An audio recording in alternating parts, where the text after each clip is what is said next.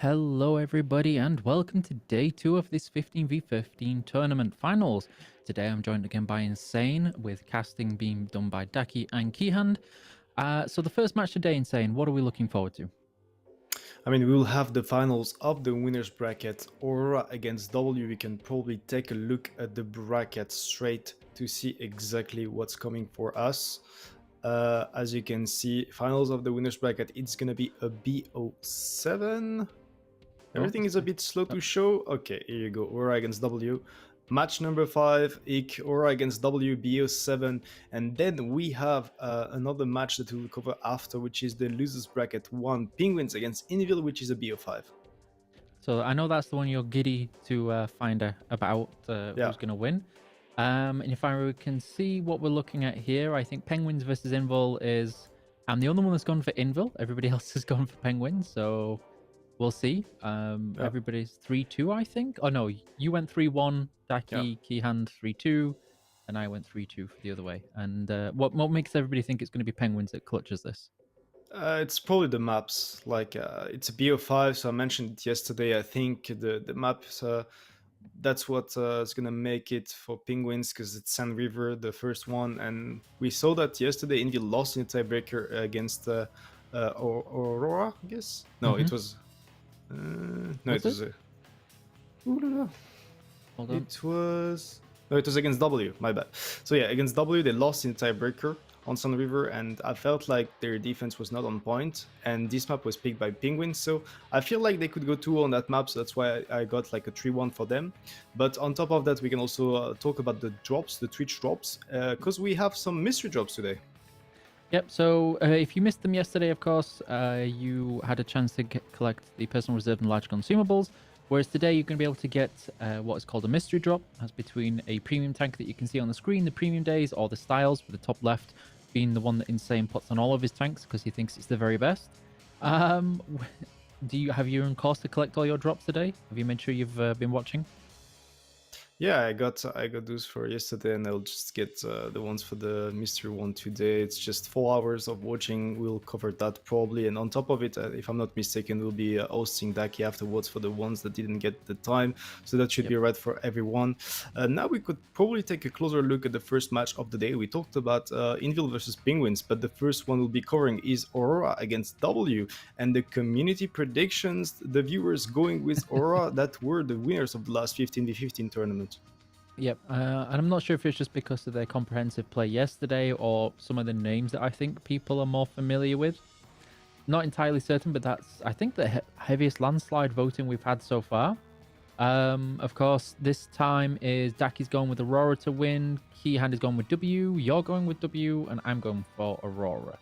4-2, 3-4, 2-4, and 4-3. So scores and predictions all over the place.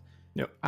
Who for you is gonna be? Do you think gonna be an MVP out of these 2 games?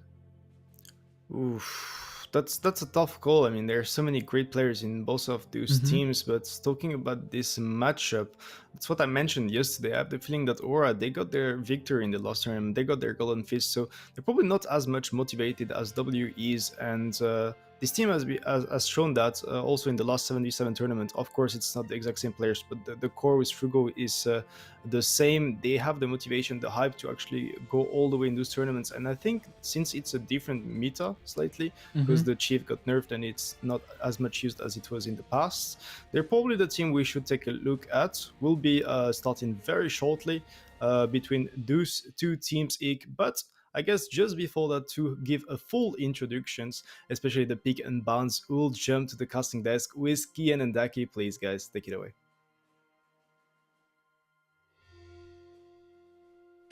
Well, hello there, and welcome with a slight delay here at the caster's desk for day 2 for the finals of the September 2023 Clan Showdown Tournament. I'm once again being joined by beautiful Daki, who's looking especially handsome today. And for today, we are starting the day off with a cracker, the upper bracket final, W against Aurora. And I think it's correct to say that probably not very many people expected this to be the upper bracket final. No, I think most people expected this to be in the lower bracket, but it is what it is. Aurora and W respectively taking out 2 giants, Penguin and Invil. one of these two gets to put them in prime position to win the tournament. Between Aurora and W, I mean, both teams want to win, but I think W wants it more than Aurora. Yeah, exactly. I mean, map pick and bans, I think we're gonna get a longer look at them shortly. But basically, both of those teams yesterday being the slight underdog here in their upper... yeah, here we go. So it's basically Live Oaks being taken out by W. Then Aurora with the Himmelsdorf ban. We see Prokhorovka being picked by Aurora. I think they played that yesterday against Penguins. Fisherman's Bay then being taken by W. Sand River removed. Cliff coming into the equation. And tiebreaker, if we get to it, Morovanka. So pretty interesting stuff, although I have to say, I think for the second match of the day, Live Oaks also taken out of the picture, so we're not going to see that map at all, at least for the first 6 matches. Yeah, teams don't want to play Live Oaks. We saw it yesterday on an Ado, Kihan. It was quite interesting, and some of these players from W hopefully recovered mentally from what happened to them.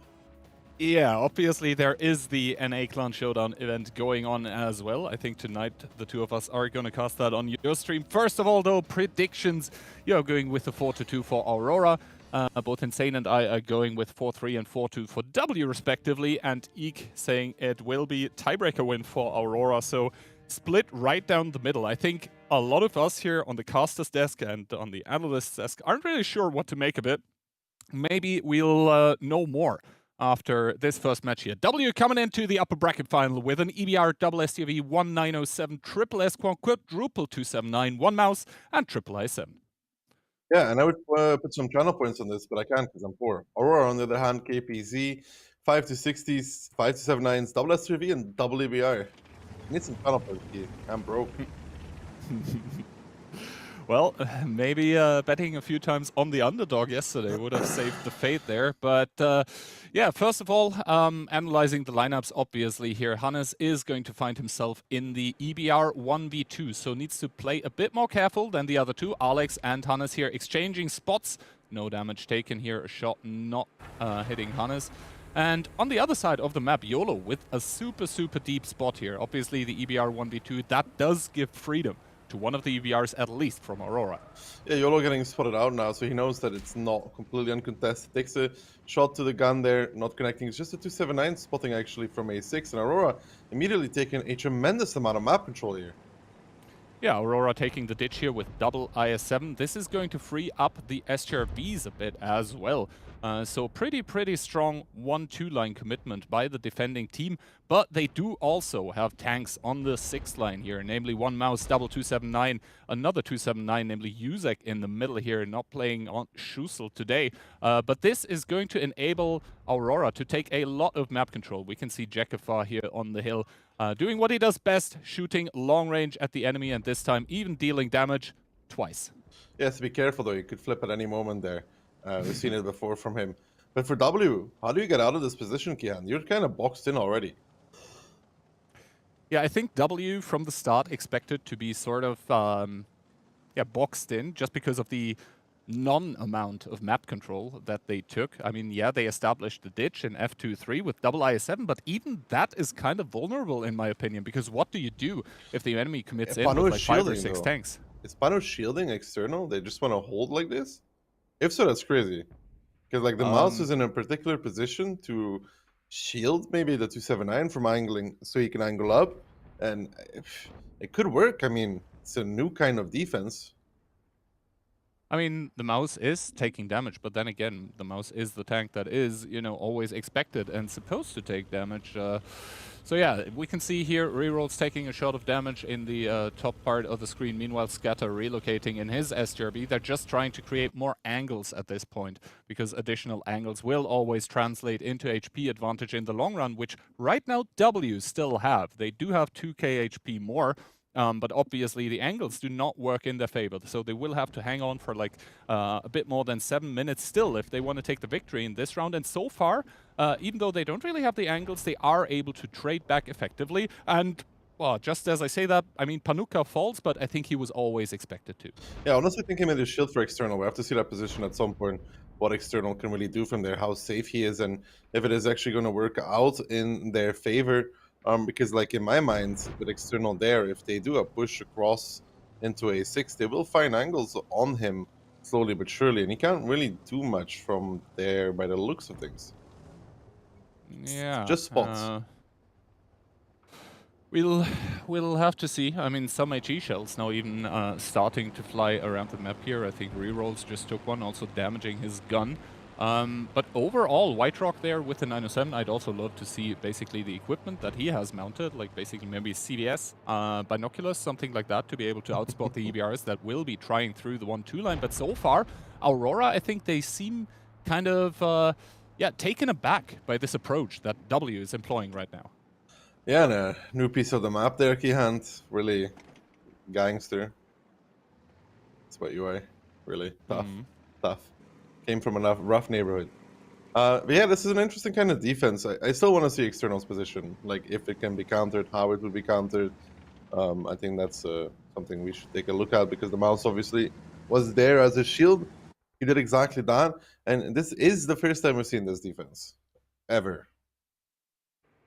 Yes. So, there we go. We see External's position, so he's not going to be able to get shot at from the middle of the map, meaning that, you know, the tanks that do cross over into A6 will be the ones to actually fire upon him. But he is obviously angled up, so they will only have cupola shots. This is an extremely effective position for a 279. Yeah, but with only cupola shots, he's still going to die at some point if they actually do commit into A6. The real question is, how long will it take? Yeah, that is the entire question. And here we do also see the equipment. So we do have CVS low noise and then basically experimental HP. I like this more than the full spotting setup, simply because the 907 has normal HP.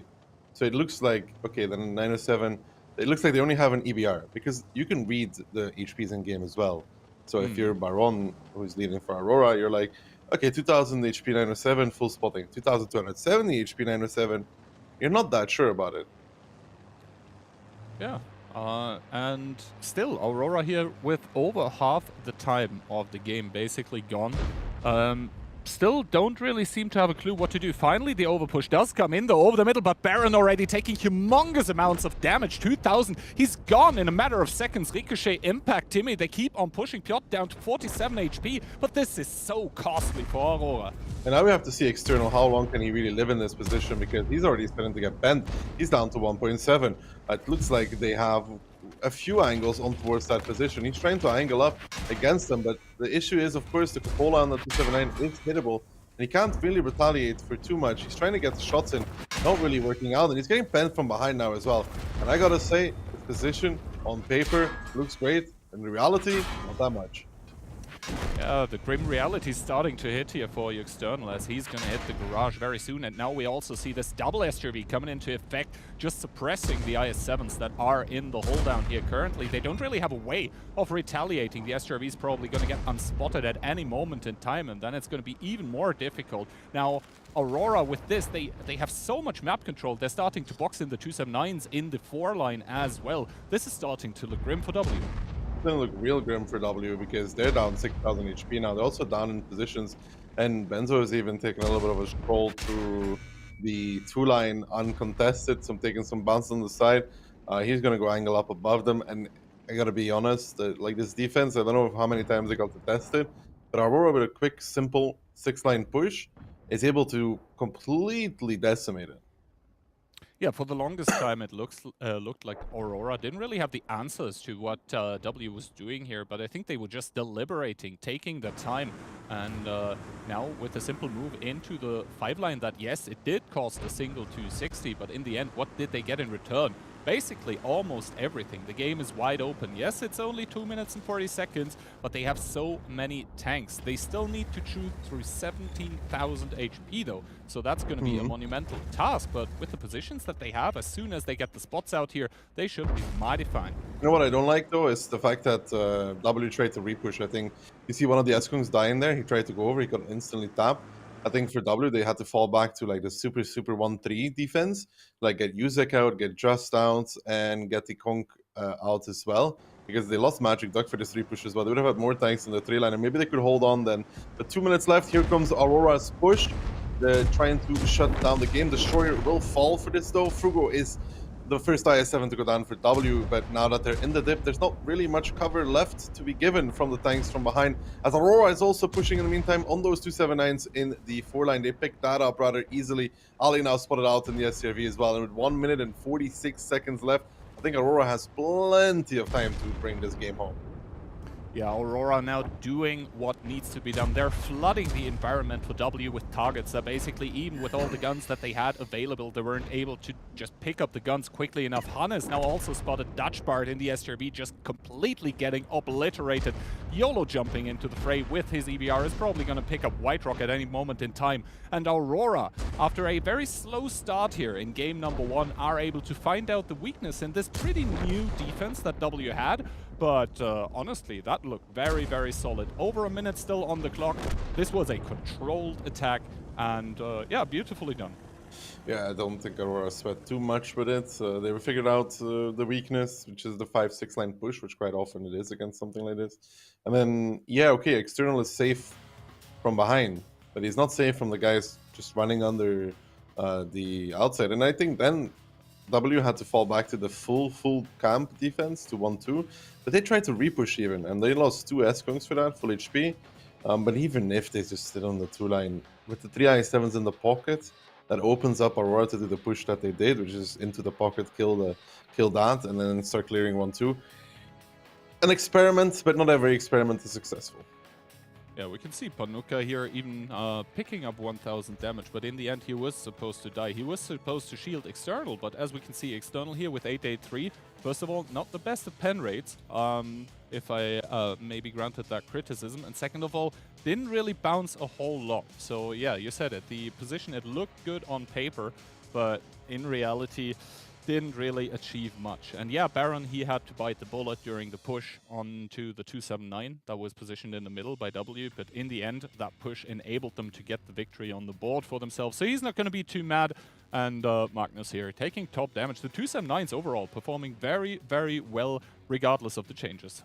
Yeah, I mean, in essence, it's the same tank, it's just worse at it, right? Which is ideal to be. It kind of goes for every tank that was nerfed. They kind of do the same thing. They're just worse at doing that, which is perfect. But yeah, for W, I don't know if I like this as a first round. It's like a experimental camp. I hope they don't continue experimenting for the rest of the night. Maybe OP got like a sunstroke from playing against Mahu yesterday. And it's like, let's take an experiment like they do. I think that has to stop now already. Back to good old normal World of Tanks. I mean, the thing is, sometimes just playing standard and doing it well will net you victory after victory. Yeah, but imagine winning with 6-5 Ace, Tokihan. I have to say, honestly, an A yesterday night, it didn't break me, but it was kind of close, I have to admit.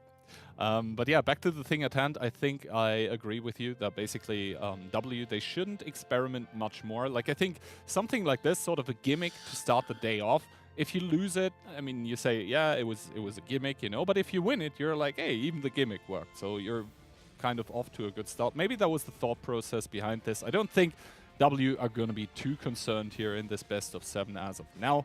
It was Prokhorovka defense after all. Prokhorovka defense is most of the time considered to be a bit of the worst side. So now they're going to get their shot at attack, and we're going to have to wait and see how Aurora want to play their own defense here. The attack, it looked very, very controlled, maybe a bit slow, but then again, they had over a minute left, so who are we to blame them? I mean, W couldn't really go anywhere, and that's where Aurora can take their time. It's not like they can push out and run down 1-2 and extend the game, you know? But in the end, you know, they also put themselves into the position to not go anywhere, right? It wasn't Aurora's fault that W got stuck where they were.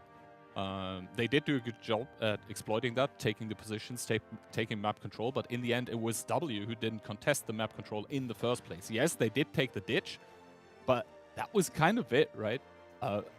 Apart from that, they didn't really take any kind of offensive positions. And in a game that takes 10 minutes, if you don't have any kind of ground that you can give up, then the angles will come back to hurt you after.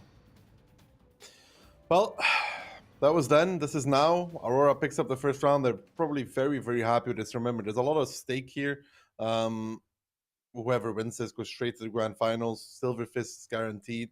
I mean, Drakafa would like to extend the collection. Could take double silvers today. That would be huge, although it's not likely with the way they played yesterday. Anyways, W, triple IS7, double 260, an S-Skunk, double E5, a CS, triple 907, double SCRV, and an EBR. And Aurora, on the other hand, double EBR once again. We have one SCRV, double 907, one Chief, then we have one singular 279 and 8 260s to round it off here. 8 260s, that is a lot of aggressive, in-your-face pushing potential by Aurora here on their defense. Yeah, this does not look like the slowest defense in the world from Aurora. Could be wrong though, but they don't really have any super holding tanks. And they have the 279, the Chief, and the SCRV. Those are like the tanks that can really hold easily. Opening-wise by W, we see a few heavy tanks, the E5s, the S-Kong, the I7s getting sent towards the middle. Alex doing spot runs, seeing all of it. Other than that, they're leaving the 907s into the direction of the hill. The CS is boosting one IS7 towards it. And then they have a bit of a presence on the 1-2 line as well with one passive EBR pre-spotting there. We can see YOLO for the side of Aurora here, checking out the hill, having a look what's cooking. And Frugo is going to be coming up. Let's see if YOLO sees him, and indeed he does. Now, those 260s here on the 1 and 2 line, they do look like they want to make a move here. Itox would be the prime target in the ditch. But now the 260s kind of reversing, driving forward again, waiting for what Alex is going to reveal. He does see the IS-7, but not a lot else. Ooh, and we see the but this is bad though. here. They just got spotted, and the 2 line is not going, so they're gonna have to stop here. And that is a lot of info for the side of W, who now spot Impact leading the charge on towards Itox. Itox, I think, realizes he's dead in the water, but he's gonna have a lot of coverage actually. Use like Magic Duck, the SCRVs from behind, and you can see Impact taking the beating. Itox might even make it out of the dip. Some good adjustment there from that young I7 player. He does make it just about out, and now the 6-line push comes in. But W is already ready for this. They're already pushing back over themselves. Yeah, W here completely ready for that 6-line push by Aurora. Tanks pushing left, right, and center. Yusek now very, very low. The tanks by Aurora that had pushed into the dip also starting to pour out of it. But Aurora here back in HP, back in tanks, and W, they do just have more tanks in the fray here, more tanks to crossfire with. Those K1, K2 tanks, they're able to continuously dish out the damage, and so far not a lot of W tanks falling here in the middle. Yeah, no, these SCRVs are having a field day right now. I mean, Ali and Dutch Bard are just farming and continuing to farm Drakafa, trying to make it towards the red line, trying to make it home, but he won't reach there either, as he's perma-tracked, double-tracked, retracked again. He's gonna fall in a very, very quick matter. Doesn't even get to spot the SCRVs. And right now it should just be the Dutch Bard and Ali show, as they just completely make work of these tanks of Aurora. I mean, even now, W repushing the 3 line. They're only up a little bit of HP, but they're up so many guns, and they're gonna take some more towards them as well. As Feely fall, actually though, Aurora with a quick double kill, but Old Kings and his comrades should die there. Impact over peaking and falling. Ali now moving closer with the SCRV to get those angles as well. This should be W. This should be W, especially since the double SGRV is still doing the work, putting on the hurt from the top. A good shot by Ricochet into the top of the 907, but does take damage from the SGRVs, who seem to have advanced a bit to finally get shots onto the 260s from behind. Here we can see Ali from the backlines able to just put shot after shot into Destroyer. Not going to get spotted for this. Might want to fancy himself a bit of going back, but Destroyer just completely gets decimated here. Blow up by Ali. Good shot to finish off the EBR as well. And this is W all the way. Only 3 tanks remaining for the side of Aurora. And W here with a much, much quicker attack on Prokhorovka. Gonna even out the scoreline 1-1. I think there's a massive coordination issue there for Aurora. Like the tanks on the 6 line getting spotted, which was a good peek from, I think, the I7 that was in front of them, spotted them all out. But also that the 2 line just stopped, so they had to wait then on the 6 line, and they were already spotted, which gave W time to close in, which could have made the difference if you think about it. Like, W was able to react almost instantly to this push, and they only have 5k HP left. Yeah, they have like 6k HP almost left, but they do have a lot of guns still in the game, and I think that yeah, the straw that broke the camel's back was basically those two STRVs in the back lines in K2 continuously able to employ their DPM onto the tanks of Aurora, just with pinpoint accuracy, able to solo out the tanks that needed to be taken out of the picture, to take the DPM guns away, and after that just keep on farming. I think Ali even got a blow up for like 1100 onto Destroyer, so that's gonna pad his stats a little. But yeah, the double STRV just farming, coming in clutch. Good reactions by W. But they also had all the info. I mean, it would be very sad if they didn't make the right reaction there. 6k on Ali, 5k on Dutch Bard. Yeah, those STRVs killed half the team by themselves. Because there was no EBR to reach them. If there was an EBR to reach them, it could have been a different story still. But Alex and YOLO, neither of the two made it. And that's kind of bad, though, for Aurora. They have 2 EBRs, not a single one reaching the STRVs. Yeah, and that means that 2 tanks by themselves essentially do 11,000 damage. That is like 4 tanks, maybe even more on the enemy team. Let's take 2.5k as average, Kian. Yeah, 4 or 5 tanks. It's a crazy number, but yeah, the STRV is continuously getting to farm here. Good reactions by W. I'm glad for them as well, because I think in both rounds, I think it's a deserved 1-1. Yes, you could argue that the timing was a bit unfortunate for the side of Aurora, but I think in the end, both teams deserved to win the round that they did. Aurora in the first round playing a very methodical game of World of Tanks, and here W in the second one just reacting very, very well to the aggression that Aurora was trying to put on their defensive side. I mean, basically, as soon as you see that setup with like 8 260s, you do know that at some point in time, somewhere, there is going to be a push. There's no doubt about it. Yeah, at some point in time, they're going to burst out of a few locations and try to push you. And W was ready for it. I mean, nobody really getting caught. Even Itox making it out of the dip at first, which is, of course, very important. Good info gained by W. Pokrovka done. That means we move on to which map, Gihan? The next map is Himmelsdorf, I think? Oh, no, Fisherman's Bay, actually. Yeah, Himmelsdorf was the one banned by Aurora. So, basically, Aurora's pick here, being split 1-1 all even. We're moving into Fisherman's Bay, and yesterday, we started off into the day saying that Fisherman's Bay was going to be sort of like a very defense-sided map, and it ended up not being the case at all. No, we saw, like, how many attack wins in Fisherman's Bay? I think, like, 5 or 6? I think even on NA we saw attack wins, except for one. Yeah.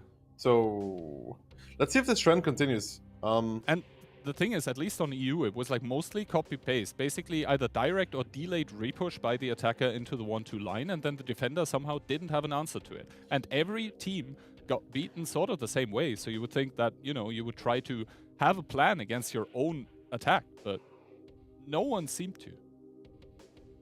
Well, let's see if these teams have adjusted today. We'll have to see. Obviously, Fisherman's Bay has quite recently seen some changes, but I don't think they, like, the changes to the map changed the meta too much. Maybe the changes to the 279 have switched up the meta a bit, but pure tactic-wise, I don't think the changes to Fisherman's Bay were that impactful for 15v15 competitive. Yeah. I don't know. I'm kind of curious to see how the teams approach the defense now, because it was indeed a lot of copy-paste. Push C1, kill the guy there, then crossfire the middle. W is going to be trying it, though, with their VK, their Hori, their STRV, the triple E5, the EBR, the 5-260s, and the triple 279. Aurora, on the other hand, trying to go into the lead again, doing so with 1 EBR, 1 STRV, double E5. We have 4 279s, 1 KPZ, and 6 260s. Yeah, so from W, this is pretty normal. We saw the VK from them already. Of course, the VK very, very good against 279s. A Giga tank, actually, in general as well. It has that very high heat pen that you can use against those 279s. Yeah, 350 Lul. Yeah, 350 does not discriminate. And here, Alex already getting spotted, does not see Hannes, however. Finally, he does get the spot onto the enemy EBR. Hannes there fancying himself a little peek, does not get the shot onto Alexandros. There are the two German EBR drivers parting without anyone having taken damage. And now quite a bit of a different opening defense-wise for the side of Aurora in the baby blue. Oof, Hannes there actually taking a bit of damage here in the middle, dropping down to half HP. But we did just see by Aurora that there is a lot of tanks getting diverted into that 1-2 line, namely the 260s that are starting to take damage. Ricochet down towards a 2-shot. Baron taking the hold down on the red line here, being joined by Benzo. And W, they don't look like they want to continue. No, but they did a lot of free damage though. I mean, Ricochet is a 2-shot, Baron is half HP, and they did get a lot of info that it's a 1-2 hold, which means that W should start pressuring out the city. And Magnus is using binoculars, okay. Yeah, people binocular by Magnus, I guess. Where, like, why would he need binoculars in this position, actually? I'm kind of curious. Is he supposed to maybe spot the tanks in, like, A4? In the bush line? Yeah, but he doesn't need binoculars for them. So it's for something specific, I don't know. He could spot on gun, maybe spot, I don't know, spot G1 from there. I don't know if he has an angle. I'm just trying to theory craft. Maybe he spots the top side push, you know, from the top. From next to the windmill. Seems to have undergone some rebranding there. Yeah, that bunker had a tough life.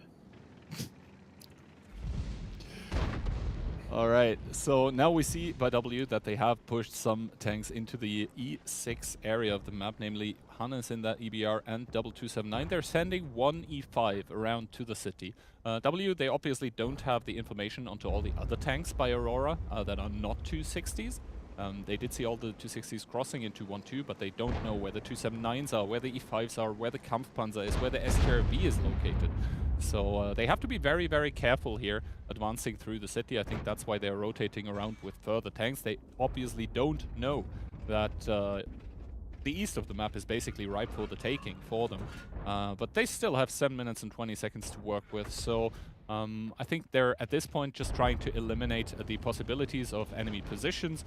Just here trying a few blind shots onto likely positions of enemy tanks. But yeah, Yuzek now, the first one in the city, does not get spotted here, is probably going to continue as soon as White Rock is closer. Yeah, they're just going to clear. They have a pretty good idea that Aurora is doing the full camp. However, I have seen teams make a trap at A8, A9 in the past, so they have to be always cautious about that. That's why you send a decent amount, because people have made traps there. If you send 1 or 2, you just get repushed and die. So they're sending appropriate amounts.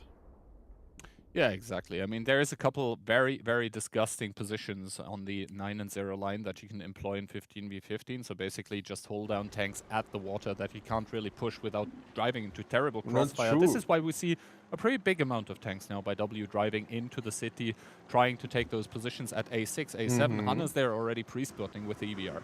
Yeah, and at B8, B9, it's also possible, Kihan, to push past your opponent, and then he drowns both of you. Yeah, some would call that the worst play in World of Tanks history. Yeah. Not by the worst player in World of Tanks history, though. True. Not far from it. Oof. It was you.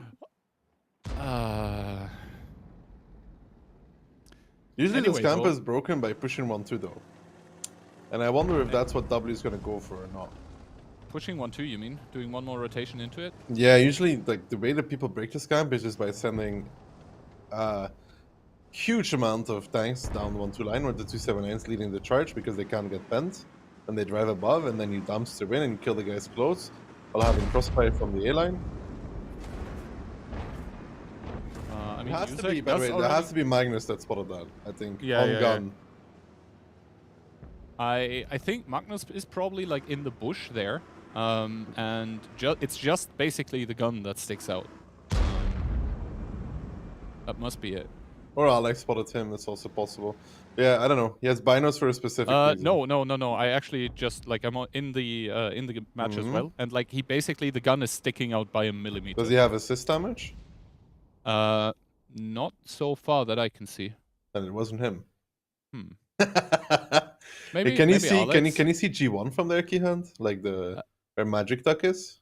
G1. No. I think that's too far. But now, actually, there is the push coming in by W. They're all spotted here, but they're going to be pretty close to Magnus. And the thing is, Aurora, they need to punish this push here because they need to save Magnus in that 279. But that would open themselves up to getting crossfired by the 1 and 2 line. 1-2 repush started by Aurora here. Magnus starting to get penned. He's going to be annoying to dig out because everyone will need to turn their turrets. But the punish so far on the tanks by W isn't really there. Well, there is barely any punishment, let's be real. I mean, Vitrock took the most of it, but Heroes there in the E5 is not having a good time either. Now the 260s here are all coming to shoot this, but they're a little bit late on this altogether. Aurora is now down 5,000 HP. Magnus falls. Heroes actually also falls in that E5 from the back, and this crossfire here for W with the bunker with Just and Nighthawks is going to be very hard to take through.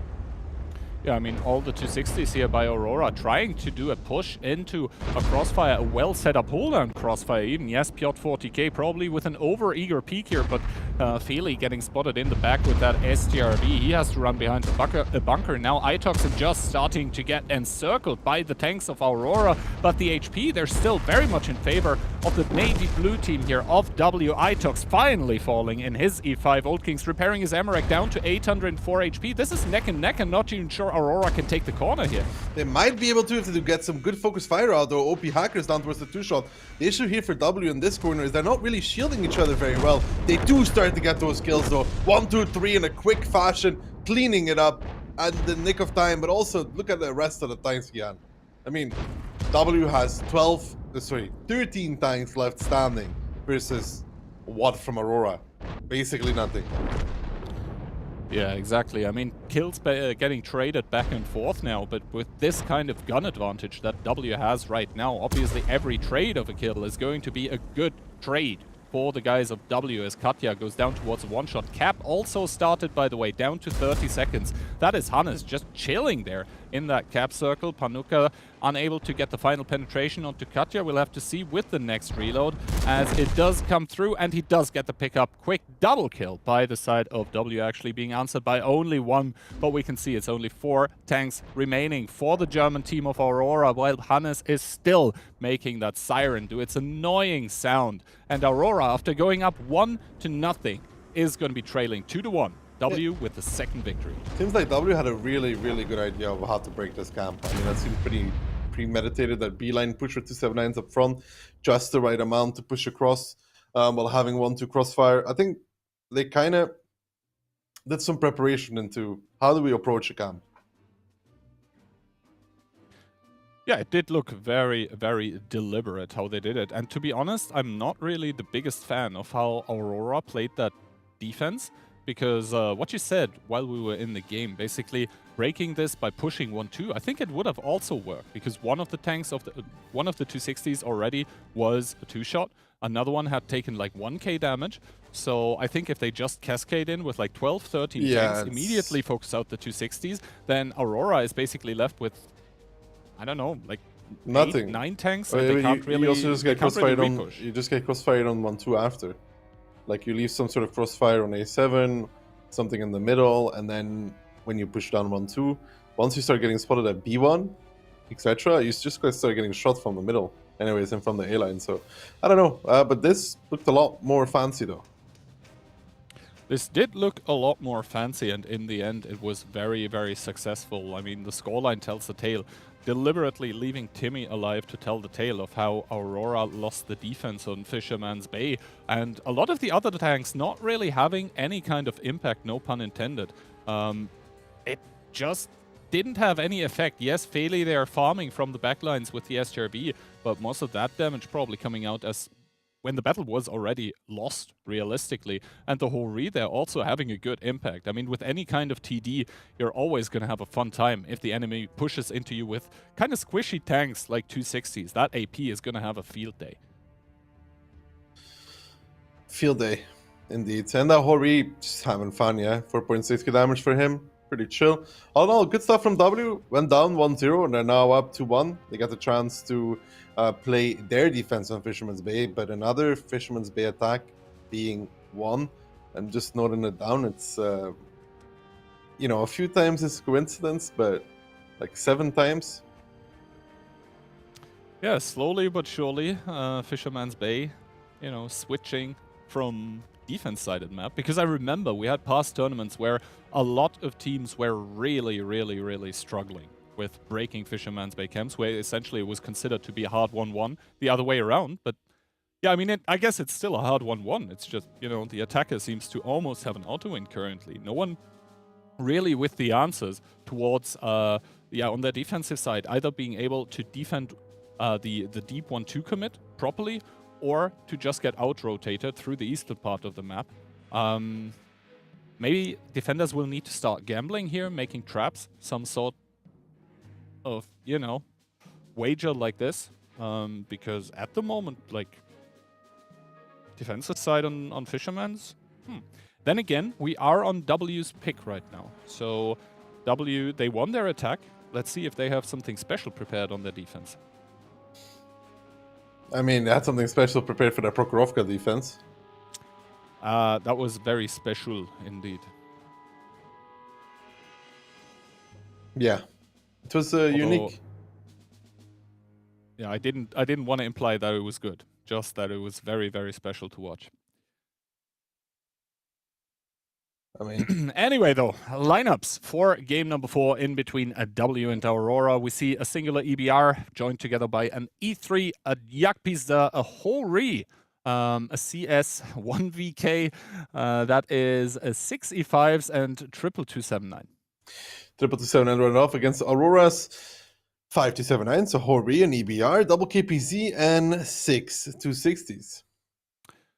That is a lot of single tanks on the side of W. That is 1, 2, 3, 4, 5, 6 tanks actually, of which they only have 1. So a lot of very specialized vehicles on the side of W. Obviously, the VK, the Hori, the Jagdpanzer, and the E3, all very good at basically countering the enemy 279s, as we see Hannes and Alex there touching, but not penetrating each other. Yeah, they're just not penetrating each other. That is one way to describe it, Ken. That's a very artistic interpretation. But Alex, though, I think that was the Hori there from Ale. Gives him one more tap. He definitely did penetrate him with that massive gun, though. Yeah, Alex not going to be too happy there on his way out. Probably screaming in anger at what just More happened. like in pain, dude. Possibly, but the 260 push coming into the 1-2 line here. They're not really taking a lot of damage for this, though. Benzo with the crossover to the red line position. He's going to be hold down. He's not going to be able to get penetrated by the tanks of W. And the deep commit by the 260s coming out, keeping some tanks behind, though, to be able to punish any kind of repush that would be coming out. And we can see W solidifying here in the northwestern area of the map, but compared to Aurora, having a lot of presence elsewhere. They do have the middle, and they have some tanks in the city as well, although those are kind of scattered around. It's only like W5 that can be backed up by a Jagdpanzer. I think that is the position that we saw Ali in yesterday when he was playing Jagdpizda against Indel. Yeah, how did that go? Not well. I am worried for a repeat story here in that regard. The C1 tank is usually just one that gets pushed on. And, okay, there's a lot of TDs behind on A1, but once they get around the 279, they kill him, they can start shooting in the middle, and then you just get overrun in the middle, which is the biggest issue. Yeah, now Yuzek, I think he's not even trying to really blind shot to deal damage. I think he's just trying to do spotting checks here with the shots that he does. But overall, I think that W has quite a few interesting positions in this game that will be able to punish the Aurora tanks heavily if they drive in towards the wrong area of the map. Now, Aurora currently very defensive around the map. And the thing for them is that they did commit very deep into that 1-2 line with 4 260s. So that is an asset, but also it can be a problem, actually, as soon as they start rotating around to the other sides of the map. Because if at that point in time a repush by W hits the 1-2 line and you have a lot of tanks committed into the city, then they're not going to be able to help. So Aurora, with that deep early commit into 1-2, kind of locking themselves out from a city commit. I mean, they could still go with a few tanks to clear it, but most likely it's going to be 1-2 in middle again, with very, very little city. Because pushing out city, it's like you could run into so many established positions. It's really, really hard to make it work. Yeah, now the double 260 here by Aurora driving deeper into the 1-2 line, indicating that they probably want to do an overpeak onto the 279E of Just here, but that is a lot of tanks that are actually in A1. So any kind of peak that they do is probably going to be pretty costly. Alex once again driving into the 1-2 line with the EBR, but he got spotted here before, so needs to be very mindful of his HP. Katya now getting spotted, same for Ricochet, who is obviously proxy to Just, but another 260 in that 1-2 line means that W knows something is a foul in the state of Denmark here. There is going to be some kind of commitment, and indeed the 260s getting spotted closely are going to start getting obliterated. Ricochet down towards one shot. Yes, Just is probably going to fall, but this is ever so costly. Yeah, and Old Kings there peeking a little bit too far forward is getting punished as well. Destroyer needs to go around the corner back. I don't think that was worth it. He actually just dies from full HP. I don't think that was needed. Let's be real. Do you think that was needed? That extra peek? I don't think so. I mean, that was needed for a W win, maybe. Yeah, well, they just got a free 260 because Destroyer donated his tank. Yeah. So this was definitely not it. Yes, they do get the 279 out of the picture, but they essentially lose one tank for free, another tank down towards a one-shot. Old Kings is below half HP, so yeah, they take one position, but they essentially lock double 260 in that position. Now, I don't think they can really leave, and you can see White Rock there, hold down with the E3. Yes, the E3 was kind of nerfed, but if the E3 is hold down and can just shoot at 260 turrets, he won't care. Oh, he indeed will not care. He's going to pen those when he hits it. Not all the time, but some of the time at least. And the thing is, White Rock can get shot from the middle, though. This is a potential. If they can coordinate the fire, then he will be able to get shot from the middle. I mean, we kind of have to see. Currently, the whole Re of Ali having taken some damage, so they're probably blinding there, but the E3 only now has taken its first hit of the game. So White Rock seems to be kind of safe, pretty safe there. And the thing is, with his 375 pen, if he hits any of the vulnerable spots, quote-unquote vulnerable, obviously on the 260 turret, but anything starts to get vulnerable with the 375 pen, then he's just going to have the time of his life here. External with the E5 should be a bit more careful, down to 1152. He is the closest tank towards the enemy, so needs to keep his HP together. But so far, the W defense actually looking kind of solid. One Kampfpanzer being rotated around now, actually double Kampfpanzer by Aurora. They realize they can't really break this 1-2 hold here. Katya even starting to rotate with the full HP 260. So after the 1-2 line not really working out, they'll try the other way. Yeah, but time though, Kian. Time is an issue. Time is an issue, and time is of the essence here. 3.5 minutes remaining, and Aurora needing to kill 30,000 HP still, and so far the trades aren't even properly going their way. Uzek, the early warning system here in the city, still untouched. He's going to probably spot Impact, and then as soon as he sees a 279 advancing, is probably going to try and run away. The other E5, though, Dani, has come a bit closer in the city. Maybe a potential opening. Then again, he has the VK to back him up. Yeah, but the VK can't really cover the city. Dani, I think there is not in the greatest position whenever in his E5. I think he realizes that now as well. Not sure if that's a player error or an FC error, but that is a big shot from the Jagdpanzer, though. Coming out from Pano there to punish towards the city. But you see, this position, it's not good, Kian. It doesn't really do anything either. Impact needs to be careful to not die here. Needs to YOLO shield him. Kacha's coming in as well now. He needs to be careful from the Jagdpanzer. They will find Dani for this, and I'm going to be honest, that was a mistake. Yeah, sending him up there definitely opened the E5 up to getting just picked up. They did do some damage, though, to the tanks here that are now advancing through the city. Magic Duck fancying himself a bit of a peek. Does do a good snapshot in the 260 of Katya here. And taking a look at the minimap, we can see Panuka unspotted with that Yakpanzer sneakily creeping around. Wants to do that next big 1k hit. Yeah, 22, and I think that was an HE shell by Old Kings to finish off the E3. One more tank falling for W. Yeah, that E3, we talked about it. I think he could just go crossfire from the middle. Maybe the Hori pen them once or twice. The 260s found some angles. And this is what I do like from Baron here. The FC, he coming under the guns of W to provide all the cross spots. But he cannot do this alone, though. They need some sort of crossfire on Magic Duck. Yeah, Magic Duck with that VK was able to put a big shot into Baron. Now Yuzek, I think, getting pulled on towards Feli. Yolo and Katya, they need to help that Kampfpanzer of the German superstars. Yuzek still Amorak, though. Feli gonna turn around, gonna put another round into Itox here, who drives behind the stone to get saved from Katya. I think they realize that the E5 is Amorak here. The VK now completely getting peeked out, so Baron is gonna have free spots onto the northwest. Finally, the push by Aurora in the city starting to take shape. Starting to take shape at 1 minute and 10 seconds left. They have it all to do, all to work for. The Akpanzers coming in though. Fanu is going to do a big shot there on towards that 260 for 1084. And now he's surrounded by the guns of Aurora. He's going to try and ram Kacha. I don't know if he's going to achieve that. No, good juke there from Kacha. Does not fall for those shenanigans. And yeah, Yakpanzer's all cool and all, Kihan. But I really don't feel like it adds too much to this kind of strategy for W. It's just a tank that they cannot really use. I mean, Hannes combined with Dutch Bard does pick up Alex, but 40 seconds left. Unless Hannes puts his best impression of a race car driver here and dodges everybody and anybody, which he will not, it is going to be Aurora, who, yeah, donated one tank for free, gotta say, Destroyer, but afterwards, easy pickings for them.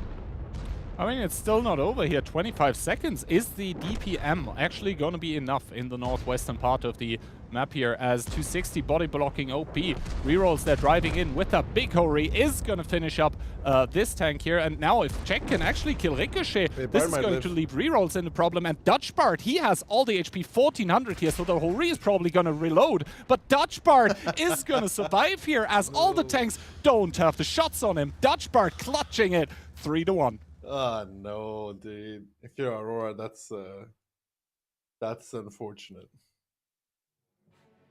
And to be honest, I am kind of reminded of one of the matches yesterday from over the pond on the NA server, when we did see one of the 279s of, I believe it was the Broskis. So the second crack team surviving on like 150 HP against the team of Smile. Just, you know, holding on to victory here. So once again, a tank not falling in the last few seconds. That's going to leave a mark, an impression, a dent in the confidence of the Aurora players that had victory in their grasp. Victory in their grasp, but just slightly too slow. I really thought they had it in the bag, but that Bard hiding in his E5 managed to make it work. Baron tried to even jump on him as a last effort. That didn't work out. Yeah. Time is always ticking. Time is always ticking, and this time it ticked a few seconds too far if you hold it with Aurora. And this in turn means that, yeah, the map pick that W had, basically Fisherman's Bay, is gonna go their way 2-0. But honestly, if there's a few more seconds on the clock, then the attacker would win once again. I mean, you know, shoulda, woulda, coulda. We can argue a lot about it, but I still think that even this game demonstrates that, you know, the balance of the map has shifted a lot. Now, going into the pick and ban, we see that Sand River now was taken out, and this means that we are left with another map here, Cliff. We're going to see at least one round that deep into the pick and ban. Obviously, I don't think you can really speak about proper advantage for anyone. They're both going to be fine with playing Cliff. That being said, I kind of think W is going to take at least one round here. Yeah, I mean, we should really be at a 2-2 now, but things happen. Things happen. 10 more seconds and it would have been all good for Aurora. W, though, man, looking to put themselves in the grand finals already. Yeah, indeed. And this young team that we haven't really Imagine if Destroyer was still alive in Fisherman's Bay. I love Destroyer, but like I think that was such an unnecessary peak. It's just a full 260 extra. It doesn't make a difference. I think that is a point that you're not going to bring up when you're going to be talking to him, because he's going to be the one knowing himself the best that peak was the worst. Then again, I mean, you know, it takes one team to make the mistakes. It takes the other team to capitalize upon them. And this brings us to the scoreline of 3-1. I agree, it should probably be 2-2, but you know, life isn't always fair, and that is indeed what the Aurora players are going to think right now, as W is on a match point. Just one more round needed to put themselves into the grand finals, to secure silver fists at least, and also cash prizes, because only the teams going towards the grand finals are going to net themselves 3 and 6k, I think it's euros, not dollars, respectively. But yeah, obviously also the bragging rights and the prize that everyone wants. Not the Kolobanos medal, but the Golden Fists. The Golden Fist, and for W, that is probably for a lot of those players something that they would like to achieve once in their career in World of Tanks. Kihan has it. I've got a few, so we don't have to do that anymore, Kihan. We can just watch the youngsters battle it out. Yeah, exactly. As I think we are about to load in what might be the last round of the upper bracket finals here in the Clan Showdown for this September. It's going to be Panuka bringing the CS for the team of W. We see 6 260s, 4 BZs, and quadruple 50B. Quadruple 50B against Aurora's 4 BZs, 1 CS, and 10 260s. You know, both of those lineups are screaming in your face. You know, because with that many 50Bs, you're not going to be shooting the hill approach or anything. You're just going to drive somewhere, and then the enemy is in the predicament of, do I focus out the 50Bs, or do I let the 50Bs clip out and I just focus on the single shooters? Kind of splitting up though. Quadruple 50B here for W going towards the lower side. Everyone else, Davaipa, Centru. And there's also a split going on for the side of Aurora, sending a lot of tanks towards the lower. Already spotting the 50Bs here, but the damage punish actually not really there. Yes, Scatter takes one, Reroll takes one, Impact takes one, but that's gonna be it as Katya and Benzo get left here at the stone to farm those 50Bs. And meanwhile though, push by W, hitting that middle of the map where the quadruple BZ is actually kind of close. They need to be careful. They need to cover from the donut. They do have that cover though. The Ignite coming out on towards Dani. He's dead immediately. Destroyed with the upper position there for some crossfire as well. Aurora is now actually making their own repush into the middle because they know they can. They've already done so much damage. Baron leading the charge. The in-game FC, he needs to be a bit careful though. He's thinking a little bit too much. He actually falls for that as well. Trying to do too much too fast is a bit of an issue there for Baron. The 50Bs now repushing in 1-2. The top ramp being contested. Bart is on reload though. His friend of Piotr is already down. Benzo pushing forward in a smart way, trying to dodge Hannes and his 50B. Bart down and out as well. And Aurora coming back with a vengeance after this Fisherman's Bay performance. Now all in the middle, trying to pick up the guns here. Another Ignite coming out. This time on towards one of those 260s, that is Yuzak. But with this HP lead of about 10,000, I think Aurora has shown that they can still fight and put it up when they want to. Aurora definitely demonstrating that they're by far not down, not out in this match here in the upper bracket final. 10,000 or 8,000 HP right now more, but we can see Hannes driving in against Katya. He tries to get one pickup here, but Impact with that 260 just completely manhandling that 50B of Hannes, who is down towards a one-shot. Does get one more penetration, but does not get the pickup onto Katya, who survives with 16. Ali from the back lines to pick it up, but Aurora are destined to take this game here on Cliff. Yes, they did have a few lucky ignites, but no, in the end, I do not think it mattered. No. The initial play that they did, W wanted to push down the middle and then saw the BZs and they're like, nope. And they immediately lost Danny for that. Like, he just exploded into a great ball of fire. And then afterwards, it was easy pickings. Aurora had a really good crossfire. I like what they did there. That you see the 260 go into G9, that was Destroyer, so in case they pushed down the middle, they would have somebody constantly crossfiring, allowing them to repush. Yeah, feeling down with the bounce actually onto Panuka here. Magnus has fired as well, but the quick sandwich is gonna lock in the victory in round number 5 here for the team in Baby Blue, for Aurora. They are going to avoid the first match point here. They are going to bring it ever so closer again, but they've still got to do it all in the next round. This is one step to climbing the mountain of 3 match points that W has right now, but in this round at least they demonstrated that they definitely do have what it takes. That's just really good from our solid reactions, solid opening as well. The superior split, the superior positions behind it as well. Having that crossfire set up, really making those 50Bs from W useless. I would like them to switch away from that. I think this is not the first time that they've picked all these 50Bs and it hasn't worked out for them.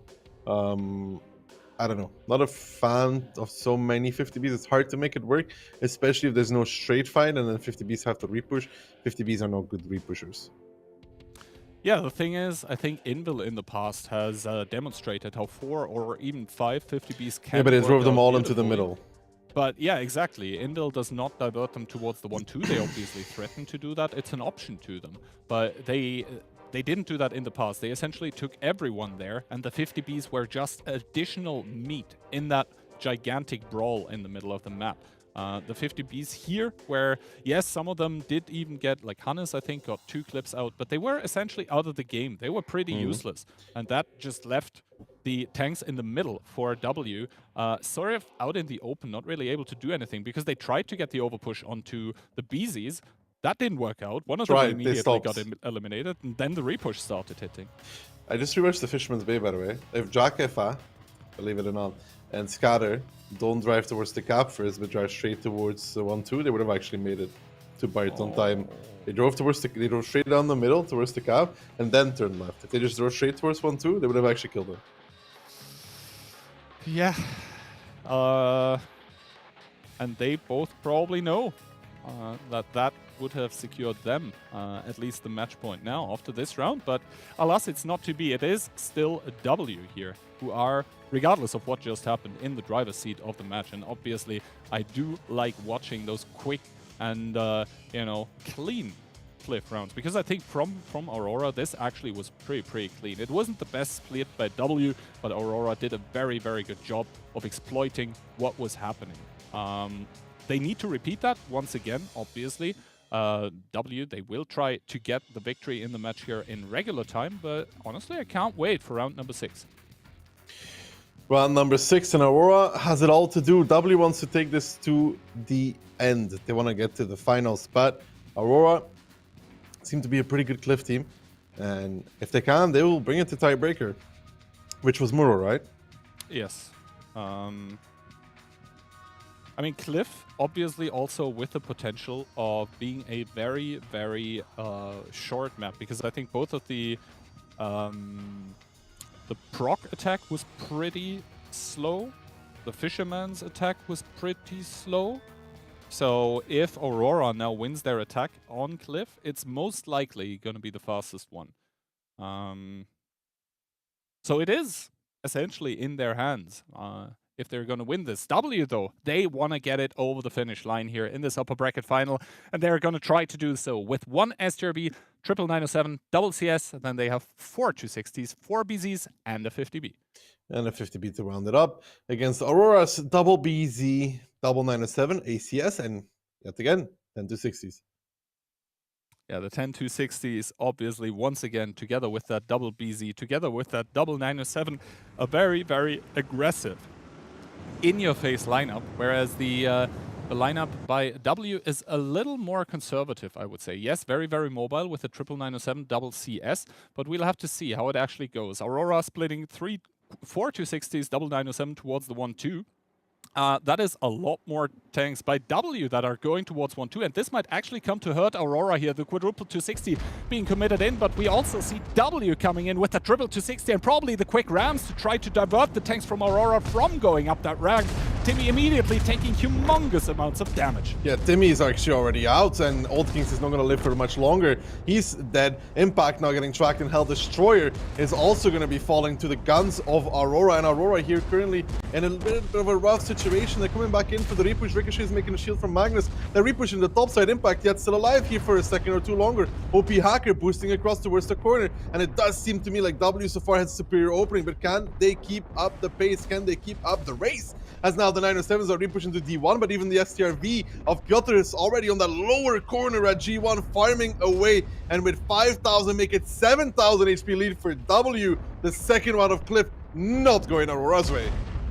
Definitely not, as now the double CS together with the 50B of Uzek starting to come in from the donut as well, having cleared the middle, having cleared basically everything. The Iron Fist of W starting to roll over the team of Aurora, who tried to get it back here after going down in a very unfortunate way on Fisherman's Bay, but W all the way are gonna be putting themselves into the grand final. Scatter here with 3 HP, gonna get picked up. Ricochet, the last one to fall, and congratulations to W for the 2.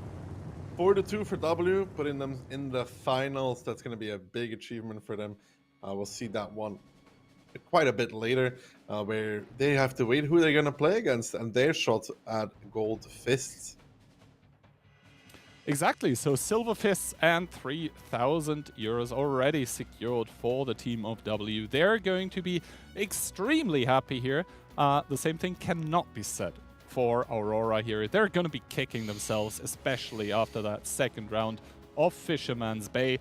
And now I think we're going to take a quick look at the post-battle results. But yeah, congratulations. Aurora, we're going to see them before W, actually. We're going to see them in the lower bracket finals. First of all, though, before that, we're going to see another lower bracket match in between the Penguins and Invil. Those were the two teams that lost to Aurora and W, respectively. Here we can see the damage numbers. And yeah, I think the initial split already was the thing that lost it here for the side of Aurora. Yeah, the initial split was, well, not good for them. It's always a bit of a gamble on Cliff, and this time the gamble wasn't there.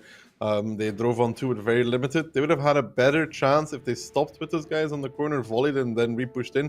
Would they win it, though? I am not sure. Like, with the amount of W tanks there, it would always be hard.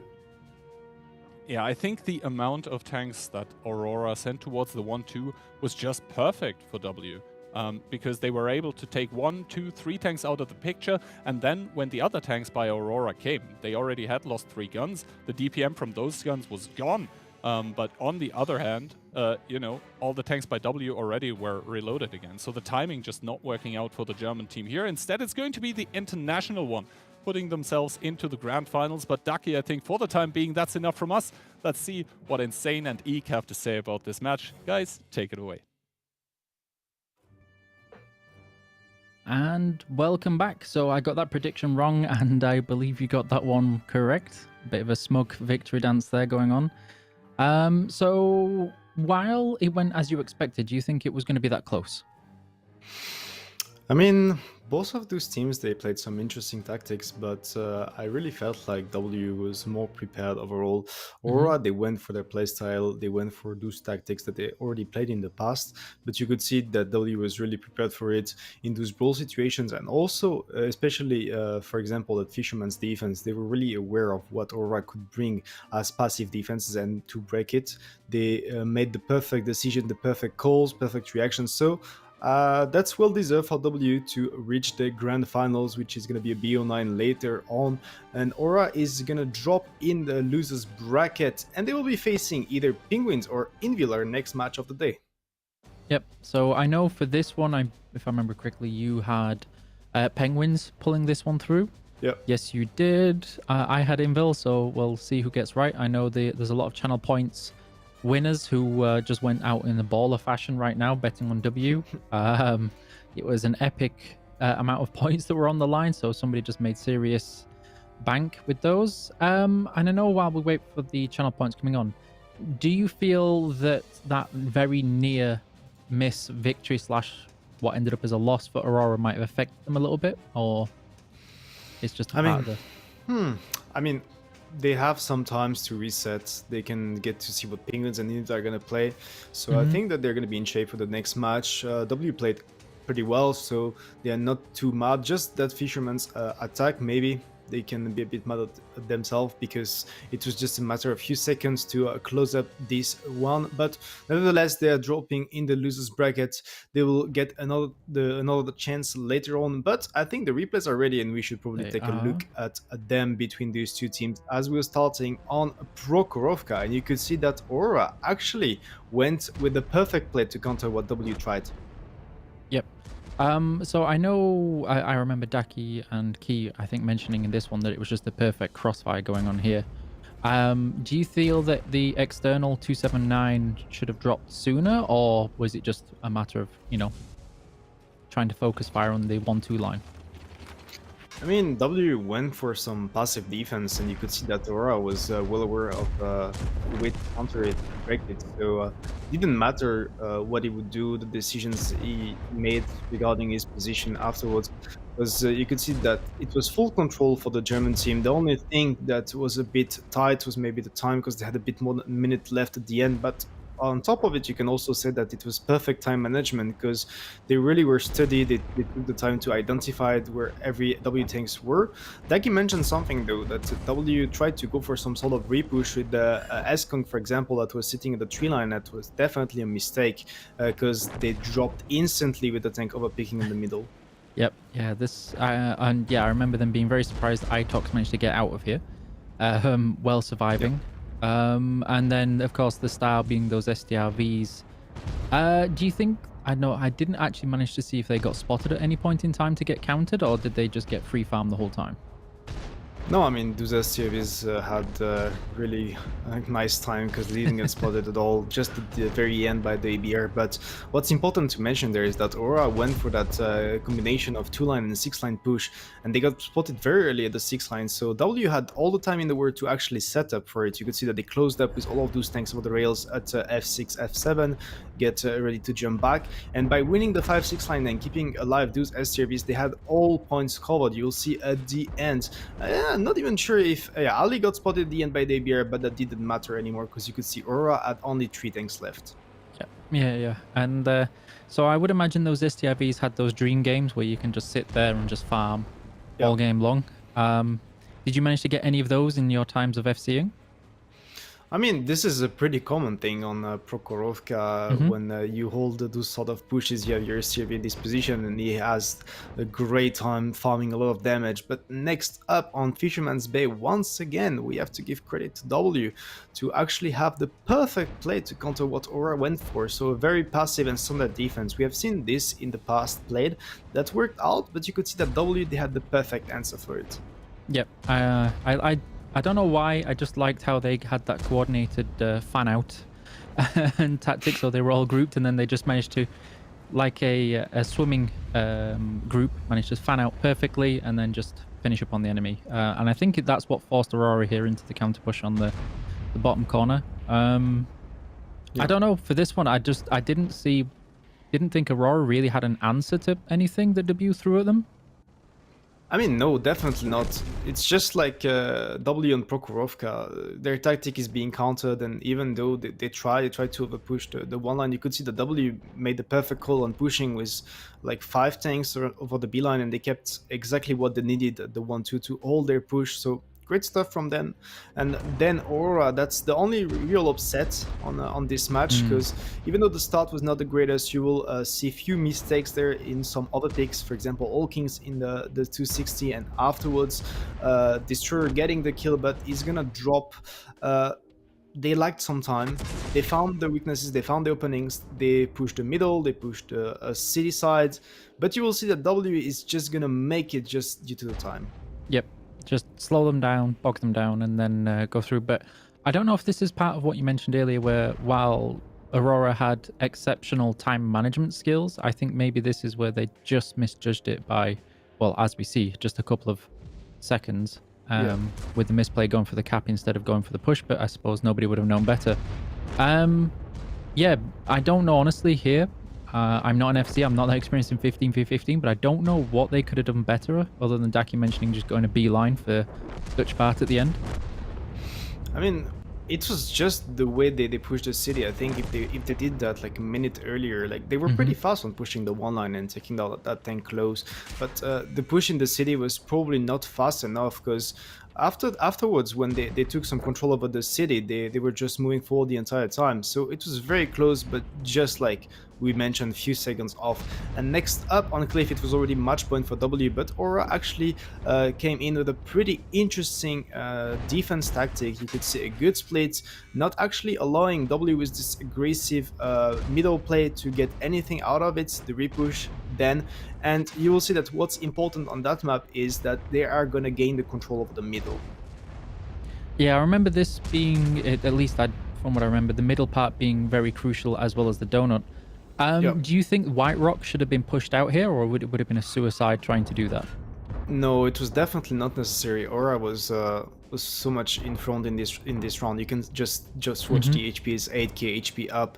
The initials were just great from their side, and the fact they had the donut constantly allowed them to have those things peeking over, for example, E3, E4 to get the crossfire angles. So they didn't need to press much on the middle. But next we had a huge brawl happening between the two teams, and well, W is coming up with pretty much a counter tactic.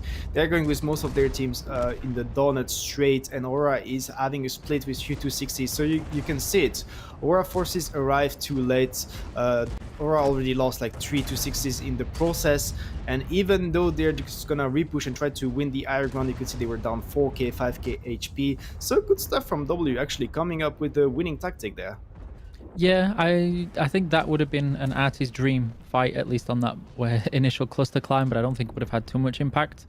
Like I think you mentioned yesterday pretty frequently, this was just coming down to the role of the strategy and then just a perfect counter from the other. And once you've committed, there's not much else you can do afterwards.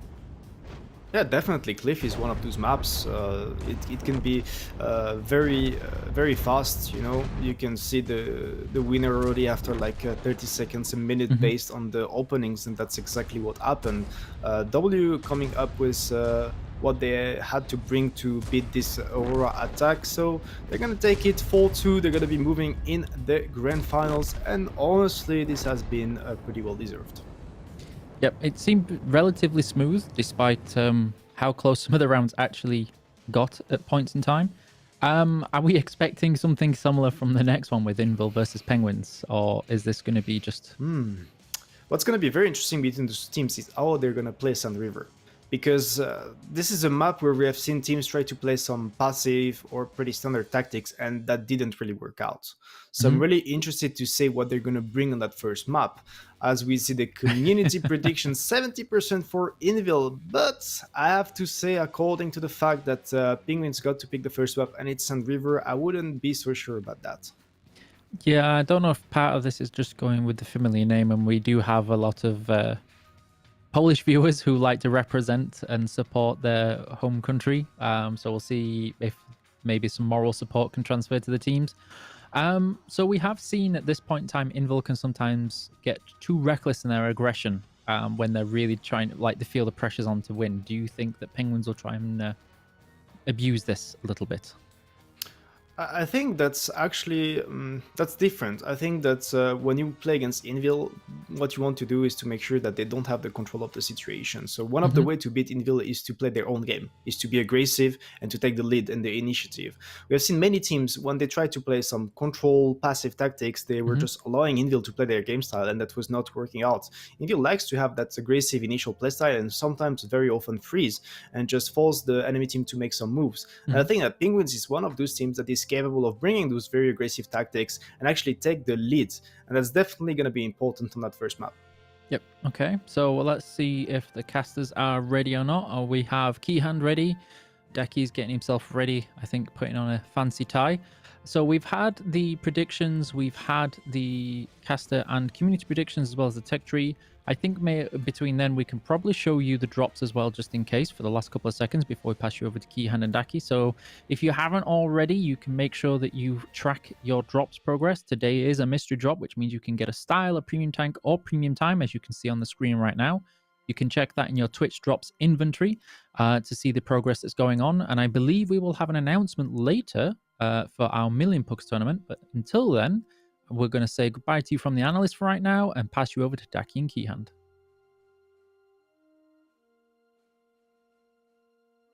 Well, hello there and welcome back for the second time of the day.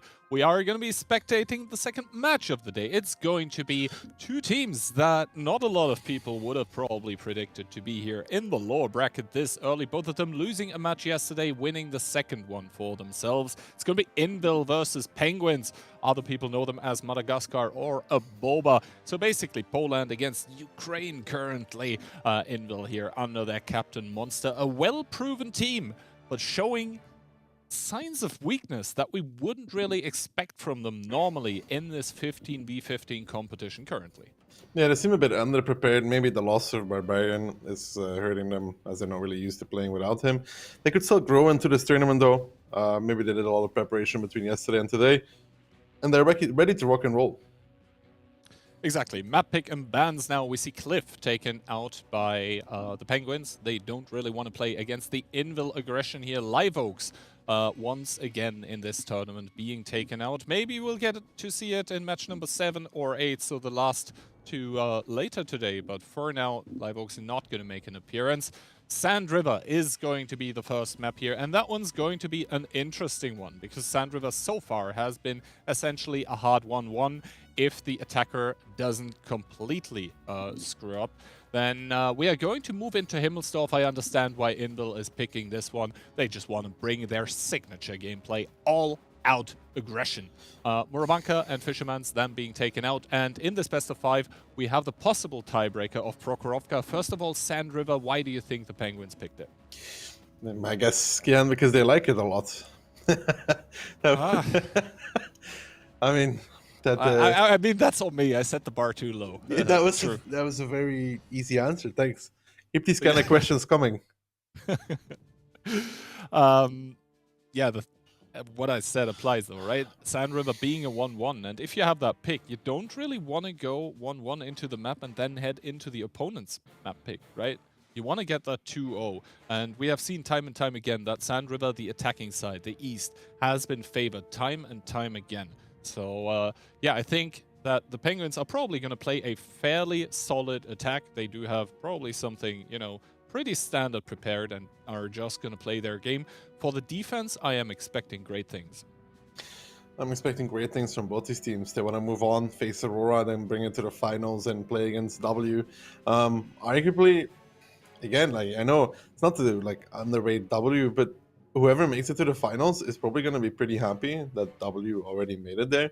Because playing against a less experienced team, honestly, playing against a less experienced team in the grand finals is always it's always pretty nice because they usually tend to not do that great when it comes down to the final match because of the pressure that's on them. Yeah, and obviously we just saw W play here, and now they're gonna have to wait out 2 matches. Like, it's always the discussion, what would you rather do? Wait it out or keep playing? Playing can be pretty exhausting, especially if you have like a really deep lower bracket run. Both of those teams, though, haven't really shown us anything yet today, just because they didn't have the opportunity to play. Now, prediction-wise, 3 of us are going with the Penguins, just because of the, I guess, scarily... or unexpectedly weak performance by Invil, most likely. Only Eek waving the red and white flag here for the Polish guys. We're gonna have to wait and see. Obviously, this is only a best of 5, and we've seen time and time again in the past how volatile these low best-offs can be. Yeah, that's... the thing with best of 5s, but the best of 5 is starting. Invil is starting it off with 6 KPZs, 5 260s, double S Skunk 907, and an EBR. And for the side of Penguins, we also have an EBR. Then we have 1 singular SRV, triple 907, quadruple S-Conk. Then we have triple 279, double 260, and a KPZ. So yeah, Invil has that larger hold-on potential, I would say, with that amount of KPZs that they have, and they're very, very much going towards the K line. However, Penguins in return, not really. They're just going north, sitting in the base, and taking F1.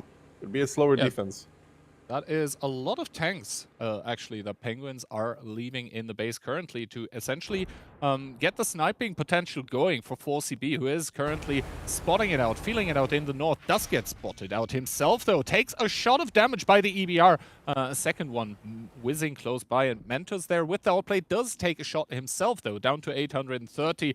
All those tanks in the north by Penguins not spotted yet, but that is a pretty big K-line commitment by the attackers, by Invil, that also have double 260 in the middle. Yeah, and that was pretty standard from both these teams in the beginning. And Penguins is going to be trying this passive defense again. We didn't see a single one working yesterday, no? Nah, and once again, we have those 279s close at the cap in the D, C, D, 2 to 3 positions.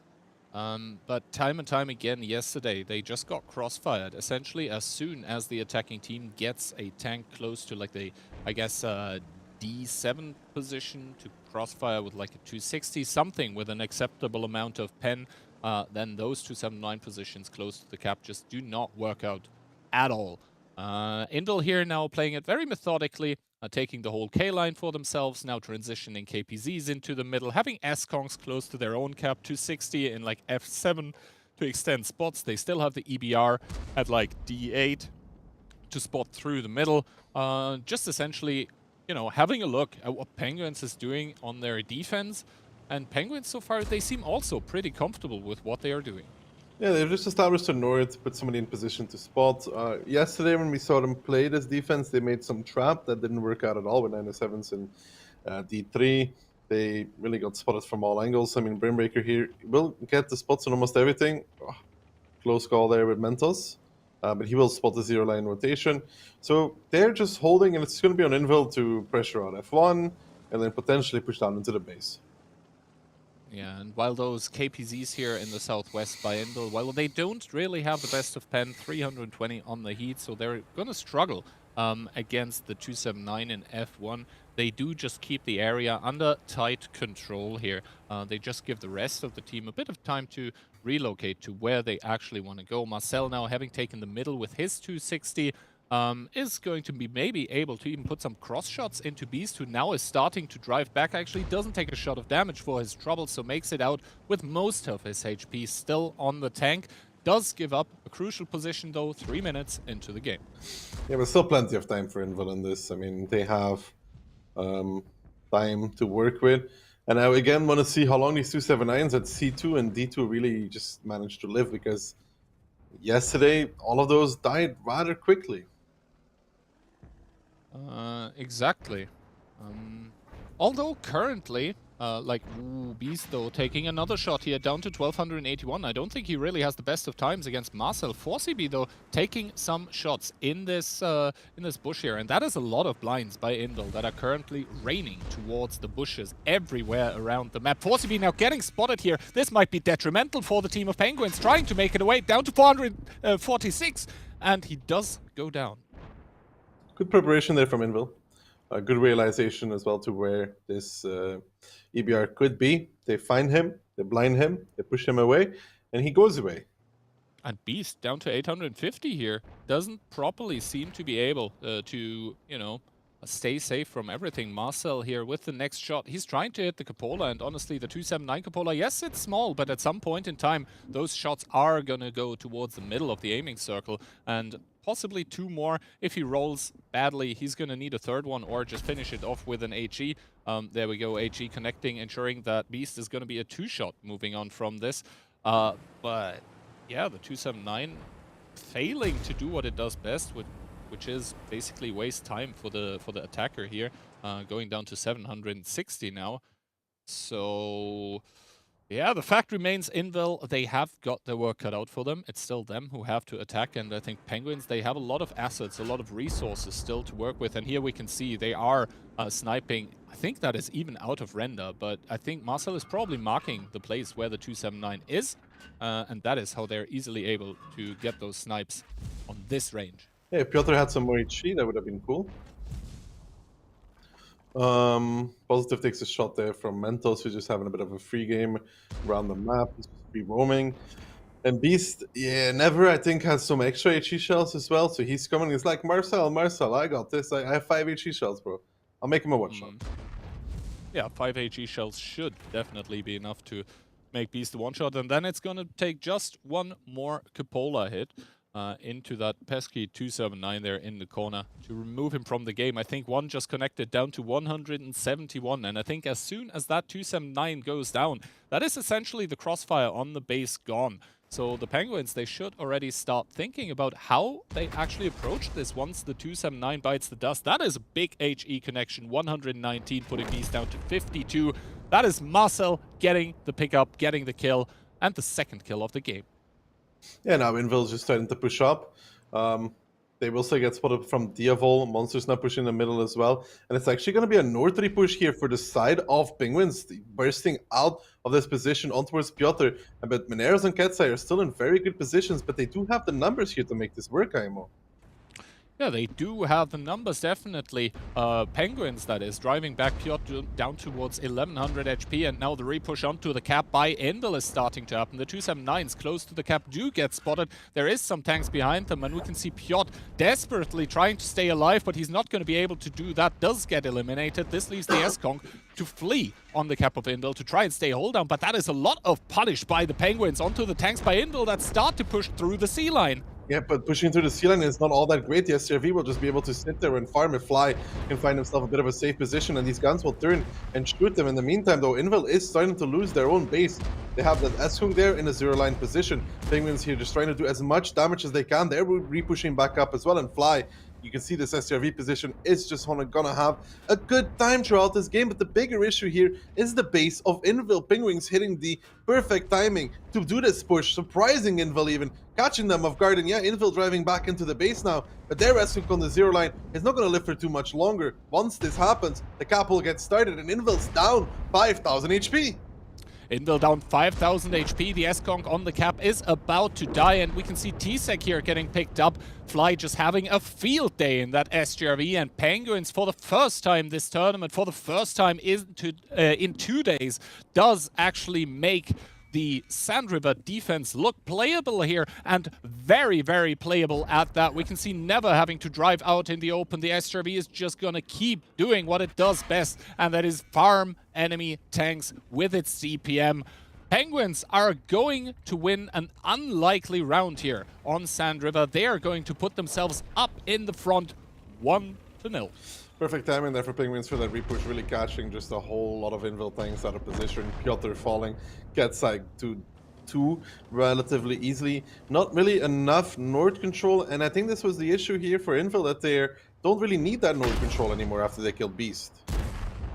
Yeah, Mentos here with one more reset onto the 260 of Skittles. That does start to drive forward, but this is not going to change the fact that Penguins are indeed going to win their defense. I don't think it really does matter, like how much more time Mentos will be able to waste. He does get the reset onto Brainbreaker as well, but, you know, the hungry sharks of the Penguins are closing in to essentially close out this round, make it 1-0, and looking for the 2-0 as well, because up next is going to be their own attack on Sand River. Their own attack, indeed, and again, I want to say it, I think that the tanks in the north from Invil probably should have disengaged after they killed Beast at E1, and because they can just freely push the base at that point. And now, you know, Piotr gets caught, and Ketsai gets caught, then you have the Conk in the base to get caught, and they're forced to overpush 1-2, and they can't really do it properly either. They go into the C line, which I don't think added much for them either. But yeah, perfect timing from Penguins. Perfect timing for the repush. Yeah, I think there was one tank missing by Invil on their own cap, because the S-Conk by itself just died towards the pressure of 1-260 and 1-907. And at the same time, on their own, on the enemy cap, I don't think Invil really had the answer towards that STRV, because Fly was just farming his heart out, and during the whole of the shootout, no one was really trying to actively engage the STRV, to get those shots in, to remove that DPM from the game. And I think we're going to see that in the post-battle results as well. Yeah, there we go. Fly, 6.6k damage, 2 kills to his name. And the next one on his team, 3k damage less. So the STRV definitely working out here. Yeah, Fly had a field day, which I think also shows that the C-line push really wasn't that great for anything. Essentially, they were pushing into a 2 or even 3-way crossfire with their tanks, with no ability to shield their low HP. Like Penguins, they were immediately able to just pick and choose their targets. And as soon as you're able to do that, and you have got good team cohesion and good communication on your team to be able to just pick off the guns one by one, that essentially just wins you the shootout if your one-shots are able to stay in the game. And yes, there was a point in time in this game where it looked kind of scary, basically when the EBR died, after that Beast died. But I think then Invil sort of got a bit overconfident with leaving too many vulnerable tanks near near their own cap. Like Piotr basically died for free. The S-Conk didn't really have any backup anymore, except for one EBR. And well, one EBR isn't really realistically gonna do a whole lot. So I guess well played to the side of Penguins, storming into this lower bracket match here. Yeah, indeed, and good for them. They pick up their defense, which we were worried about if they were going to win with this passive hold, and it didn't look good for them in the beginning, losing 2 times for free. But that shows even more how good Penguins' repush was. They lost an EBR for free, they lost a 279 for free, and they still managed to convincingly win that round at the end. Yeah, exactly. They didn't win by time. They won by just literally outplaying the enemy team, just killing all of them. So for the first time in 2 days, the Sand River defense being played very, very well. I think Penguins, they sort of wanted to do the same thing yesterday, but some things just didn't go their way. It went differently. It looked like the defense was just never, ever going to work out. This might be because they learned a lot of how to now play it. I mean, that repush with the 907s in the eastern part of the map, I think really was what won them the round in the end, together with that SGRV just having free farm. But maybe it also just wasn't... Maybe it was Inbil not ticking all the boxes, is I think what I wanted to express. Yeah, not respecting a repush. It's been a while since we've seen this kind of repush actually happen and work, and I don't think Inbil was respecting it too much. And they fell for it completely. Yeah, they got baited hard. Now though, still no match point. I mean, Inbil, it's early days in this match. It is 1-0 Penguins. Inbil, they will have to defend Sand River now. And I say this deliberately because a lot of teams will probably be unhappy with the prospect of defending. Penguins just made it look pretty easy, honestly. We'll see if Inbil can repeat the feat or if Penguins are going to be able to put themselves on a match point immediately here. As I said, these lower bracket matches, best of 5, they can be so volatile. It can all be over so quick. And I think a lot of us wouldn't have expected either of those teams to go out this quickly in the tournament, but it is the grim and bloody reality of the lower bracket, and Penguins now trying to get the second one on the board here, trying to do so with a singular EBR. 1 STRV once again being played by Fly. We have positive in the E5. We have 8 Super Kongs and 4 260s. Against Invil's double IS7, 4 KPZs, double 260, triple Kong, double CS, and double 907. This doesn't scream passive hold to me, Ken. It really doesn't, right? And Penguin's setup for an attacking setup is very, very slow, actually. 8 Super Kongs. Yes, you can put Purple Turbo on them, but it's still going to be pretty slow. The S-Kongs even driving the slower way through the back of the map, and we can see a commitment by Inbil as well. So this might be one of the shootouts that we have seen time and time again, this time without any chieftains whatsoever, and Monster immediately taking 1200 in that CS here, because there is a lot of tanks by Penguins that were left in the cap. So some damage dealt here, a lot of information gained by the side of Penguins, but they don't know about the task force that has been sent towards the south. But that is a lot of Super Kongs by Penguins that they're going to face. Yeah, it's like a split from Invel. It's trying to bait rotations back to the base, but so far not working out. Rainbreaker might get a spot here at some point in the near future on these tanks pushing towards the K-line.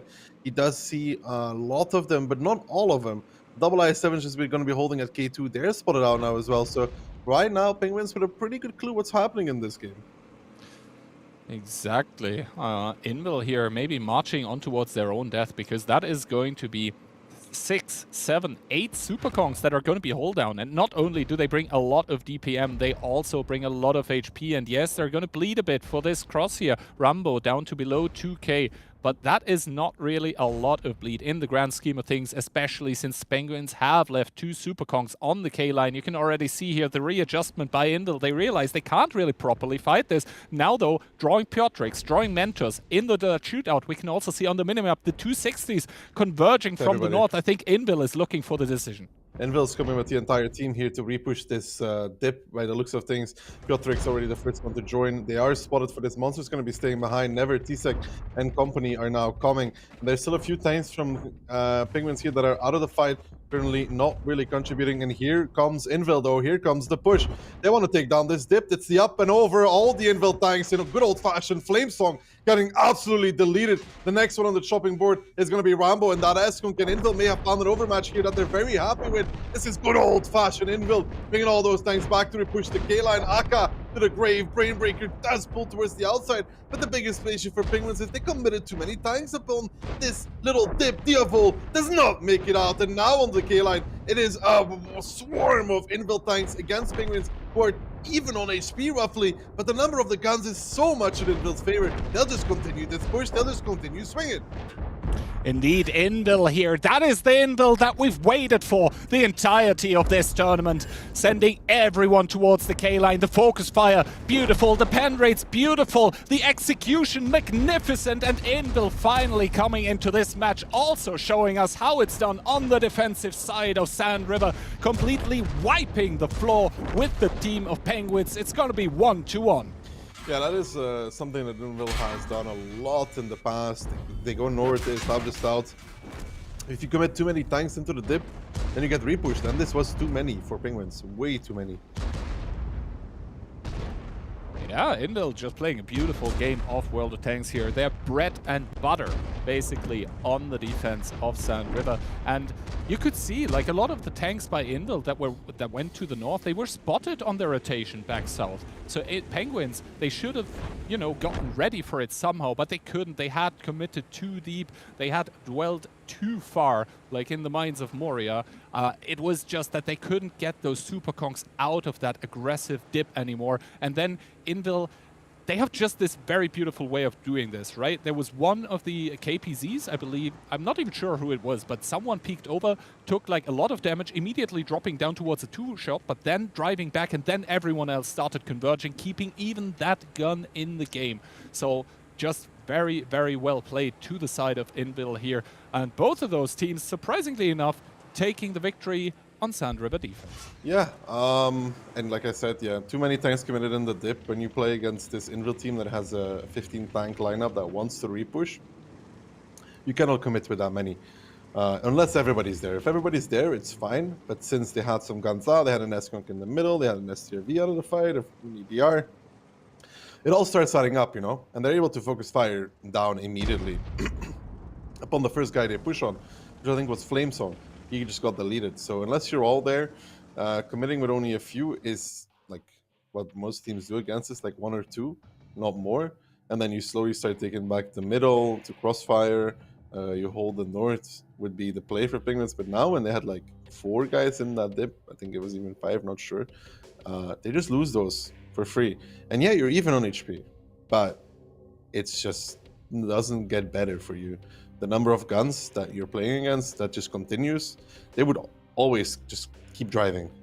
Yeah, I mean, at that point, when you're still even in HP, the snowball has already started rolling. Like, it's basically an unstoppable avalanche at this point, just rolling towards you as the team of Penguins. And that was a scary prospect for any team remaining in this tournament. If Indil is able to repeat those kinds of performances and avoid the ones where they looked like confused, incohesive, then those are the Indil players that, you know, really essentially can't be beaten by anyone but themselves. But they need to be able to repeat that. And on the other side, we saw Penguins in the first game here very, very willing and very able to bring it to Invil with good prepared strategies. So I really can't wait what the second map is going to bring. Talking about the second map, I think we can jump into the pick and ban here to find out the second one, but I think it was Invil picking Himmels. Yeah, we're going to Himmels, which is another going to be a fight map, per se.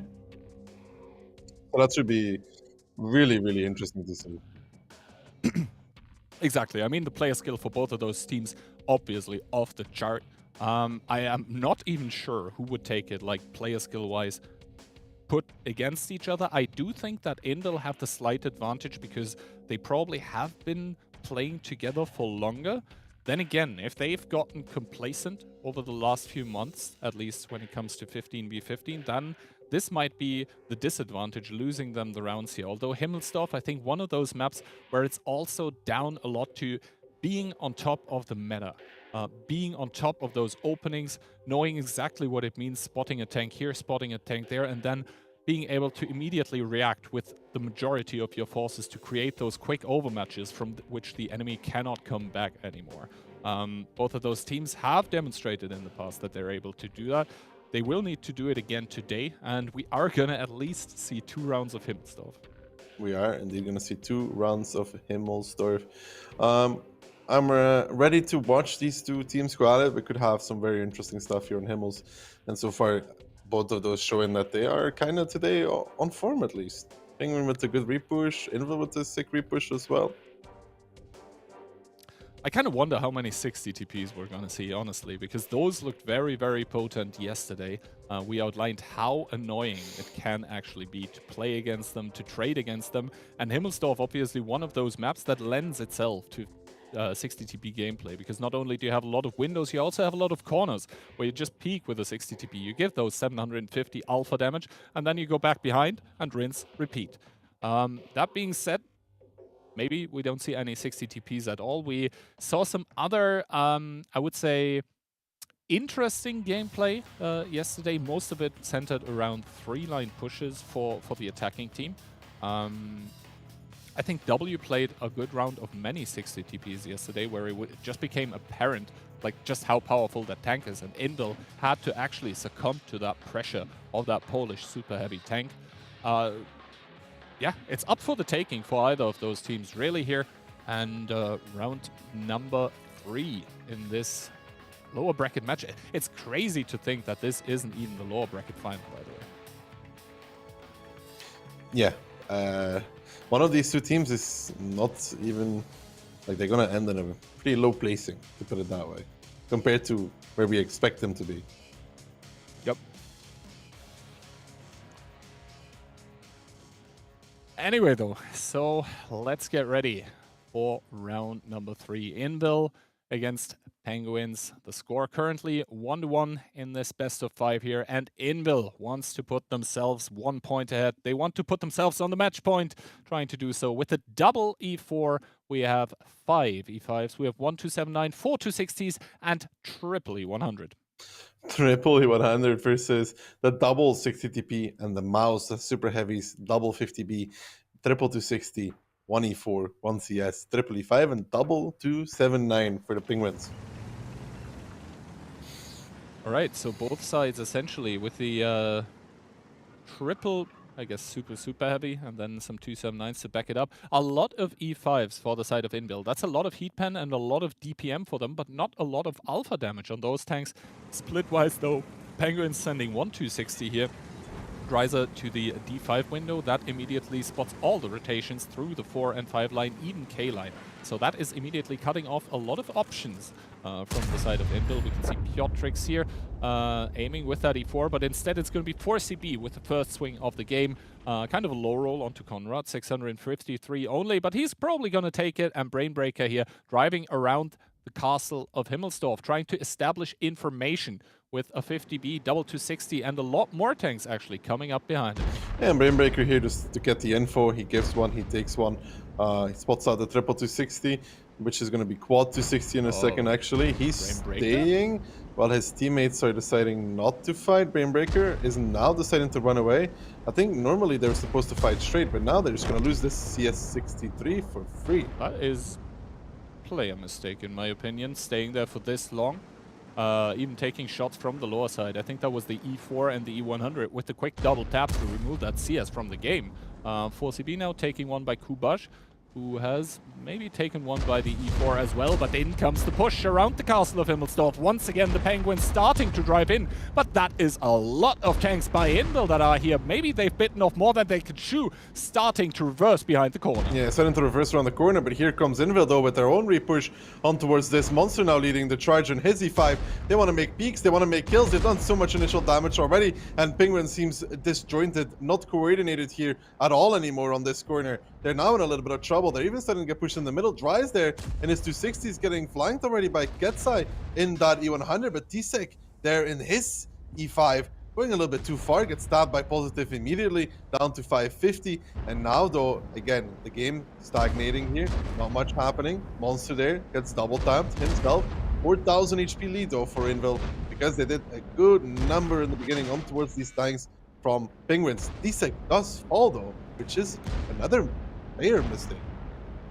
Yeah, Tsek there in that E5 getting picked up in the lower side. And the problem for Indel, despite being up a lot of HP here, is that the E4 and the E100 on the 3 line aren't really in the game. Penguins, though, on that 3 line with the same predicament here. The Mouse, the 60 TP, the E4, all of them are not able to contribute their HP. The Penguins tanks now starting to readjust. Most of them are not spotted while moving off the hill, so they're giving up this position, probably going to transition in towards the 8 line where there's double E100 by Indel. And as soon as the Indel tanks see this, they will probably start advancing through the hill. But that is the new cooldown here on the hill. They have a lot of E5s, a lot of 260s here on the hill. They even have the 279 that can passively hold and make any kind of push very, very costly. So Penguins now with the move 3k HP down with the double 50B, I believe, waiting to drive in towards that 8 line. But Ketsai not really taking the bait at the moment with his E100.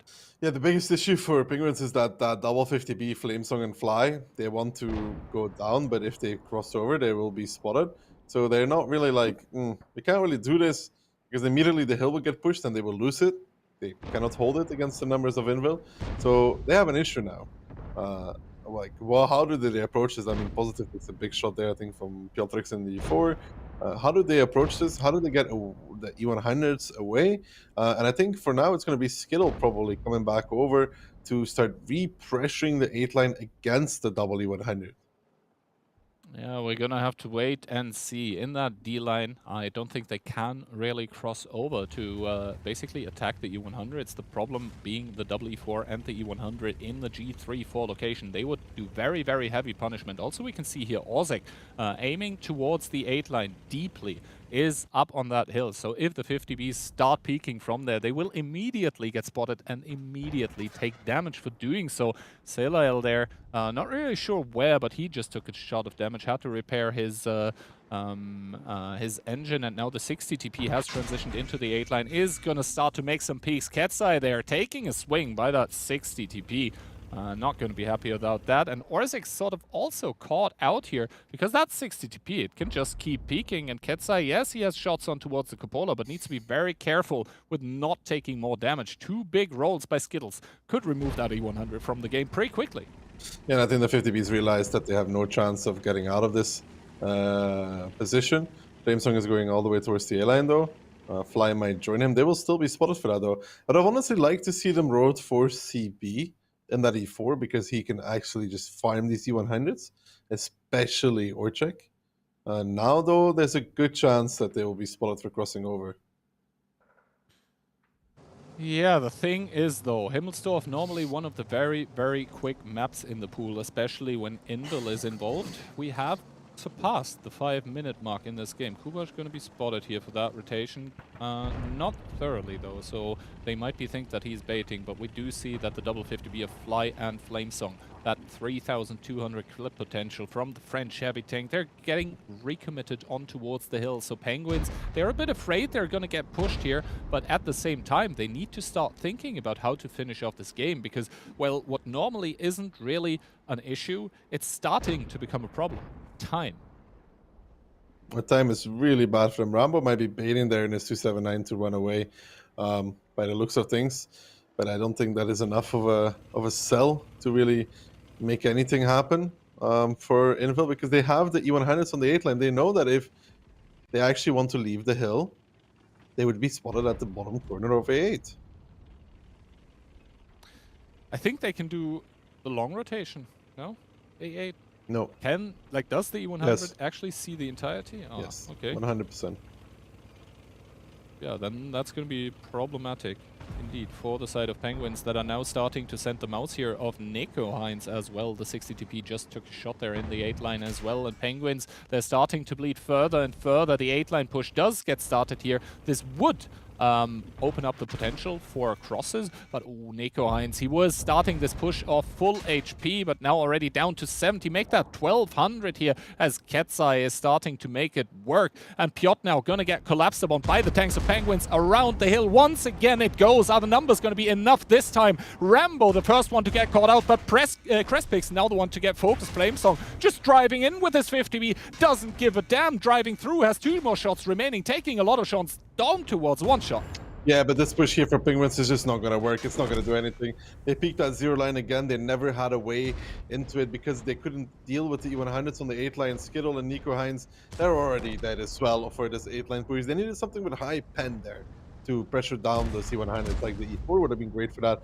But this push, easy hold for Invil. I mean, they never have to rotate anymore. They have E1 spotted with a 279, so they can't push the 3 line. They know that everything's on the hill and they can't leave the hill. So for Penguins, it was the best attempt at what they had. Yeah, Penguins realizing that it's do or die, and indeed it was the second option that had been chosen here. Positive now in the 3 line. Gonna get flanked by Kubash, gonna get picked up, and Invil, after going down in the first game here, gonna do a quick 2 in a row, putting themselves up on match point. And for Penguins now, it is the grim reality of facing off against that match point, having to do it all in the fourth game of this best of 5, where they'll obviously be trying on their defense, but defense on Himmelsdorf, not really, you know, the biggest advantage to have. Not the biggest advantage to have, but all in all, good stuff here for Invil. They win the round, and that's what all matters. They put themselves on match point against Penguins, who are going to have to try and bring it to a tiebreaker on their own defense of Himmels. Indeed, Selail here, the last tank for Penguins, gonna get shut down. And Invil in the lead, in the driver's seat of this lower bracket match here. Penguins facing tournament elimination. And you could, I think, especially during the early stages of this game, it was very, very interesting to see how methodical both teams were with their aggression, able to even, you know, drive around the corner. When Penguins was driving around the castle there on Himmelsdorf, they were able to drive back without losing a single tank, and that against a team that is as versed with focus fire like Invil. That was pretty impressive to see that happen. But at the same time, you could see the game also calming down, and after that, Penguins not really finding the answers that they were looking for. Invil was sitting there getting complacent and getting away with it. Good stuff. Good stuff for Invil. Yeah. You could see there, though, that is one way to deal with that potential of leaving the hill, right? You have that tank pushed up in the 8 line. He always gets all the information. Invil is like, we don't have to do anything. Like, we really just don't have to do anything. We just sit on the hill and we wait, and they can't do anything. And they even got Brainbreaker for free in the beginning because he thought his teammates were going to push, and then they didn't. And this double E4 that Invil is bringing is old meta because it's really strong against around the hill push as well, because you instantly tap the first guy for 1.5k. But yeah, then again, Brainbreaker with that CS63. Honestly, I think if he rewatches that replay and just takes a look at the minimap, I don't think he stays for as long as he does. Like after the first shot, he immediately turns around normally and drives away and lives. I mean, not that that necessarily swings the match around, but it doesn't help that, you know, at the start of the game, you essentially lose a DPM tank that could be a gun furthermore in the game. Yeah, all of that said and done, Invil is going to try to do it in the regular time. Penguins will try to push it to tiebreaker once again on Himmelsdorf. We can mention again that this is Invil's map pick. I guess this could also be considered to be Invil's sort of home turf. So they are going to be very comfortable, although we did see Invil yesterday, I think, struggle against W. So once again, we are left with this. Which Invil are we going to see next round? I think we might go blow for blow, and then somebody has to win in the tiebreaker. It's impossible to draw. That is indeed correct. True. Yeah, overall, though, the quality of this lower bracket match has been very, very fun. Very high, very fun to spectate. And yeah, I believe in just around half a minute, the players just asked for a bit more time to prepare, probably also to cool down, because there is a lot at stake here. Essentially, the winner of this match does secure Bronze Fist, does secure the chance of, you know, beating Aurora to make it into the grand finals here. And the loser, well, they're going to be relegated to watching from the sidelines and probably being unhappy with their performance, because we said it before, like either of those teams probably was expected to at least make it to the lower bracket. Like this position, this spot they're fighting for right now is essentially an underperformance for them if they go out here. Yeah. But let's see. One more round of Himmels. It could be going to tiebreaker. It could be Invil winning it clean. Let's see. What are we gonna get here? But Invil had a really, really, really, really good opening in the last game, though. Yeah, I think the opening that Invil had really just completely locked out Penguins from having any kind of options. They couldn't push the hill, they couldn't rotate away anymore, and from that point on, they just realized that and, you know, just didn't do any mistakes. Let's see. Invil trying to do it in regular time, trying to do it with double E5, double 260. They have triple E100 once again. They are bringing an M454, triple 50B, and quadruple 60 TP. Quadruple 60p against Penguins 60p, BZ, double 279, double 260, Mouse, BZ, yeah, double 50b, and Eskunk 3000 double E4. Penguins attacking with a BZ. Are they going to send him? No, Penguins defend him. I'm sorry. But yeah, I thought if they were attacking, maybe they were going to send him through the courtyard like we've seen in 7v7. But no, instead the BZ getting sent towards the hill, and pretty big splits going on by the side of Invil, sending their double 50B towards the hill, triple E100 towards Banana, and the rest of the tanks immediately into that 8 line, where a lot of them are getting spotted, and Profuse is taking a pounding. Yeah, Profuse is taking a pounding down towards 900 HP immediately. That is that alpha coming in from the side of Penguins, who are now already doing a lot of damage. Salah there in his Eskunk forced to run away. He takes a 1-2 combination on that retreat, but he will be making it out of that position that we saw, for example, yesterday. Already a tank die for the side of W, I think it was. He is very low now at 895, so Invil doing a good number themselves on one of the tanks from Penguins. Positive there, not connecting on the 100. And now the hill being pressured for Invil, though it's a 3v3 by the looks of things. It is a 3v3 triple 50B by the side of Invil on the hill. Those are very mobile tanks. Those can control the flow of the engagement very well, but if they start clipping out onto the lower side of Himmelsdorf, then they're not going to have the clip potential to win this engagement. Iset now here, eyeing himself a little bit off the corner of the castle, not really going to get a lot. Needs to be careful by all those tanks from Invil that have made it into the courtyard. Penguins now, you know, consolidating essentially what they have here in the south of the map. They're trying to have every single angle, every single corner covered. I think Penguins right now, they do have the overmatch on the hill, but I don't think they realize it. Those triple 50Bs would be a tasty, a welcome snack for them. They are down in this lower bracket match here. They need those easy pickups, but that is one trap here being employed by Invil. And if Direwolf gets double tracked, maybe the 50Bs just clip out and then try to run away. That is indeed a possibility. Do they get proxy spotted here, though, is the question. This is a gamble by Invil, if I've ever seen one. And Direwolf is starting to get a little anxious here. He's like, triple 50B unspotted. I don't really want to try. Tisek and Kubac pushing up here, though, against this E5. He doesn't get the connection there. We could see that hit the upper hull, and Kubac just falling. Invil's going for the up and over on towards this G line, but currently up and over is what's happening to them, as now they push around the hill with those triple 50Bs. They will find Dries, but outside of that, do they have enough to win the hill behind it? I'm not too sure about it. Yeah, Dreiser does fall here, but that was a lot of damage that was also flying towards the 50Bs from the lower side. I think they've run out of steam. Tisek doesn't really have the spot to stay safe here. Crespex's doing a wonderful job with that E5 from the window. Is doing a good number onto Tisek. Another connection coming in. Now finally Crespex starting to take damage, fighting tooth and nail to do more damage where it counts, where it hurts. Currently Penguins here leading in the HP department, but trailing with guns. Yeah, but think about the hill as well, though. There's an E5 that came to join on the hill, which is Panzer Fury. He's full HP, and that is a big issue for Penguins, because they don't have the amount of tanks required anymore to win this fight. Direwolf here really wants to shoot one of the 50Bs. He's not being allowed to do that, actually. Fly peeking out and making his flip. Direwolf gets Mentos, though. That's a good peek there from Mr. Direwolf. Actually very important. Now Panzer Fury is pushing onto Ice in that 50B. He doesn't get the connection, though. Ice actually making his full clip here. Fly is on reload. Piotrix now needs to start clipping out on this BZ. This hill might just become very even. Piotrix with a good clip, though, but Fly and Ice are going to come off reload rather soonish.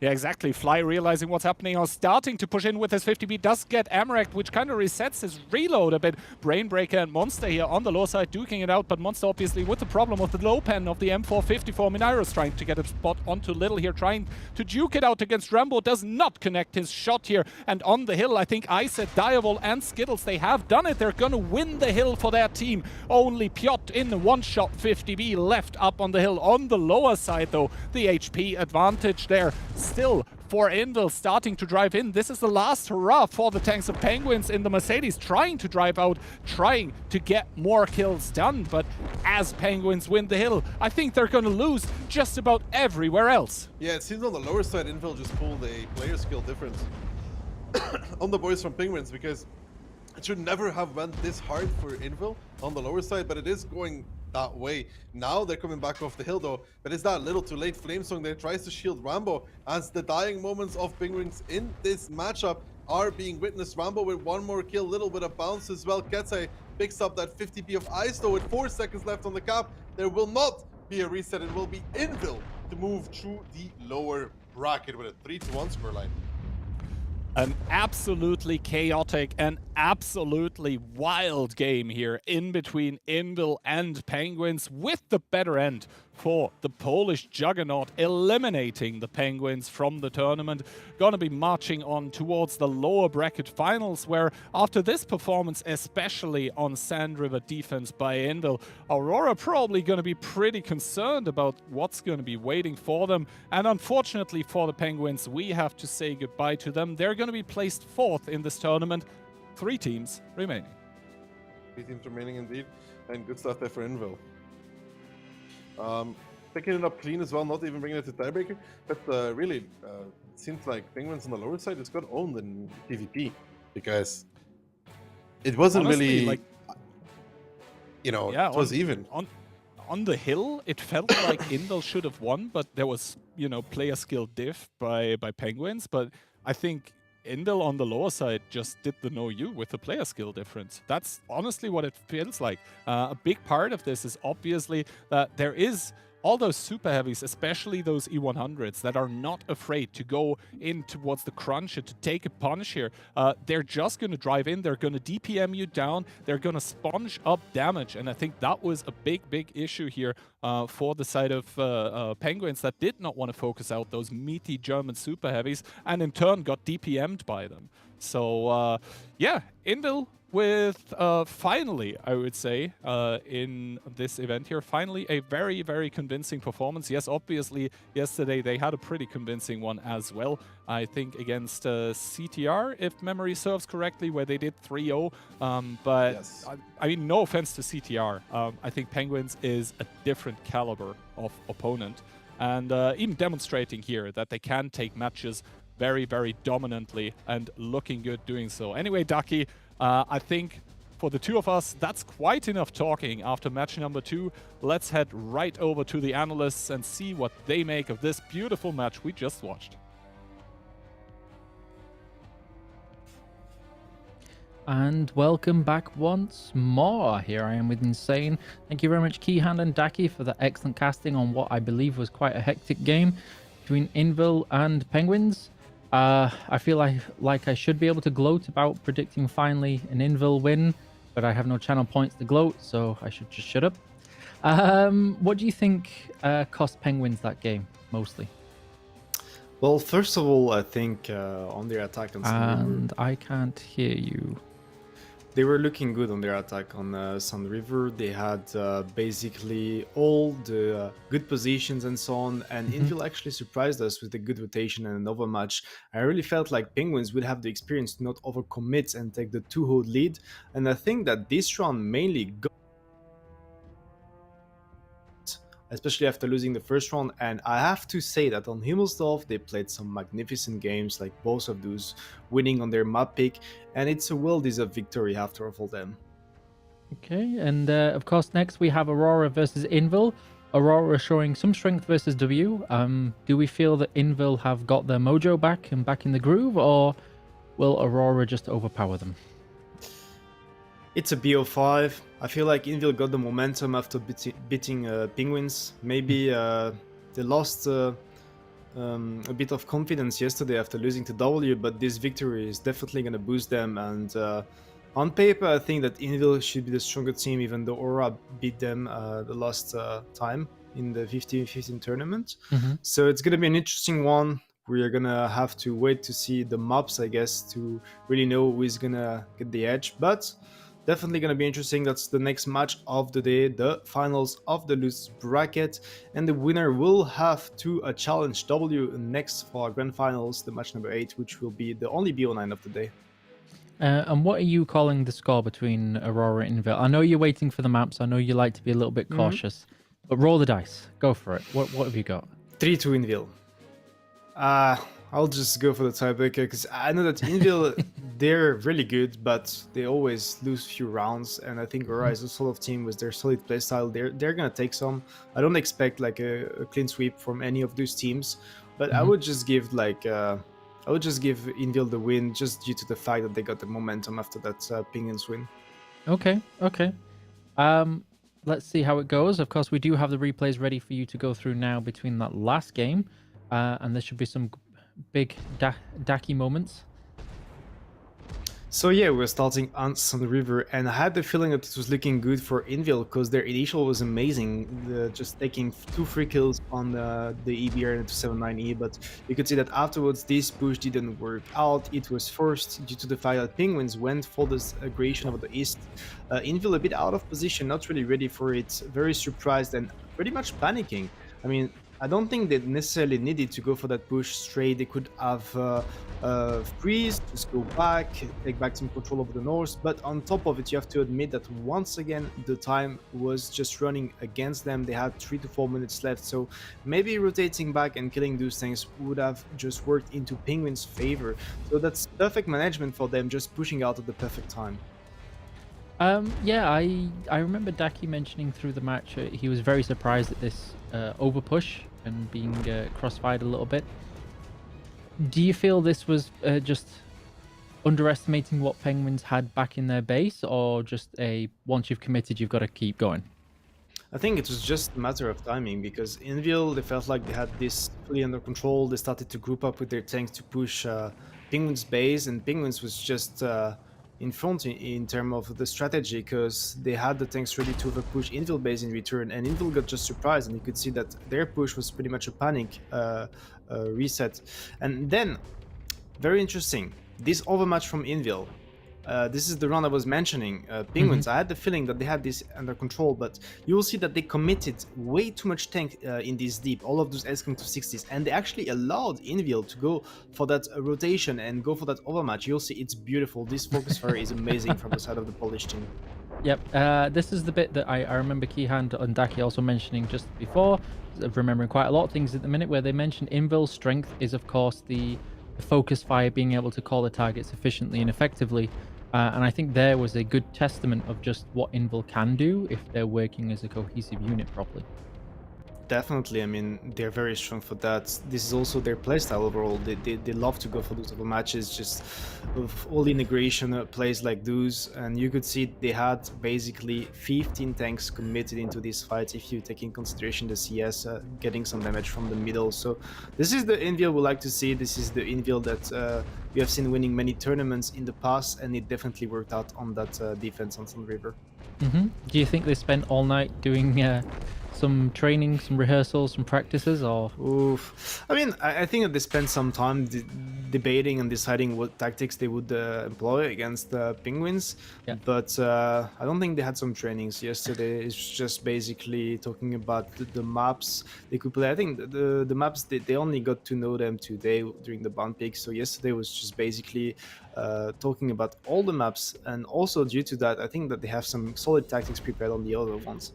But next up on Himmels, we had Penguins on the attack and Invil on defense, and you could see one first mistake from the side of Brainbreaker, overcommitting with his CS, being surprised by all of those 260s that managed to get on the hill very fast.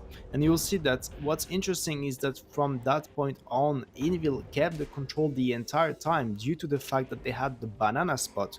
All such in his 100 is spotting all the way to A8, so they knew that all of those tanks from Penguin were still on the hill, and they didn't over-rotate, they kept the perfect amount to handle the hill. It felt that that initial kill from Invil made them just go, we don't need to do anything. Let's just relax. Just let them come to us, which is unfamiliar from what I've experienced in observing Invil in previous tournaments, usually in 77, of course, is that they tend to, once they smell blood, they just go for it. I mean, they didn't need to. As I said, Yeah. this spot in the banana with the 800 is just what they need. They like to go with some initial aggression, but they're very capable of freezing afterwards if they establish a good and strong position. That was exactly the case in this game. They have the control of the hill. They know that Penguins have most of their tanks in front of them. So they just need to hold the hill because they're defending. So that was good stuff from them. And well, next up, that was probably one of the most beautiful rounds we had the entire tournament because it was back and forth the entire time. You could see that Invil went again for this initial aggression, then trying to freeze and play over the hill. And Penguins, even though they had great damage early, it didn't work out for them. Yep. Do you think the tanks getting caught on the hill might have played a factor in this, or was it just that, yeah, Invil just, like we've mentioned many times, it's picking the right moment and the perfect timing with the right tactic to be able to just utilize what you've got? Yeah, like, just watch this, for example, Brazier that is going to drop here. Yep. Invil is really good at identifying some isolated targets and just going with a group of few tanks and taking them out, and that's exactly what they did. So, yeah, the trades were not going in their favor at the end of the day on the hill, but in return they managed to win slowly but surely the lower side. And then next up, they only go to pressure the enemy base. So Penguins, even though they are going to make it on the hill, all of those tanks are going to drop on the lower side. So it was a very long round, even though it was still 5 minutes, because it was some constant battling over the lower side. But Invil definitely deserved that one. Yeah, I was surprised that Invil did manage to win this. It looked like Penguins had it in the bag at one point in time, and then this is kind of where it just, yeah, there was no stopping it after this. And well played. I like it. It's good.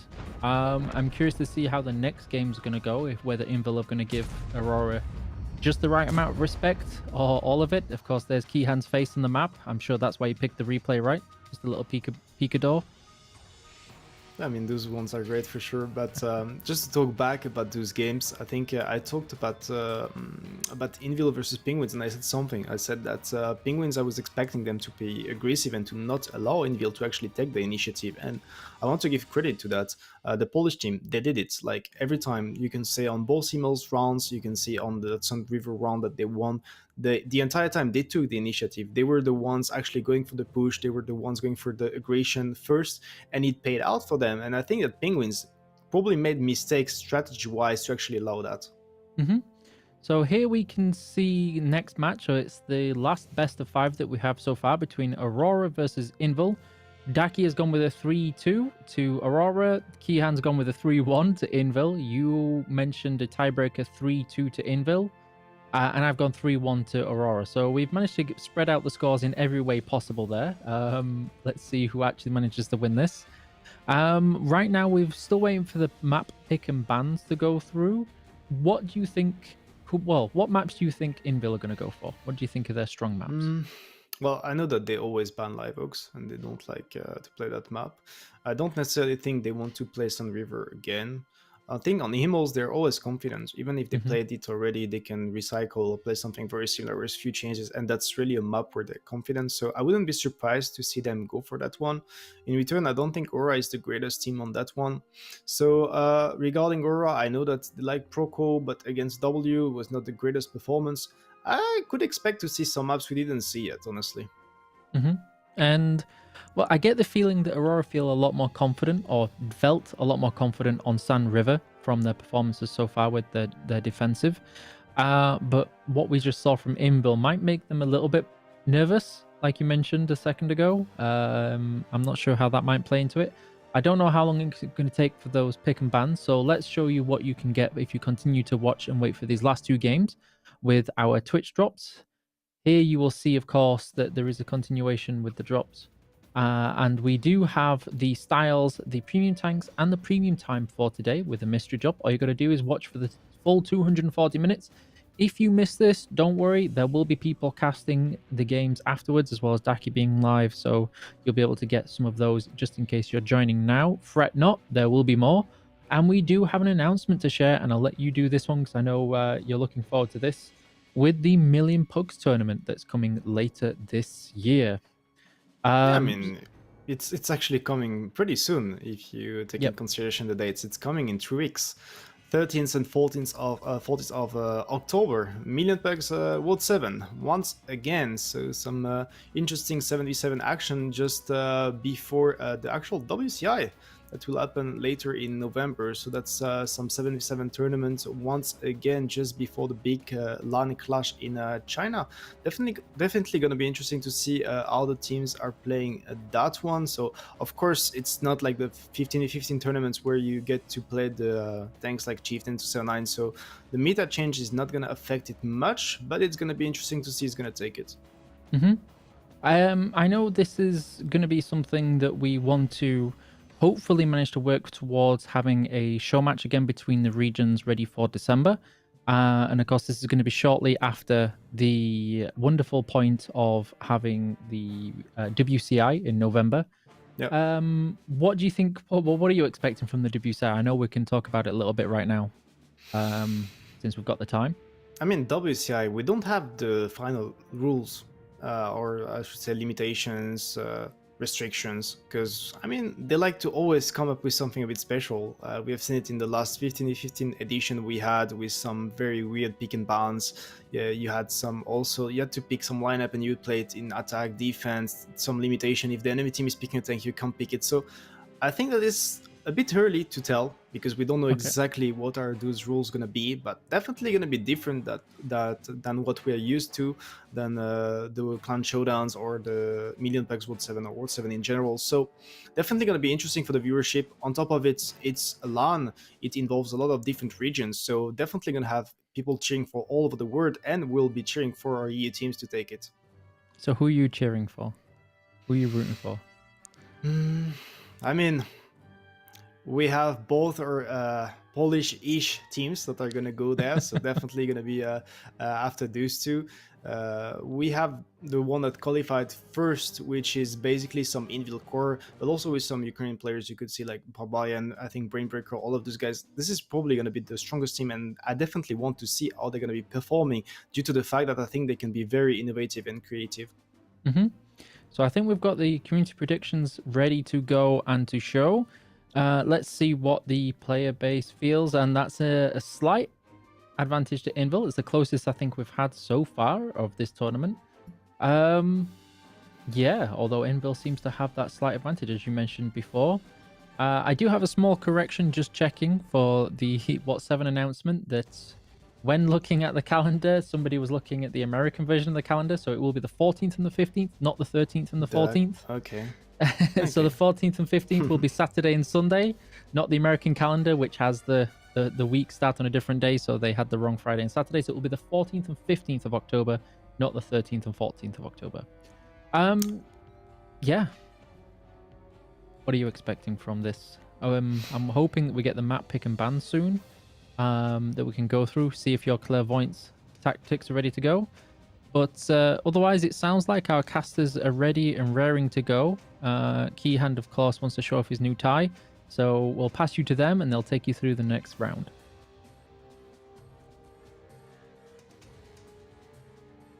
Well, hello there, and welcome back for the third time of the day here at the caster's desk. It's once again going to be Daki and myself who are going to take you through this third match here. It's going to be Poland against Germany. It's going to be Invil against Aurora.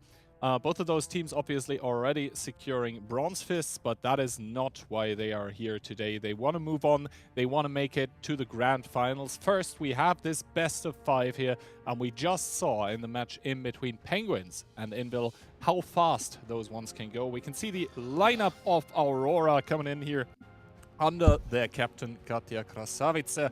And then on the other hand, in the white and red corner, we have the team of Invil coming in under their captain Monster. They have shown a lot of dubious performances, but the one that we just saw against Penguins certainly wasn't one of those. Now, map, pick, and bans. Himmelsdorf, the first map to get taken out by Aurora. They just saw what Invil did on it, and we're like, hell nah, we're not playing that. Aurora doesn't Live really Oaks. play Himmels in general. Yeah, and then Live Oaks, the permaban essentially by Invil. Muravanka being picked up by Aurora. Prokhorovka being picked up by Invil, interestingly enough. So not going for Cliff here, either of those teams. Fisherman's and Sand River being removed. And this is leaving us with Cliff. Leaving us with Cliff, indeed, as the tiebreaker, which would be an interesting one to see if we get there. But Moro coming out first, and Prokhorovka. Moro can lend itself to more slow gameplay where the defender just takes a passive approach. So we'll see if that comes to be here as well. Yeah, indeed. Muravanka, we have seen it yesterday also on the NA server. There were some quite interesting games. We have come to the conclusion that essentially the defender is hard-pressed to do something at the start, which is not necessarily a bad thing, because this essentially means that we are gonna, see some action right from the start. We're not gonna see someone really parking the bus at this level of gameplay, which can happen sort of during the qualifiers, during the group stages, but not really in the playoffs, because there the teams have really, by that point in time, figured out ways how to deal with those camps. Just, slowly take position after position, take the map control, take the angles, generate an HP advantage, and then just go on and win the game with that. And especially in between Invil and Aurora in the past, I think we've seen some quite interesting, quite ingenious repushes. I remember some stuff going on over, I believe, the A line, then some repushes by Invil over the open field of Muravanka. So both of those teams in the past have demonstrated a thorough understanding of the map before its changes and before the changes to the Chieftain and the 279. So we'll have to wait and see how that actually impacts how the teams will play.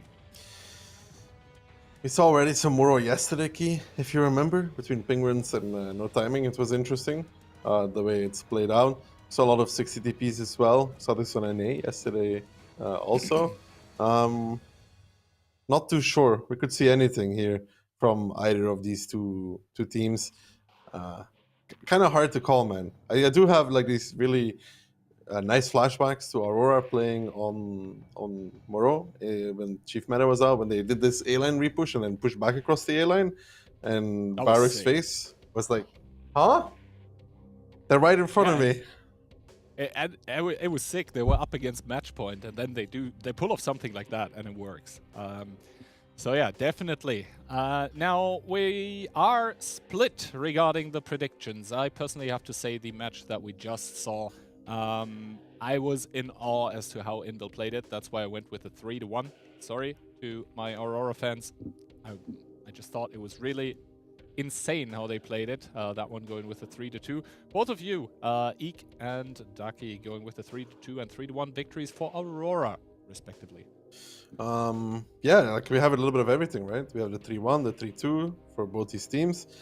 Key and Insane also 3-1, 3-2. I don't think anybody's too sure about what's going to happen here. And once again, I think it'll be down to which Invil are we going to see. Aurora, very solid gameplay, sometimes exceptional gameplay. Invil, it's been night and day for them in this tournament. They're going to have to try to let the sun shine, and they're going to do it with double EBR, quadruple 907. They have a singular E5, double Super Conk, and 6-60s. Aurora, on the other hand, 1i7, 4 KPZs, 1-60, 5-79s. Double S-Chunk and double EBR on their attacking side. So they're going with that more heavy 279, but Invil has 0 of them. Yeah, Invil, though, with a what looks like very aggressive opening. Double EBR on both teams. This means that there is going to be a lot of info early on. We also see a lot of explosions everywhere around the map. That is because both teams are essentially trying to get rid of a lot of these small rubbles here to make better angles of fire for a lot of those tanks that do have the heat. The 907s driving into the forest for the team in red for Invil. Not spotted yet. They might be able to get a few shots here onto Alex, who is weaving, who is ducking, who is trying to get away. So far not taking damage, does get unlit, but that is very aggressive by Invil. On their defense here, Timmy and Ricochet taking shots early on. Yeah, Magnus did reach the church in that position. Piotr's there, takes 1 or 2 from the back lines. That's that double S-Kong 279 combination. So Aurora on the attack has decided, okay, let's just chill, retake positions, and then we are able to do kind of whatever we want to. So let's just sit back, feel out where Invil's going, and then we can make decisive moves across the map. They're now pushing up the 279 of Destroyer together with Scatter and Feely as well in those S-Kongs, followed up by that double KPC, but Invil is completely leaving this part of the map right now. Never is spotted for this, however. Never seen here on the way away. Doesn't really take a lot of damage though, but that is a lot of information given up by the side of Invil, who now also revealed the position of Marcel in that 260, who is also rotating north currently. So Aurora, they will know that something is up here. Marcel taking one on the way out, might be taking more here, because those 279s, they should have angles of fire. Never there also spotted. That is a lot of information, and some HP even given up by the side of Invil, who probably want to commit to this push on towards the 1-2 line here, because realistically, if they don't, they're going to be cornered into this side of the map. Aurora, this is dire times for them as well. They need to rotate their tanks a bit away so they don't get snowballed, they don't get overrun on this western part. Yeah, and I think it's a bit slow from Aurora on the eastern part of the map. They have all the info to work off. They do have positions here though. Rerolls, Baron, and Old Kings in position together with Kacha on the building. They need to start doing some damage though. Perfus gets tracked, gets held, Ketsai now pushing over the top, and Ketsai getting obliterated in that first. That's going down towards 1,000. Now comes the 1-2 line push though. They have to make it all the way to K3, K4 to make this work. And Piotr kind of out in the open here together with T-Sec to push in towards Jakafa in that 279 and Impact, but that's only 2 907s against 2 heavies. They're not really going to end up winning that. Scratcha there in the 279 getting owned a little bit on the move. Miku, however, in the middle of the map, not having a good time himself. He's going to fall in that 260 for sure. I mean, yeah, Timmy will probably go down towards the one-shot for it. No, actually, he does not. And now Invil 6,000 HP down. T-Sec's going to fall as well now. They're losing the North, but they might be able to kill the pocket at K3 though. But what do they do after that? Yeah, that is a big question, especially since the HP, they don't look good for the team in red. They don't look good for Indil, who are currently trailing 4k. Yes, they are going to clean out Ricochet. Yes, they're probably going to get Old Kings. Old Kings, they're currently trying to get another shot into Never to put him down to one-shot range. The Ram is not going to finish off the 907, but as the dust settles here, Aurora, with all the outside positions, still having double EBR to work with. That is crucial on a map like Moravanka. They do have the crossfires, and they're not going to let those tanks from the K3 positions go here. Old King still alive and kicking in that Kampfpanzer, trying to do what he can. No one seems to be able to pick him up. Finally, Ozek puts an end to Old Kings, but now Scatter and Benzo starting to push on towards Panzerfury. We're going to remove the last close tank, the last S-Kong for Indil, and that aggression over the 1-2 line by the team from Poland. It was spotted much too early. Aurora was given a lot of time. Yes, they were slow on the rotation, but also it was enough time for them. Yeah, and Invil's push was telegraphed, right? They knew it was coming, Aurora. They knew it for so long. Ever since Alex got the info on the forest, Invil tried to make that rotation there, but they were spotted along the way. They're losing HP along the way, and Aurora, I mean, they knew that everybody was on 1-2. They do have the setup there to do so much damage. They shut it down really easily, and Piotr and T6 push, I didn't really understand it. I don't think it did much. I mean, Jakafa is still alive.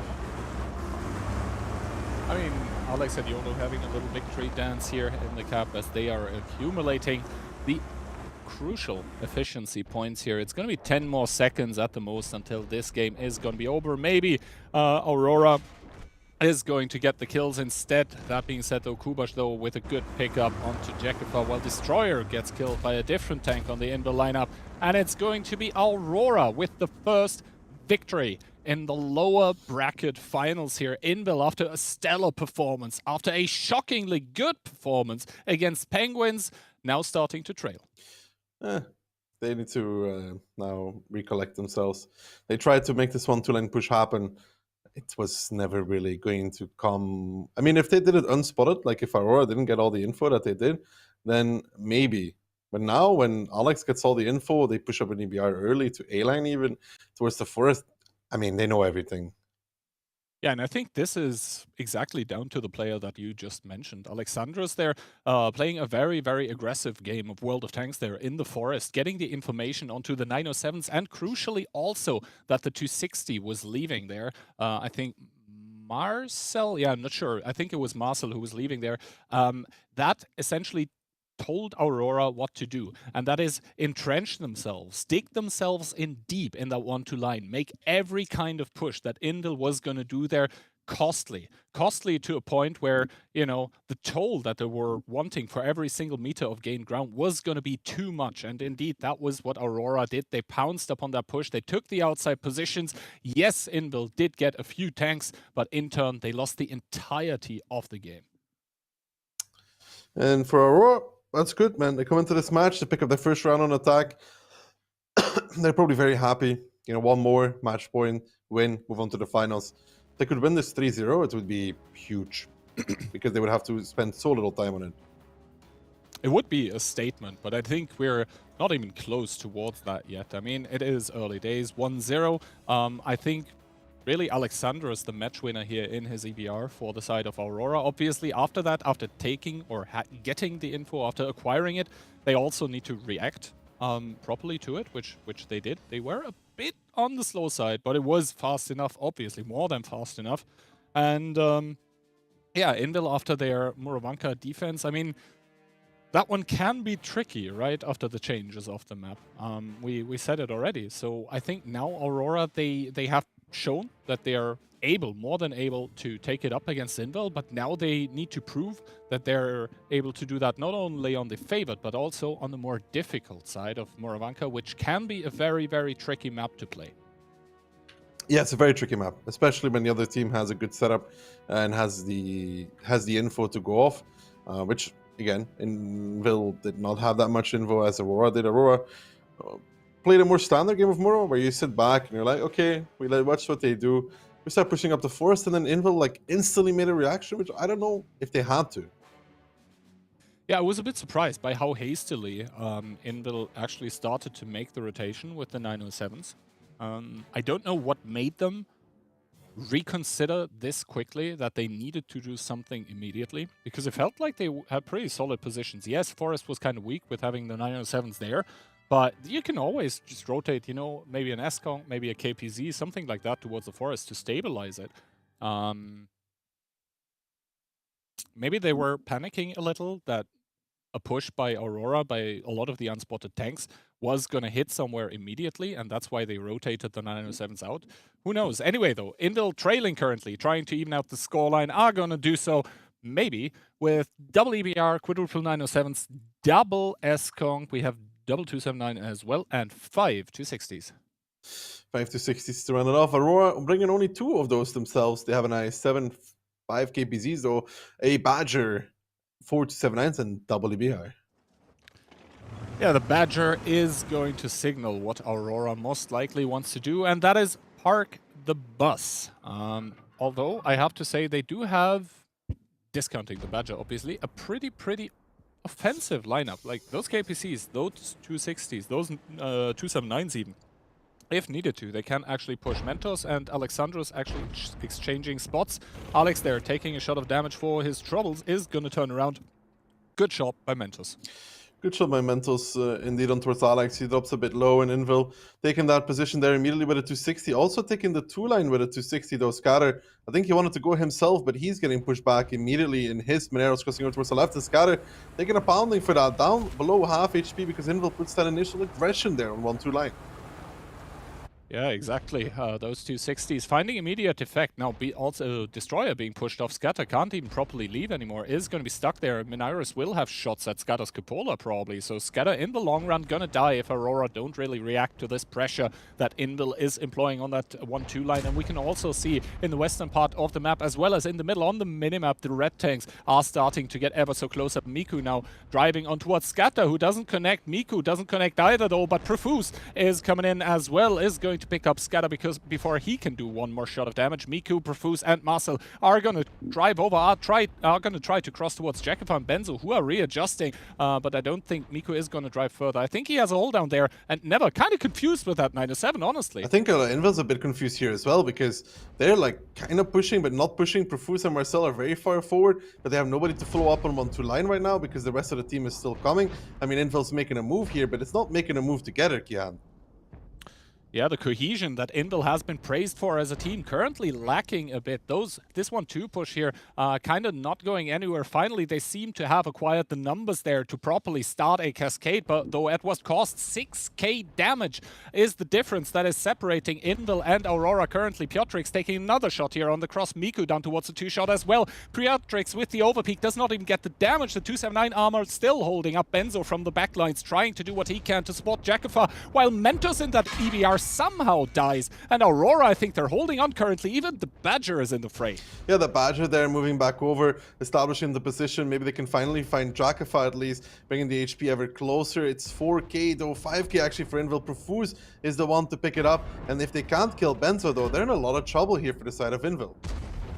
Yeah, Benzo in that KPZ is going to be the crucial tank for the side of Aurora currently. He's the one who holds the crossfire at the moment, and the tanks at B1 for Invil, those are very, very low HP. And while we say this, Aurora actually starting to aggress everywhere else on the map, in the middle of the map namely. They are driving forward, they are generating kills, they are generating pickups, and we can see here Benzo with that KPZ completely abandoning the corner against the triple 907s here. Doesn't really care, wants to do the damage on the pushed up heavy tanks, is succeeding so far to really make them drive back. This is not looking good for the team from Poland. I mean, Baron falling in his KPZ though. Now Panzer Fury on the run. Everything on the 3 line is currently trying to back off, or is backed off. Gonwad falling in his 279 though. It's 6k disadvantage now for Invil. And this 1-2 push, it could have worked, but it was so disjointed, Gihan.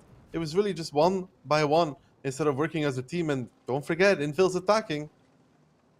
Invil indeed attacking, and Aurora, they have a lot of map control. They just need to be careful not to overexpose any single tank here, and I think Benzo is doing exactly the right thing. He is looking over towards the open ground. He's just making sure that this triple tank here by Invil does not cross over to him, does not pick him up for free, because he is the crucial linchpin that is currently holding the defense in the north together for Aurora. He's really the key player here right now, and Miku, Never, and Minairos, they somehow need to figure out a way to kill Benzo without dying towards that triple tank that Aurora has in C4. We can see a little bit of a move in the south by Monster in the EBR, trying to figure out some things. I think the biggest opening for Invil is to pressure away at least this EBR on the K line, but even that is going to be hard because he's going to be spotted very, very early. I'm not too sure what they could do right now. I mean, Kacha's in a pretty good position at that building too. Aurora realizes, you know, we're defending, we don't really have to do anything. Yeah, Monster now here taking sort of a passive bush in that EBR.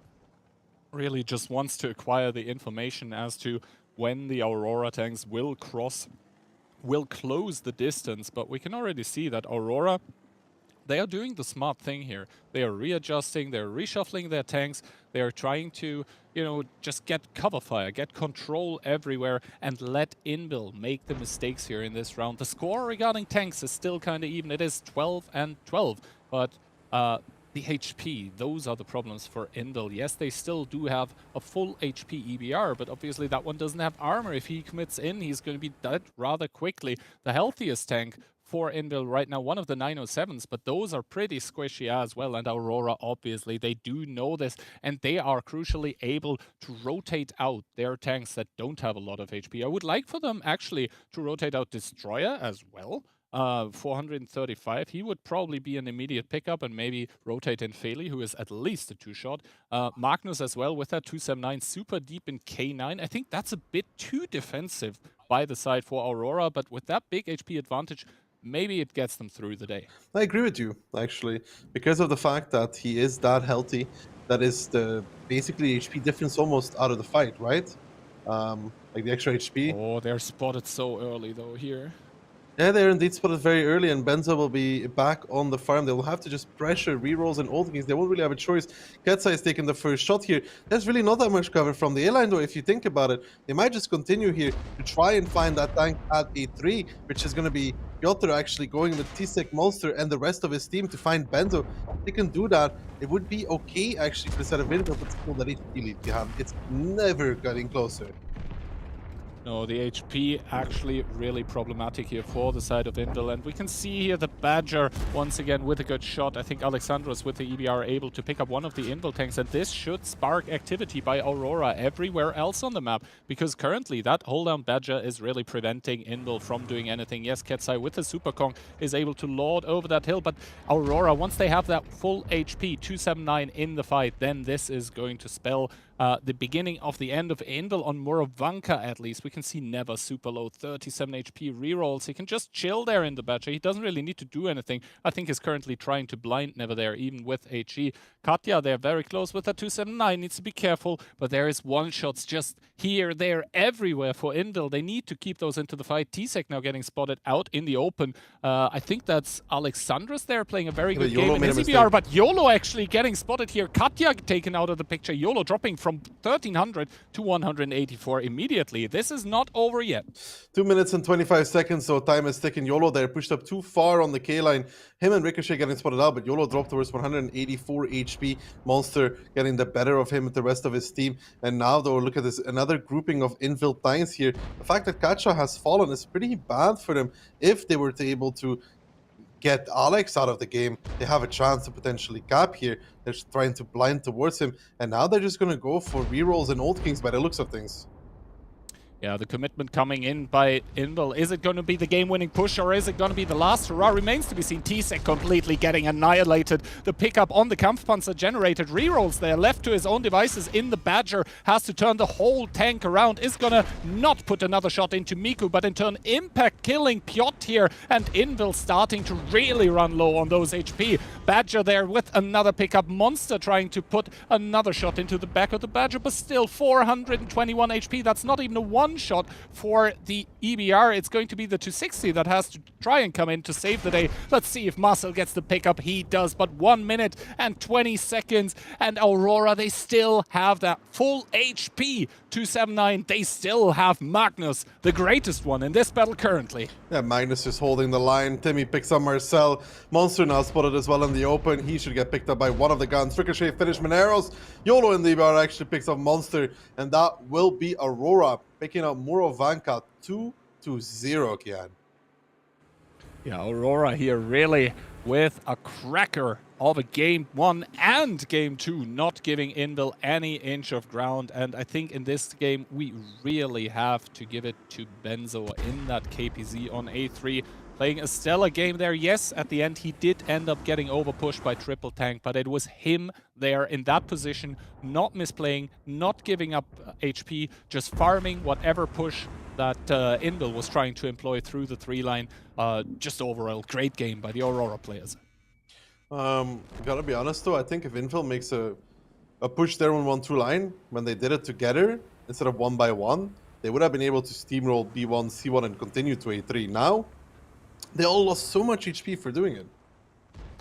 Yeah, I do actually concur with that statement. The push that Indel was trying to do on that 1-2-3 line, it looked confused. It looked disjointed. It just didn't look well prepared, well thought out. And while, yes, you know, it could have won them the game as you outlined, at the end of the day, the fact remains that, you know, a bad push, well executed, is still always going to be better than a good push that is horribly executed. Indel throwing tanks left, right, and center there, throwing HP into the dumpster. Yeah, Aurora just having to shoot at what was done. This initial 1-2 push, man, they lost like so much HP before they were able to push with the tanks down, and then Profuse and Marcel were very early. They would have been even better. I don't think they knew it. It took just group up and push over the 3-4 line tanks and then swing to A3 instead of trying to drive down 1-2. But now it was all so far away from one another that they took so much before they actually started pushing. And Mental's dying was also not good. Yeah, you can see actually the tanks that were committed into that push, the 907s, the 260 that were on the 1-2-3 line out in the open. They didn't really have an impact into the game. And yes, Piotr and Pansfir there with beautiful efforts, trying to put the team on their back, trying to whip out the wheelbarrow and, you know, carry everything. Just not able to do so, because on the other team you have Fele just farming his heart out. Benzo there with the A3 position, just playing that one well. Overall, Indel looking kind of concerning now for them, having to take it up against the match points that Aurora have. Multiple one of those, but as we've seen in the past, and as we've seen in the past by Aurora as well, the last point in a match can be the hardest one to get. And now Invil, who picked Muro? I will have to check. I believe You can fly? No, I don't think so too. that as well. No, Muro was actually the Aurora pick, as we see Okay. here. So now we are moving into Prokhorovka, the Invil pick. At least What is something. this gonna mean? I don't know. Do you believe in the remontada? I don't think I believe in the remontada, but I don't think I believe in the 3-0 either. I'm very, very conflicted here, Kian. You know, I want Fabian to make it to the finals. Then at the same time, I don't want Fabian to make it to the finals because that means he might win another gold fist. But I do want him to win another silver fist, though. At least the duality of man being demonstrated by Daki here. And it's kind of the same for me, actually. Oh, so you're the same, huh? Mm-hmm. Yes. But yeah, obviously, one single player getting gold fists or not does not matter in the grand scheme of things for both teams here. What matters is the actual scoreline that we can see above you in the top right, and that is a 2-0 for Aurora, which is something that I certainly didn't see coming. I said this was going to be a comfortable 3-1 scoreline for Invil moving into this one. But Aurora really showing what they're made of, and Invil once again with those uncharacteristic weaknesses. Like normally when you see an Invil push, it's always one of those where you're like, chef's kiss, right? Everyone is together, everyone shields each other, everyone has perfect focus fire, and here we just saw a bunch of headless chickens running around. Like this was not the Polish eagle. No, more like the Polish chicken indeed, on the way to the spit roast, dude. Yeah, no, I honestly think that is one, if they push 1-2 together, that they take half the map for them and are probably okay, because they would generate a lot of kills. Or if they just all push the 3 line and ignore the C1 to 7-9, which doesn't really have DPM anyways, right? And then swing to A3 after that, they would also be fine. This was the worst for them. Yeah, indeed. And I think both of the games, Invil kind of beat themselves, or if not beat themselves, they kind of opened themselves up to having weaknesses exploited. In the first game, we saw Alexandros delivering spots that were super on point, that basically gave up the information immediately what Invil was going to do. It gave the map control to Aurora. Aurora took it. Aurora hunkered down on the 1-2-3 line. They were able to generate HP advantage. And the second game, Invil also beat themselves kind of. But now they want to try to hold on to tournament life. And they're doing so with double EBR, 1 STRV, 5 907s, triple S-Conk, double 279, double 260 on Proco. Against Aurora, SI7, quad 279, Chieftain, 5 907s, a Badger, an STRV, an EBR, and a Manticore, actually. Ooh, Aurora here with a tank pick that we've seen on NA before, but Daki, something tells me this Monty is not gonna run Grousers. And a 50% crew. And this 50% crew. And fuel. Yeah. Alexandros here. Okay, fairly standard spotting setup. Although this is kind of interesting by Aurora. Like, yes, they're gonna park the bus on the 1 and 2 line, but they're gonna also I set hate the this. 279 I hate fairly. I hate when they give Mentos so much space. He did get spotted though. Doesn't matter. Well, we've seen Mentos ruin defenses with EBR like this a lot of times, by the way. I mean, we'll have to wait and see. YOLO, obviously, the wild card here for Aurora. He can ruin Mentos' day if he gets the right timing here. Timing is going to be off the issue. And the captain of the team waiting in the grand finals obviously knows everything about timing. So he's going to be watching this one with great interest. Invil here for Tournament Live on their Prokhorovka attack. Probably didn't expect Aurora to bring a Manticore, but obviously that one can be, yeah, quite difficult to dig out. Kate here providing a very, very comfortable and absolutely cozy spot for Old Kings. But as soon as Old Kings gets spotted there, there's not really a lot that he'll be able to do. Just the question is, yeah, Mentos is spot tracking, so he knows now that there's at least an EBR or the Manticore somewhere in a further location. Since he's not getting spotted while peeking, but spotted while shooting, he knows that the EBR is in a position to spot him shooting a bit further back. I mean, he also knows that there is a Panzer IV right now where he just drove. If Jackify would be any closer to the red line, he'd turn into a tree. Yeah, quite the iconic position for the 279 player of the Aurora team. Although we do see all of their 907s imagine the not team much speed further again from the red line. Who wants to go to A0? If I'm like, me, pick me, Baron, me. Yeah. I mean, it remains to be seen if he's going to do a lot of me after this match, though, as Envil is starting to reshuffle their tanks with a rotation over the K line. Triple 907 and Piotr in the 260, all of them getting sent towards the hill. Now, I'm not the biggest fan of trying to push the 0 line against the setup that Aurora currently has, because that A0 position, like, yeah, we may have joked about it, but that A0 position in the 279 is very, very potent, especially against the tanks that Invil has. The only real tank that can reliably, and not even that reliably, pen him would be Piotrix in the STRV, but he couldn't be further from that position. He's actually in H1. Yeah, he's in H1 just covering 1-2 line by himself, really. And Mentos is now starting to be very frisky, though, and very risky. Peeking over that middle way more. He's so brave when he does this, dude. You think he could explode at any moment, but usually he does a very, very good job at it, though. Yeah, Mentos demonstrating absolutely impeccable knowledge of the spotting system, the spotting mechanics, and what he can and cannot do. Interestingly, also, all the buildings here completely destroyed by one of the teams at least.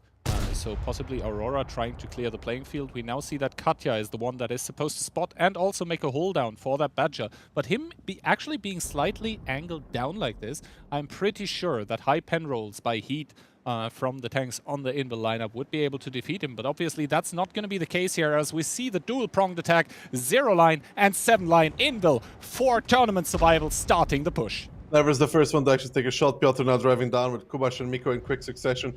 So far, the amount of damage taken is very, very little. Kubash, though, has something to say about that, as he takes 1.3 to the face. He's the one that takes the most punishment for this. It's an immediate repush, actually, from Aurora. No delay on it. You see Baron, Impact, Benzo, and Philly. They're immediately repushing. They're immediately coming down. But there is some tanks, though, from Invil in position here. Are they actually going to repush themselves back in? Or are they just going to sit there, just ignoring the 279 right now? And they'll need extra tanks to come in. But here does the 907 push come from Invil, though. T-Sec, Marcel, and one more 907 now coming into the fray to push down. Even Conrad coming as well. Mentos as well pushing in. And can Invil actually make this happen? Piotr is actually the first one to fall against Impact. The STRV now spotted off Scatter. They need to clean out this dip, and the HP will swing rather quickly towards the favor of Invil again if they can get the focused fire upon these guns. T-Sec down towards the one shot, though. He should probably fall, but look at Impact.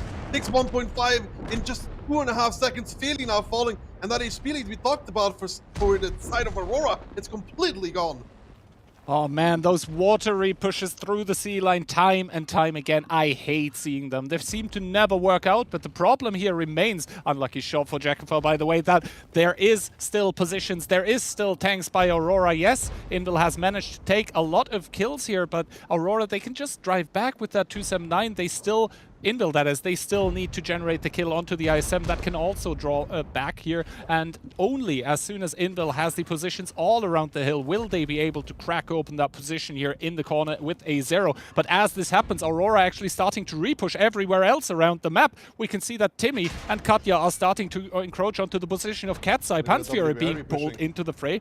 This is still neck and neck, and Old King's full HP. Their Mentos, though, might be able to swing the favor of battle there, together with Monster, as Never is able to pick up Ricochet. Yeah, and here comes Panzerfury, though, for Timmy. He wants to pick him up. The SRV in the middle coming as well. That's actually Scatter coming in to help. Gacha down towards the one-shot. He will fall to Panzerfury. And this double EBR for Winville that comes back in makes the difference there, though, to win that engagement. The Manti and the EBR of Yola and Alex kind of too far of the fight here. And Fabian in that 279. They have found the angles, they have found the crossfire. He will fall. Even Piotrix did come to the hill to create that angle. And now though, look at the amount of red tanks that Invil still has versus the mere 6 of Aurora. Exactly, and those 6 tanks are not the most flexible either. It's an STRV, it's a Badger, so they are not going to be able to turn their guns everywhere. And time again, Ducky, those C-line repushes through the water by the defender, it feels like they always fail. Yeah, and even then, I think there was no reason for Katja and Timmy to repush that either. I think they went too far, if you think about it, Kihan. All they had to do is control the G to K-line, because it did open Monster and Mental Stop to repush together with Panzer Fury, and they did a very good repush. Indeed, the EBRs by Invil there in the south, just coming in the nick of time, coming in clutch. Now, the thing is, it's 2.5 minutes still, and there is double light tank for Aurora remaining. 7k against 3.5k HP. So Invil, they need to play this one cleanly to still pick it up, because obviously Aurora, they're not going to give it up for free, but currently this is Invil's game to win. We see Monster there getting the spot onto Alex in the Manticore, and Piotrix with another pickup here, reducing the amount of tanks for Aurora down towards a mere 4 with 2 minutes to go. So this should be easy pickings. Invil finally showing up in this lower bracket final. They are going to get a point on the board here. Magnus down towards a mere one-shot, 160 HP. Those were the ones separating him from the way to the garage, which he now just started. And now only 3 remaining for Aurora. Alexandros getting eliminated. YOLO spotted in his EBR, and Scatter in the STRV, probably wondering where it all went wrong, but I can tell you exactly where it did go wrong, and that was C8 and C9. Yeah, and all in all, though, Invil tournament domination on the line, they make that push. They do make it work as well on that C-line repush. You could see that Invil took the initial brunt, of course. They took the damage, but then this repush comes in, and that HP advantage that Aurora has, it just disappears, like it melts in front of the snow. And then their 1-2 line is like, we got to do something to help our team. And that is a mistake, because Timmy and Katja, if they're holding further back, maybe they can set up some defensive positions where they can work something from. But when Monster and Mentos come back in with a good repush, no shot. Yeah, Aurora here with the first slip-up in this match here. Invil finding a way into it. Not equalizing the scoreline, but finally showing up here. And we can see yeah, basically Benzo, Impact, Baron, those 907s that tried to do the repush, they did not find any effect whatsoever. Time and time again. Like, while it was happening, I thought, like, please don't do this. You're gonna throw tanks away for nothing. I really don't understand what teams see in this C-line repush when, you know, you could just passively hold with the IS-7, with the 279 on top, and then just try to dumpster over with the mediums once they've taken more positions. But yeah, Invil, because of this, are going to be very, very happy to still be in it. And now they get to defend on Prokhorovka, which they're usually pretty decent at. So they have a real shot here at making it 2-2. Exactly. And yeah, that would be the first tiebreaker of today, I believe. Aurora not willing to go to that one, obviously, because this would in turn mean that that the momentum of the match completely shifts, right? When you're 2-0, you're like, hell yeah, on top of the world. You just need one more to get it over the finish line. When it's 1-2, you're like, well, we blew the first opportunity, but let's get it in the second one, right? But if it's 2-2, then tiebreaker, you've just lost 2 rounds. You're not feeling too well about yourself anymore. So Aurora, I think if they lose the next round, they are probably going to drop out here. They're probably going to drop out indeed, which is a big issue if you think about it. Going from 2-0 to 2-2 to then losing in tiebreaker, it is a real thing. I mean, if Invil wins the next one, they're on the momentum train. Still though, Aurora, yeah, this was the game where their setup wasn't good enough. And you did mention the SCRV. He did also move towards the hill though. I feel like he was a bit late, if you think about it. To counter that 279 of Jackafeather at A0, because he is the only one that can reliably pen it. But he did get there at some point. Then again, as soon as basically Invil wins the C line with the repush, and as soon as then they get the 907s towards basically 7 line, then they start having that crossfire into the 279. And yes, 279 frontally is pretty difficult. I think they would have defend, killed but him as without soon the as you have- SRV also. Yeah, as soon as you have those 90-degree angles that are basically shooting that 279 from 2 positions, that is where the 279 completely starts falling apart. They did get that, and yes, Jekova had a good game up there. He was dealing top damage for his team, but if the 907s just throw themselves away, you can have the best game in the world. It's still a team game, and not, one player takes it all. True. And Infill wants to prove that they can take it all as they now transition onto their defense. And they're going to be doing that with double I7, double 279, triple Kong. What is 6 907s and 2 EBRs? And Aurora, on the other hand, are going to try to end the match here in regular time. Fairly playing the Kampfpanzer. Then we have 5 260s. We have 4 279s, 1 singular 907s, double 907, double SRV, and double EBR.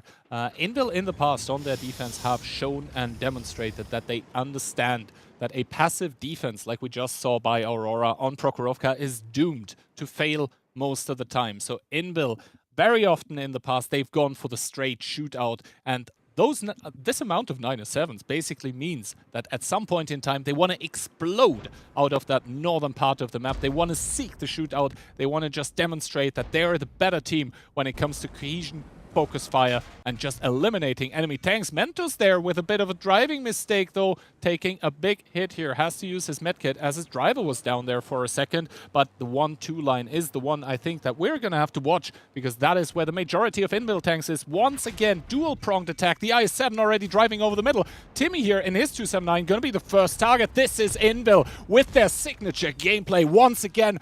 All-out aggression. Yeah, I don't even think that they're gonna kill Timmy, though. The Ignite coming out. They want to go for Destroyer now, who's also trying to bail out and over. Alex actually spotted in the EBR. That should bring the EBR on 1-2 in action. The EBR that needs to spot that SCRV on K2. The 907's now taking the 3-line dip. There goes Baron in his 260. Destroyer falling as well to a good shot from Ketsai. Old King's now in trouble in his 260 as well. The HP evening out, but number of the guns currently going in Invil's way. Impact now repushing as well. Old King's falling, and here comes the STRV. The STRV is spotted actually from Scatter, deleted in mere seconds. So is Monster, though. They have a 907 pushing towards it, which I think is to pick it up fully, which was Profuse. Not sure that was needed. There's still the double 279 and K1. Profuse falling for this, though. HP evening out again. Ketsai is getting shot on the side, but that's just YOLO in an EBR. That doesn't do too much, but here comes Conrad. Here comes Orchek, but Kubash, again, a little bit disjointed. Yes, Invil made a good push, but again, they are lacking a little bit of that cohesion at points where now Kubash and Profuse have really fallen for no reason.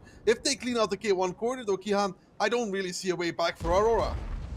Yeah, the K1 corner here is currently what's keeping Aurora in the game, but we can see not for much longer. Rerolls down to 400. There is a lot of shots whizzing past from everywhere, but Piotr with a pickup onto Timmy. Rerolls falling in turn as well, and once again, the number of guns for Invil is going to be superior here. The SRV, the only unspotted tank. Magnus now also falling. Invil starting to claw, to inch their way ahead back into this match. They're looking for the tiebreaker here. In the north, though, there is a singular super Kong by Invil that's battling out against 3 tanks by Aurora, but 2 quick kills on 260s in the blue team are going to be detrimental to their efforts of finishing this in regular time. Gets there with the good HE pickup onto Alex, and as the dust settles, it's once again on Prokhorovka gonna be Invil that are gonna be proving that when it's down to the wire, they are there. Good old 2 and 6 line push from Invil, but a good conversion onto the 3-4 line, where actually they got a nice number of tanks though from the side of Aurora grouped up. They were all trying to escape to that middle dip. Invil was like, that's perfect, thank you. Yeah, exactly. Invil they're once again just making it look absolutely easy. The simple 6-line plus 1 2-line push, transition into K1 with just about the right amount of tanks. Yes, Kubash there with the 907 looking a bit disjointed, but in the end it just means that Invil, they have one more tank to sponge, to soak up the damage. Now triple cap being employed just to finish this game off quickly. And this match here in the lower bracket final is going the full distance. It's gonna go all the way. We are headed to tiebreaker, and I believe it's gonna be Cliff of all maps. It is going to be Cliff of all maps. This is going to be an interesting one as well. And yeah, this was again a good push from Invil, and Profus and Kubas made it even closer. I think the SRV and K2 was always dead when he was spotted. I don't think Invil lets him live. Profus was making sure that he dies, but I think at that point he will die anyways. They could have, there's still a little bit of sync issues there. Like Kubas and Profus, they don't need to die, but they clean K1, and once K1 is dead, it's over. Also, they caught the EBR, which means Monster could just like woof fast into the 3-line, which is also an issue with not like stacking to 3-line a little bit, because the EBR can just go unspotted in the dip and drive at the STRV. And we can see, sure, the STRVs are top damage, but 2.8 on this is not enough for an STRV. You want to see those 5-6Ks. Exactly, Scatter there, just getting eliminated too early, and it felt like Aurora had just about the right idea to what Invil was going to do, but they just didn't have the appropriate amount of tanks in place. They had some tanks out of the fight on that 7 line very close towards the hill, and those long-range shots, like, yeah, you're able to contribute some amounts of damage, but you're never ever going to hit all of the shots. 1, and 2, as soon as the defending team has properly dumped into those ditches, then you're not even able to shoot them anymore. Then you're just out of the fight. Then you're just dead in the water, just not contributing HP, DPM, anything. And yeah, Invil understanding this permanently, just having every single team member in the fight, demonstrating that they are a team that anyone should be afraid of when it comes to it. And the people who are going to be afraid are probably going to be Aurora right now, because when you're going up 2-0 in a best of 5 and then suddenly you have to play a tiebreaker on Cliff of all maps against Invil of all teams, that is going to be one scary prospect. I have some good memories to Aurora on Cliff, though. I don't know why, I have some good memories to them. I mean, not as much in the previous match against W. One was really good, the other one was really bad, you know? But before that as well, I don't know, I don't think they're a bad Cliff team, but Invil on Cliff is always a bit scary. They're a team that can have the potential to come out with a great opening and you just like lost. Yeah, and I have to say, those lower bracket matches today, man. Like, Penguins against Invil, cracker. Invil against Aurora now, cracker. I can't wait to see what happens on Cliff. Kian's hungry again. Somebody get him some food. But yeah, obviously we're going to have to give a bit more time than usual to both of the teams. I am going to try and find out who's going to pick what. Just read the training chat, Kian. But it is, yeah, I'm doing that right now. It is Invil actually who gets to... Invil gets to pick? I mean, let me check on the cheat sheet, Kian. No. It is, I think Aurora had the fastest attack. Aurora had the fastest Morvanka attack, yeah. No, Yes, no, so- Invil had the fastest attack on Proco. No. Did they? No. No. Chat. Yeah. Sorry. It's 5 minutes. It was indeed Aurora's Aurora's yeah, more and attack. Aurora. Yeah, they are What would going you pick to on actually Cliff? pick attack. Makes sense. North side is a bit favored on Cliff, just because of the openings you can make that can immediately counter a defensive team. Like in general, I think a lot of people like playing North. You can go full middle, you can go full 1-2. There's a lot of things you can do. It has the side bias. I think most teams like playing from it more. Because from the def, if your split is not good, you are in a lot of trouble. And this in turn means that Aurora, despite losing 2 games in a row here, are not afraid to bring the fight to Invil. Like, yes, they just lost 2, but they're still saying, hey, if we need to bring aggression, we can. We're going to come into Cliff and we're going to make your life hell. Cliff, obviously, I don't think this match deserves any other tiebreaker than this map, because it's going to be like which team is going to be better on the splits and then on the reactions. It's going to be probably a pretty fast round with a heartbreak for one of them, but yeah, it is going to hopefully be a worthy conclusion to this lower bracket final here. That so far, I mean, it's been back and forth here. Aurora going up 2-0, Invil just equalizing the scoreline just like that with Prokhorovka. 2 very dominant rounds after, you know, looking kind of bad on Muravanka, honestly. But yeah, Prokhorovka, Morovanka, pretty slow maps if you think about it. If you're not Invil on defense, Cliff, completely different beast. And we've seen one very fast round so far by Invil, and that one was pretty decisive. Now though, Invil versus Aurora, winner of these two moves on to the finals where W has been eagerly waiting. Who probably thought that they were going to be facing Aurora, and when they're watching this, they're like, maybe not. Not yet. Indeed, Invil currently with the possibility for a full-on remontada, currently with the Reconquista of this match here. We are gonna start very, very shortly, and honestly, if I got to pick what I wanted to see by either team, by Invil, I would like to see 5 50Bs and just full on middle and bring it to the limit. Let's see though. Let's see. The lineups will tell us a lot. Like, I don't think we'll see too many 50Bs.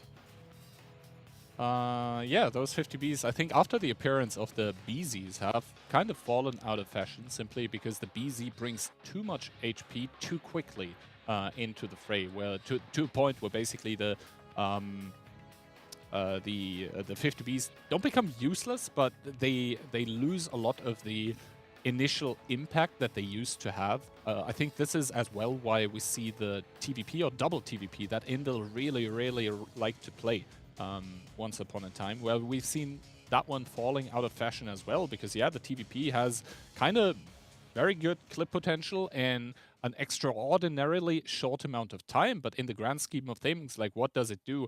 1280 damage in 4.5 seconds. Yeah, that's 1280 damage, and then you're out of the game. Anyway, though, Invil actually bringing that double TVP that I just talked about, triple 907, triple CS, 5 260s, and double BZ. Double BZ to round it up versus Aurora's double BZ as well, CS, 907, and 11 260 scan. Yeah, so Aurora skipping any attempt at subtlety here. It's just gonna be all out, in-your-face aggression by the team from Germany. Invil with a bit more, I would say, you know, a bit more versed tanks, a bit more, you know, subtlety to it. That being said, though, it's all going to be down towards the splits here. Aurora sending 5 or 6 tanks towards the upper side, sending everyone else towards the lower. T-Sec, meanwhile, though, for Invil, it's going to be the single tank on the 1-2 line, everyone else getting sent towards the middle. Now, the information gained by T-Sec is already very good. He does see all of those 260s, even putting a shot into Jakafar, who does drive through. T-Sec immediately readjusting, but we'll have to see how Kubash actually does. He does drive to try to drive on towards Aurora's side here. Gets completely blown up. Invil pushing up, pushing over. They realize that Aurora has tanks out of the fight in the donut. They try to capitalize, but so far they're not getting a lot out of it. Really boosting up, boosting over, trying to stay alive. Yeah, those double BZs they're boosting over, actually living for a long time, and now Aurora pushing back into these Invil tanks around the corner. Invil goes for the 3 push, but they're not making it work right now, and they even lost that first CS immediately for free. 4k HP lead here for the side of Aurora. Make that 6k actually, as Ricochet will fall to T-Sec, and now the mid fight stabilizing again. Aurora has a commanding position though. They do have that Never in a really annoying crossfire position, so Invil down on HP, but they have the positions actually to crossfire this middle. But can they make it work? Can they make it work is the question. Invil with a lot of crossfire positions, but I think the biggest problem is that they actually have tanks close that are prone to get overpushed. Piotr here down to 1300. Orzek is going to be probably the next target destroyer. They're peaking. Aurora's advantage in HP currently melting, but they're translating it into kills, and that is the important thing. 2k HP up currently for Aurora. They need to get more kills, but it's going to be T-Sec and Piotrix from the hill with that TVP doing beautiful works. The tanks for Invil from the donut, putting it shot after shot. Piotr with an ignite, the double to 60 for Aurora out of the game here currently. They have to get the pickup on Profuse. They have to get back into this game. Yeah, the issue there is that Aurora doesn't really have too many tanks left. Never now in a little bit of a trouble himself. Old King's falling though, but they still have a full HP 907 behind the corner, who's now getting clipped. Rerolls pushed down by Piotrix. Timmy finds Never though, who on that corner of 1-2 line made a bit of a misplay, but here comes back the TVP of Monster to find one more kill. And we talked about it. Aurora, they did have that HP lead, but the positions from Invil, they had 1-2, they had the hill, they had the middle, they had the ramp, they had really everything going for them. And now Aurora have nothing left. They are surrounded. They are surrounded, and what Invil has is much more crucial. They have double TVP remaining, and while I did kind of do the tank dirty in the hype-up for this match, while I did say that it does have clip potential, but it's not really a lot anymore, it is kind of huge at the moment. At this point in time, both of those TVPs still healthy, 1100, 1200 HP apiece. They can go in, they can almost solo any single tank here, and Monster, he does know this. The long flank starting to come in by the team from Poland here. Rerolls does get spotted by the 260, but I think this timing might actually come back to hurt Aurora a lot here. If there is a single shot of damage coming out by Panzfury onto Rerolls, that would be huge. Here, Rerolls now starting to readjust onto towards the TVP, starting to drive in, realize the 260 is coming from behind. Shots coming out, only one out of the two by a Monster currently starting to come in. Rerolls readjusting here, doesn't get the pickup onto Panzfury. Rerolls doing a very, very good job here in his 1v2, getting Monster out. Panzfury also down towards a one-shot, but I think Aurora, they've run out of steam, they've run out of gas, they've got nothing left in the tank, only 3 tanks remaining. Only 3 tanks remaining and tournament elimination awaiting. Aurora Invil, they're down and out for a second, but they pulled the crossfire, and then Aurora tried to push through the middle.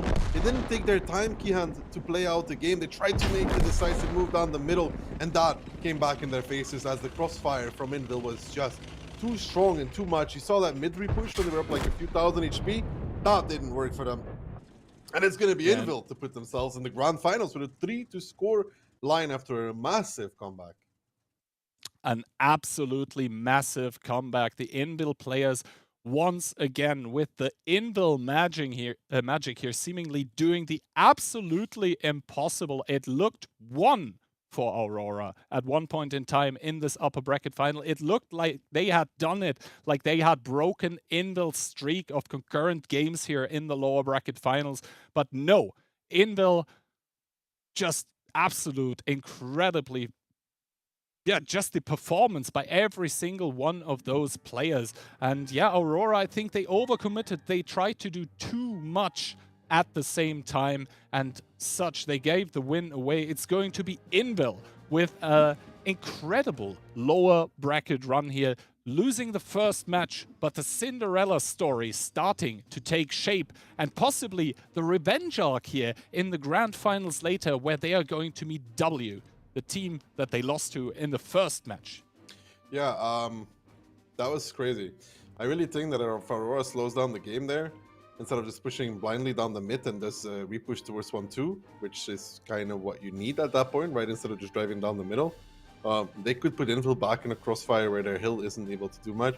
But now when they drove down the mid, they just all died for it. I think they needed to slow down the game there for a second and make the right decision, which I think they missed. Which was not the repush down the mid, but the repush to 1-2. Again, to take it back when T-Sec pushed from behind, right? They lost 1-2 there again, and I think they needed to keep control over it. They were up so far. If they don't lose 1-2 control, they don't lose the game. And they could still have repushed it.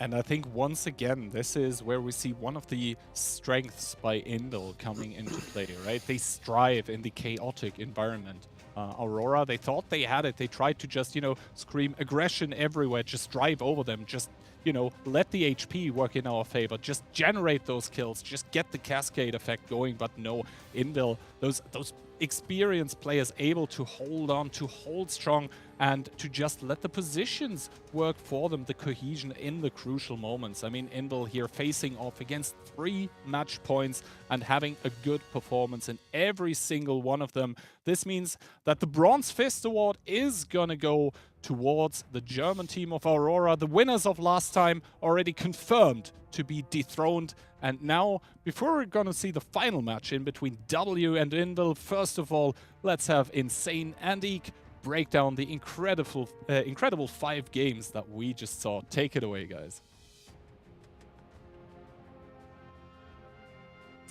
Thank you very much, Keyhand, for that. I heard some excitement and some old school Daki casting going on there.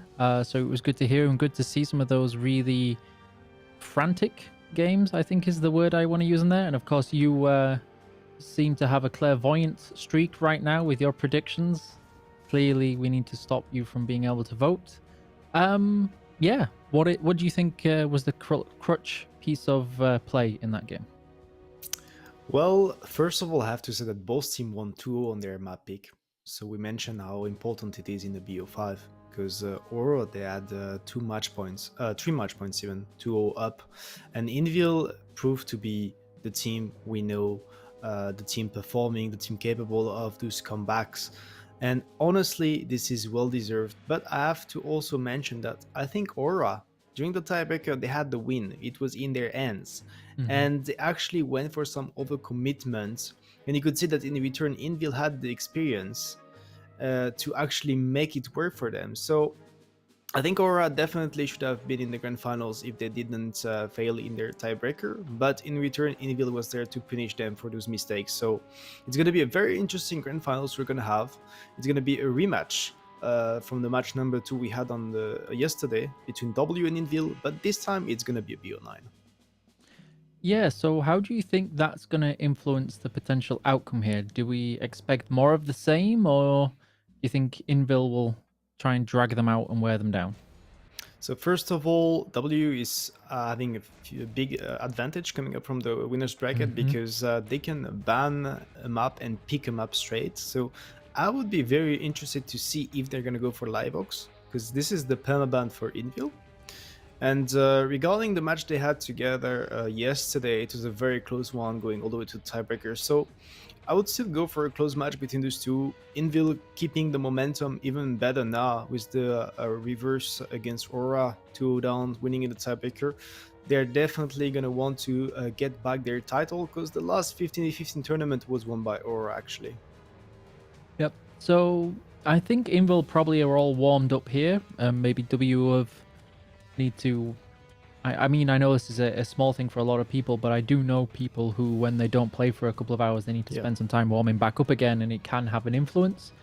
Do you think Invil are the type of players who like to just keep on going until it's over, or maybe they need a bit of a break? No, I think that they can make it work with their playstyle, their aggressive playstyle. They can definitely play many games, many matches in a row like this. I don't think it's necessarily going to be a big advantage for the team of W. The only real advantage they have is that they could take their time to watch carefully all of their games, all of their tactics played. Because from the side of Invil, they're probably going to recycle. They're probably going to play again what they already did in the past in those matches. They had to bring all they had in the losers bracket because it was do or die against those teams, Penguins, Aura already. So now in the grand finals, we can expect Invil to bring something similar on the same maps, and I'm certain W prepared for it. Yep. I'm expecting W to pull out a clutch victory here. We do have the replays for you to give us your awesome analysis in the next couple of minutes. So starting here, what do you think was the critical piece here? Was it all tactical again? So first of all, Aura did a good job picking Murovanka because Invil was just going for a full gamble push. You could see this is 15 tanks over the left side, 14 if you take in consideration 279 in the middle, and Aura was pretty well set for it. You have to admit, like all of those tanks over the K line getting damage done, and some very fast and good reactions from the tanks over the forest. Taki also mentioned that it was some very brave spotting from the side of Alexandros and EasyBR, getting the straight info on the east. So Aura, they had the complete control the entire time on this attack, and Invil, they went for a gamble, but they had pretty much of a counterplay against. I was a little bit worried that if Invil managed to keep on going and finish that south a couple of tanks a little bit quicker, they might have been able to pull back. But I think once Aurora had enough time to get on the high ground, it was, you know, as the Star Wars goes, once you've got it, it's game over. Yeah, I mean, they got all the positions they could have want. Whenever they get the control over the full line and they can even pressure the enemy base, it's pretty much GG. And next up, we had Invil on the attack, Aura on the defense, and I have to say that even though they were very spread, they managed to trade very well for that early push of Invil. That push in the 1-2-3 lines being like a very standard one, but the way Invil did it, they did bleed a lot, and those Aura tanks, this KPZ, pretty much a tank replacing the Chieftain, was a great gun doing a good amount of damage. So this is where we saw maybe Aura getting a little bit frustrated, possibly. Because I saw some questionable misses, and do you think that might influence them a little bit mentally as they get more and more frustrated?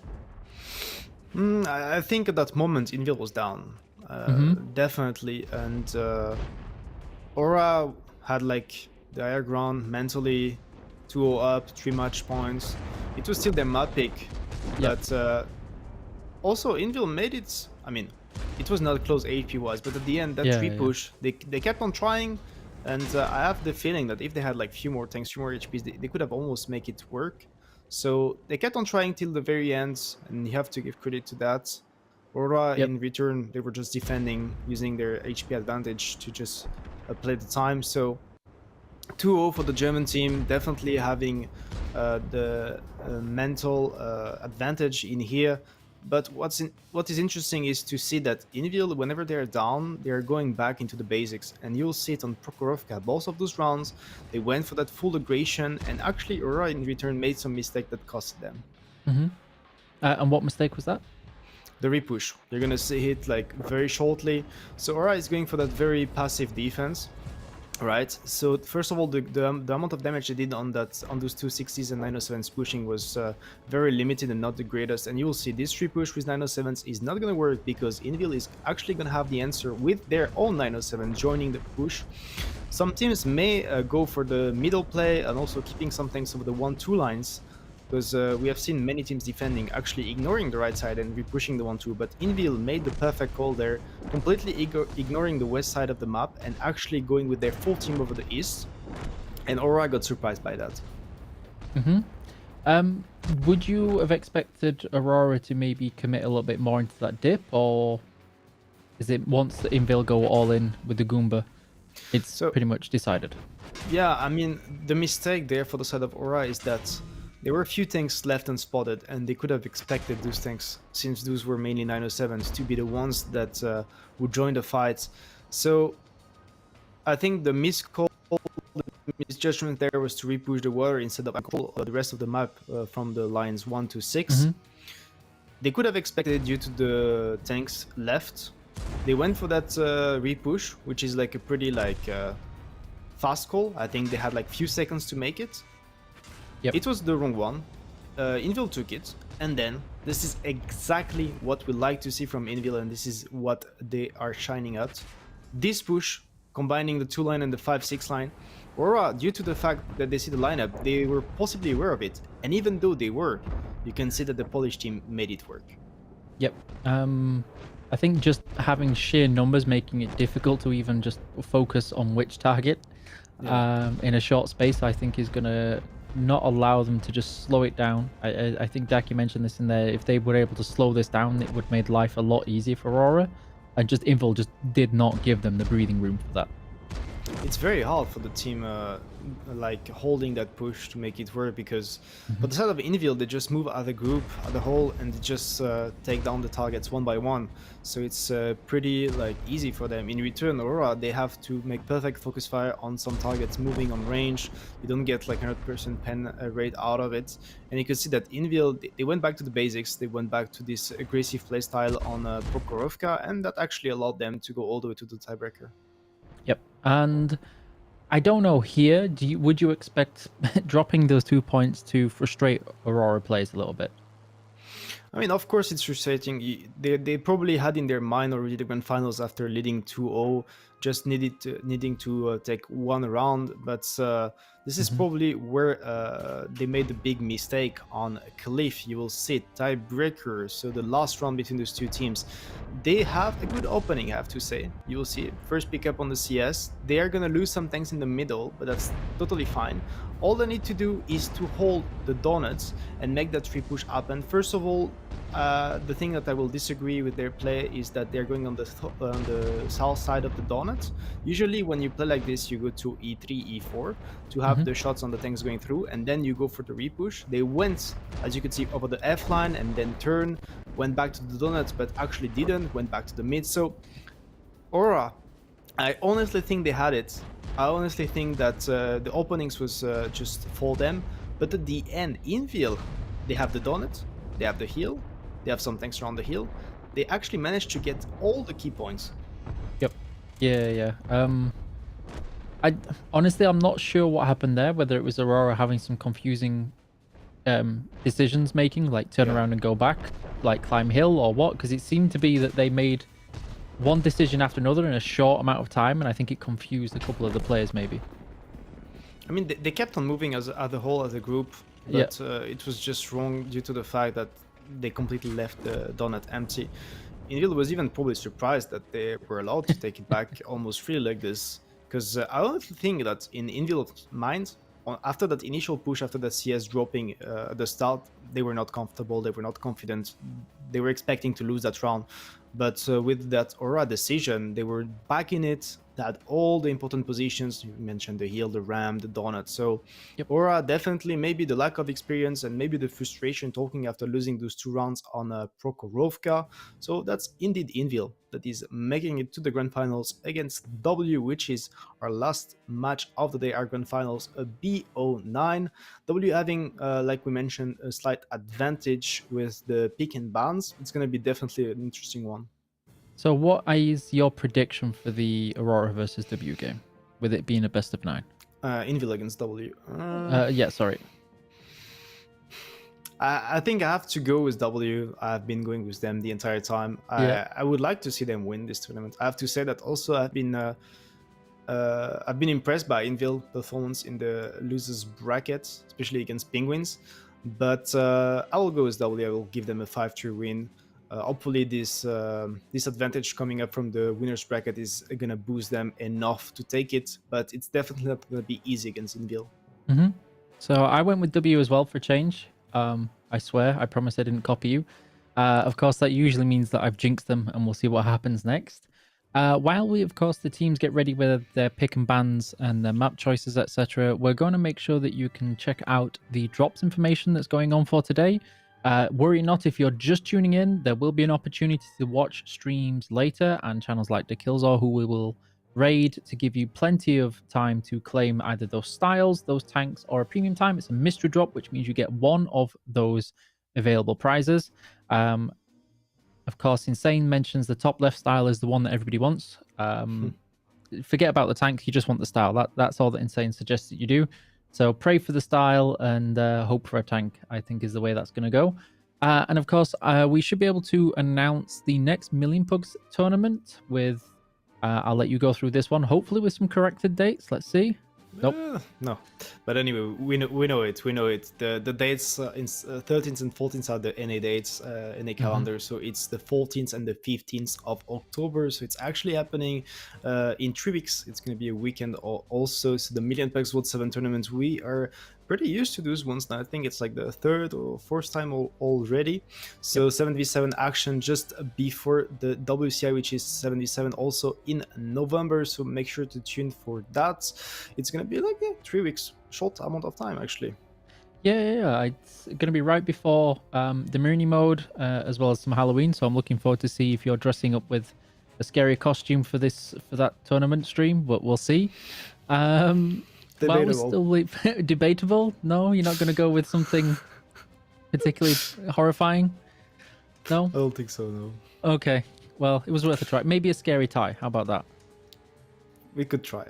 A skeleton tie. Okay. We'll see what we can do. So Million Pugs, of course, sponsoring our 7v7 tournaments, and we want to use the October tournament as a qualifier for a show match during December, where we will pick the best teams from different regions. Right now, the qualifying teams will be from EU, NA, and China, with APAC currently not able to take part. But we will see how that pans out. We're still finalizing those details, but it should be an invitational show match, which will be fun. I hope. It was very successful last year, so we want to try and host it again and use some information with Million Pugs, but we'll see how all of that goes. That's just to give you some idea of how important the October one will be. Keyhand is very upset right now because I'm leaking the details, and that's the joys of being the boss, is that you get to leak and they don't. So he's going a little bit mental, and Daki's very upset in the channel right now, wanting all of the secrets. But those are the plans that we have right now. And we're just waiting for the casters to get ready, the pick and bans to get ready. Yep. So we've got Keyhand ready, and okay. Yep. What do you expect for the last couple of moments? Oh no, they're ready now. But come on, insane. What do you expect from here? All aggression, some cautiousness? Well, I think W is gonna keep playing their game. They definitely studied what Invil did, and I will say the same as I said about Penguins. I want to see W take the initiative and not let Invil be the ones leading all those games. That's the way to beat them. We have seen a few teams do it in the past. That's definitely something they can manage, and that's what I'm hoping to see, because my vote is 5-3 for them. Cool. Well, we'll pass you to Daki and Kihan, who are hopefully going to give you their predictions. And let's see if they're ready to shout, cast, and rap through these next couple of battles.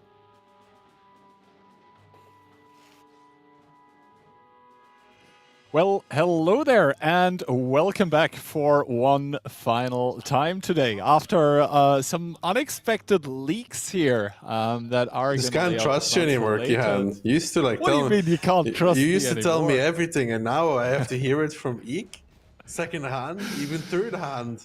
Yeah. So, surprise to no one, we actually do have plans for tournaments later on this year, up until and leading up to the end of the year period. But yeah, that all being said and done, obviously there is an elephant in the room that we need to address, and that elephant takes the form of the grand final of the September 2023 Clan Showdown. It's going to be Invil who are making a Cinderella story happen right now through the lower bracket against the international team under the lead of the Polish Diamond, Frugo. We'll see if he'll be a polished diamond after this grand final. W coming in with 10% community prediction. Yeah, that's maybe a bit unfair to W. They did make it through the upper bracket into this match, but they beat Invil last time in a really close match, Key. Indeed, W has been able to best Invil before, as they did yesterday in their upper bracket first game for each of them respectively. And Invil since then has been making their gruesome, their bloody, and their ruthless journey through the upper bracket, through the lower bracket, eliminating 3 teams in a row, not showing any kind of mercy here. Even, you know, with the full-on remontada that we just saw against the team of Aurora. And now W, once again, with the task here to defeat Invil. Also, I think a player that we do have to mention, Dutch Bard. He's probably going to rename to Clutch Bard after being able to 1v8 one of the rounds against Aurora earlier. And yeah, to be honest, I can't wait. I think pick and bans are still being finalized, sort of. We are currently finalizing the asset. Never mind, I'm being told they are ready. So let's, I guess, straight hop into those pick and bans to tell us which are going to be the maps that we're going to be spectating. W, obviously, since they did not have the, or they had the opportunity, but since they did not drop a match here throughout the whole tournament, they do get the first pick and the first ban as a remedy sort of for moving through the upper bracket. And interestingly enough, for the first time during the playoffs, we are going to see Invil's permaban. We are gonna see Live Oaks, then Prokhorovka banned, and then I guess I'll leave the next maps to you. Let's have to see though. Himmels, Moro, bans, then Fisherman's Bay, Sand River, Cliff as a potential tiebreaker. If you're wondering why W gets the first pick and ban, it's, well, you know, they came from the upper bracket. They need to have some sort of an advantage since they didn't get a second chance. And they picked Invil's perma ban. Now that is going to be an interesting one. Yeah, obviously Invil perma banning this, meaning that, yeah, essentially they are not really training that map. They probably don't really know it well. They probably don't like playing it. Live Oak's one of those maps where, you know, it's not necessarily bad for Invil, because Invil is known to have some very competent EBR players, but they are not necessarily the most versed with the positions there. It's going to be kind of uncomfortable for them to play. Maybe, then again, it could be the biggest bait of all time, where Invil is like, haha, we are perma-banning it, but, you know, then some team ends up picking it, and, you know, Invil comes out swinging. I think that would be, you know, overthinking it a bit too far, but other than that, Himmelsdorf, I think to no one's surprise, Himmelsdorf gets picked by Invil. Morovanka ban, I mean, yeah, they didn't look too good against Aurora. They probably don't want to play that one again. Fisherman's Bay being the third map, of which we're at least going to see one round here. Sand River, a possible map for And tiebreaker, once again, like we just saw, Cliff. If it comes to a tiebreaker, I am probably going to give it to Inbil, but not even sure we're going to get there because Inbil the last 3 rounds has impressed me personally so much that I went with a 5-2 scoreline in my prediction. Yeah, I also have 5-2 for Invil, actually. So, and the 2 rounds are just going to lose on Live Oaks, yeah? They will have so the something quick 2-0 ready, for though. W and then complete clean sweep 5-0. Yeah, I mean, but they will have something ready for Live Oaks. It's not like they're the kind of team that is like absolutely unable to play the map. They just don't like it. Does that mean that they have nothing for it? No, it doesn't mean that at all. I mean, yeah, I am being informed that we are in just round about 2 minutes gonna, you know, start playing this one. That being said, though, I have to say already that, you know, this tournament, especially this day 2 here, has been an absolute blast to cast with you. I think we've seen, especially in the lower bracket, a few bangers of matches. I think the lower bracket final that we just saw being an example, but also the match in between Invil and Penguins, man. That one, those repushes, especially like the Sand River rounds in between both of those teams, those were just, you know, a joy to watch. Yeah, true. I still can't get over the fact that you didn't even leak it to Mickey, and I had to hear it from Eek, bro. Didn't I leak it with you? I think I leaked some stuff with you. You know, obviously under the glorious CC NDA, I'm pretty sure I did. So, you know, you're not going to get those accusations off without me saying You know that what? I think I did. I have like this yeah. very distant memory. I have this very I just don't yeah, dude, you tell me so many things, but it's hard to keep track of everything. I know exactly what you mean. You know, once Actually, you get older, the memory starts failing you. I'm pretty sure now I have some recollections to a certain conversation. Never mind, we're good, dude. Don't worry about it. All right. That being said, though, less than 2 minutes until this match is going to kick off. It is going to be the grand final in between Invil, who probably a lot of people had on their notes for, you know, making it here, although not in the fashion and the way that they did, and the new team, W, under their leader Frugo. Then a lot of very well-known names that used to play on other teams. I mean, for example, Ali comes to mind, Hannes comes to mind, that used to be on Raid, so basically one of those German teams out of which a lot of players now transitioned over into Aurora, but instead it's going to be a wide variety. It's going to be a wild mix of players which have good individual skill, but once again, they are having to prove themselves against one of the best teams of all time in 15v15. They are going to have to prove themselves against Invil. It's going to be on Live Oaks, which is Invil's permaban, but maybe the Polish team has something prepared for us. Well, Invil coming in here on a map that they permaban time and time again, but that could also be a bait, Kihan, waiting for the moment where somebody picks it against them to then come out swinging. And let's be real, it's a brave choice still from the side of W to pick this, because imagine you pick the permaban of your opponent, you get 2-0'd. That would indeed be, you know, a horrible experience. It should also be mentioned that together with Sand River, I believe Live Oaks is the only other map in the pool of 7 maps that we have where the sides get flipped, basically compared to how it normally would be, for example, in Clan Wars, to make it more entertaining, because otherwise the defender would have too much of an advantage without the fog of war here that you would have, for example, in Clan Wars. Now, Invil coming into the Clan Showdown September Grand Finals, and they are doing so with double EBR, 1 E3, 1 STRV, double 907. They have 4 E5s, double SCONK, double 279, and a 60 TP. W, on the other hand, though, 0 EBRs, 1 CS, 1 STRV, 1 to 60, 4 KPZs, and what seems to be 8 279. So no STRVs for W on that defensive side, and it does look like they're going pretty heavily towards the city. Yeah, exactly. W sending a few tanks towards the city, sending some tanks towards the zero line as well. This looks like some, you know, split hold that they're going to try to employ, but obviously Invil immediately with the information advantage. Those 2 very, very quick EBRs. Mentos there sliding over the hill, flying through the sky here, able to get some initial spots out. And since the change of the map, you actually have some holddowns here on that A line through which you can, as the attacking team, easily drive through here and easily get your tanks, maybe even unspotted, but certainly without taking damage towards the city. This makes it a bit harder for W right now to confidently move there. But as we can see on the minimap, they're not really trying to move into the city too much. They're more, you know, trying to establish southeast, establish some sort of hold in the mid-north, and that's going to be it. Piotr in the backlines there, going to be taking one shot of damage, and just now taking a big hit here, actually, probably by the E3, taking another one by the SGRV here, just down to 1100, but he's going to provide a lot of spots.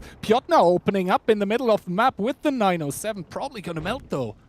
No, there's not really. He's behind a building there. There's not really anybody that can shoot him. He's not even going to go D-spotted. There's a little building in the middle of the map where you can shoot under from and even spot it, and that's just -1 to 60 for free for W. An under move with one tank is not advised, especially when the enemy team has 2 EBRs and they're utilizing them in a good way where, you know, Monster just spotting the HJ line, Mentos is spotting the north, and that's just -1 for free, bro. Just -1 here for free, and initially I called the 700 some. Ooh, Mentos, they're getting spotted in the city. Hold that thought though, down to 884. Probably gonna try to stay safe here. We'll have to see what the EBR by Indel is doing here. But yeah, I initially called the 700 something into the 260 being by the E3, but the E3 is actually just now, I saw it on K4, so probably was a quick 1-2 tap combination by some of the inbuilt tanks here. And yeah, W, I mean, they are defending, they're still up in HP, but they suicided 1-260 for free. They seem kind of, you know, a bit unnerved, I guess, is the best way to describe it right now. They seem to be a bit unsure what to do on their own defense. They're just going to hold it out now, and Invil has done a good job of just, you know, picking off just for free. But I think the bigger issue here comes from if at some point the city gets pressured, like sure, these 279s are angled up on the A line on those buildings. You can still create crossfire on them though. We talked about it before. When that hull starts to be in crossfire, it's not all that good. What I would love to see from W right now, Kihan, is a really, really big rotation. Oh, Monster spotted in the middle of the map. Monster is actually spotted in that EBR. Takes 1, takes 2, takes 3, down to 69 at Frugo, the team captain, to pick it up. That's minus an EBR for Indel. That is indeed minus an EBR, but I would still like to see a very large rotation from W though. And that rotation, Kihan, which one do you think it is? Honestly, right now, all across the I think if they take some take some of the KPZs and you know, overrun K line, it could be kind of good for them. No, they're defending, bro. If they all run 290 line right now, they wasted 4 minutes of Invil's time. It would be really hard. But I think the EBR would spot a lot of them on the way out. I'm not sure if the bleed would be worth it. They wouldn't have been in position to punish it. Now they would be in position to punish it for sure. Yep. And this is actually going to reveal quite a lot towards the team of W. Kubosh taking this deep with a 279 and even continuing while spotted. This is going to spell towards W that the final aggression, because we've almost reached that point in time, a bit less than 6 minutes left to play here in this game. Liveoaks being the big map that it is, you need to make the final moves at like the 5-minute mark, maybe 4.5-minute marks, but Invil being the team that they are, they obviously want to take more time. They want to be able to just continue here and have the time necessary at the end if it comes to a clutch. That being said, Never now in the E3 going to possibly readjust. He has a Super Conk in front of him to spot, but where the game is going to be decided is actually this city here. We can see Marcel there taking one by Czech and Kubosh taking one by, I believe, Magic Duck. So W doing a good job here currently of making Invil bleed for trying to take more positions in that city, trying to advance onto the defenders. They're sending more tanks under again. This time it's a KPZ actually making its way, and Mentos hasn't actually spotted that. He's gonna spot it with his face because he's next to that building. He'll actually get proxy spotted. Mentos and the KPZ now proxy spotting each other. Mentos takes 1, Mentos takes 2. Mentos is down to 21 HP. That might be that second EBR just down and out. Hayes is gonna relocate. Does he get the pick up on the EBR? No, he just narrowly actually misses the shot.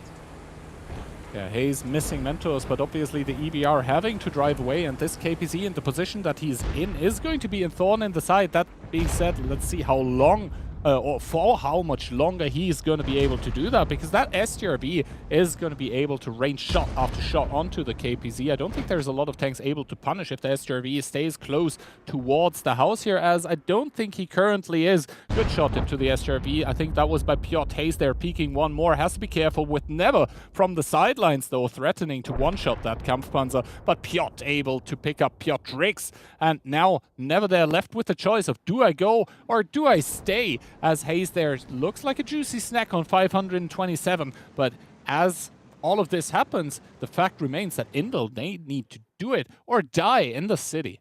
This new position at A7 is actually kind of good against an A-line pressure key.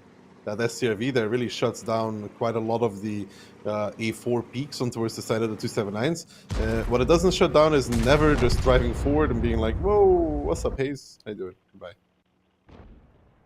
Yeah, that E3 was 10 out of 10 times going to shut down that KPZ there. That was pushed up after the 260 had died there already. But, you know, while all of this has been going on, the trades in the city seem to have been favoring W. There still is 5k HP difference in favor of the defenders, in favor of the blue team of W. And yes, Invil, they still have an EBR, but that one's alive by the slither of 21 HP. Mentos needing to be so careful. He cannot afford any kind of slip up anymore. And with 2 minutes and 47 seconds here on the clock, we'll have to see if Invil somehow finds the way to break this defense by W. Yes, they have been sending Just to the grave. Yes, Hayes has followed him in basically the same fashion, but no. This rotation is really good from Invil, but it. it's so slow. Like, it's so late. There's 2 minutes and 30 seconds left. If they did this a lot earlier, it would be so awesome, because they would cut under, they would crossfire the 279s at C5, C6, and they would be very, very chilling. But now, with the amount of time left, they will not give those 907s time to really work. Yeah, I mean, 4k HP difference here, and now we see that Invil, they actually need to make a move. A bit more than 2 minutes left. And those E5s, yes, they have good DPM, yes, they have good gun handling, but no, they don't really take shots well, especially into the sides of their tanks. And we can see that position that you mentioned in A7, there's a Kampfpanzer, there's even an STRV there. It's going to completely shut everything down. Panuka, though, caught in between a rock and a hard place here, and is going to die for almost free. Good stuff here by Monster to spot out the enemy CS, and very, very mature gameplay by Mentos to not take the shot, to not get spotted, to not reveal his position, to not possibly die. And now comes the first push by Invil in this game here on their Live Oaks attack, on their permaban. Currently still down 3,000 HP. Yeah, but it's 1 minute and 20 seconds though. They are starting to even out this HP disadvantage that they have. Kubac in the city is going to get rolled over though by the boys from this team of W, and that HP is now even. Now Piotr is going to fall in such a quick fashion. It's not even worth talking about him anymore. He's already dead. T-Sec is already going to continue. Ketsai will finish him off, and now it's Hannes on the 0 line. Ali spotted out as well. 50 seconds, and Invil has this game. But the time, Kihan, yet again, W might steal a victory just by staying alive. Exactly here, Dutch Bard and Danidan fighting it off against Kubash, who is down towards a one-shot Never with the next kill of the game. Check actually getting picked up by Olzek, but W able to respond here in kind. Kubash falling in turn. Mentos now with the one-shot EBR starting to drive in, does not connect onto Hannes here. 30 seconds remaining, 7k HP left on the W team, and not that many guns anymore, if we're being honest. Ali, the tank with the most healthy tank here on the W lineup currently, but Ali has the problem that he is an STRV. As soon as they get to his sides, he basically doesn't have any armor to speak of anymore. Dutchbot once again going for the clutch. 10 seconds, 1500 HP on Clutchbot. Once again, the 279, the hero to do it all. He's driving behind the house, and together with 3 other members of his team, he is gonna survive, and W are going to win the first round of Live Oaks. That move from Invil was great. Under, but so late. Give it 30 more seconds and W loses this, man. That's the second time they win on time, where, yeah, like their city hold was really good. But once you lose 9-0 line, you could see what issues come from that. 907s go under, Mentos under as well. Arguably, if Monster's alive in this game, it could be a different story as well. But yeah, they would have lost that, man. They would have lost that. So yeah, the city hold really strong because of that A7 position, right? But if you can't hold 8-0, it doesn't matter. And I think that's W over-rotating. Over-rotating to the city. Yeah, and honestly, I am, even though basically W just won the round here, I'm a bit concerned because, well, I mean, yeah, this is Invil's permaban and everything, but they didn't seem like 100% in control of the match either. Whenever, as defender, you have to win by time, this signals that, you know, you would have either drawn or lost the game otherwise.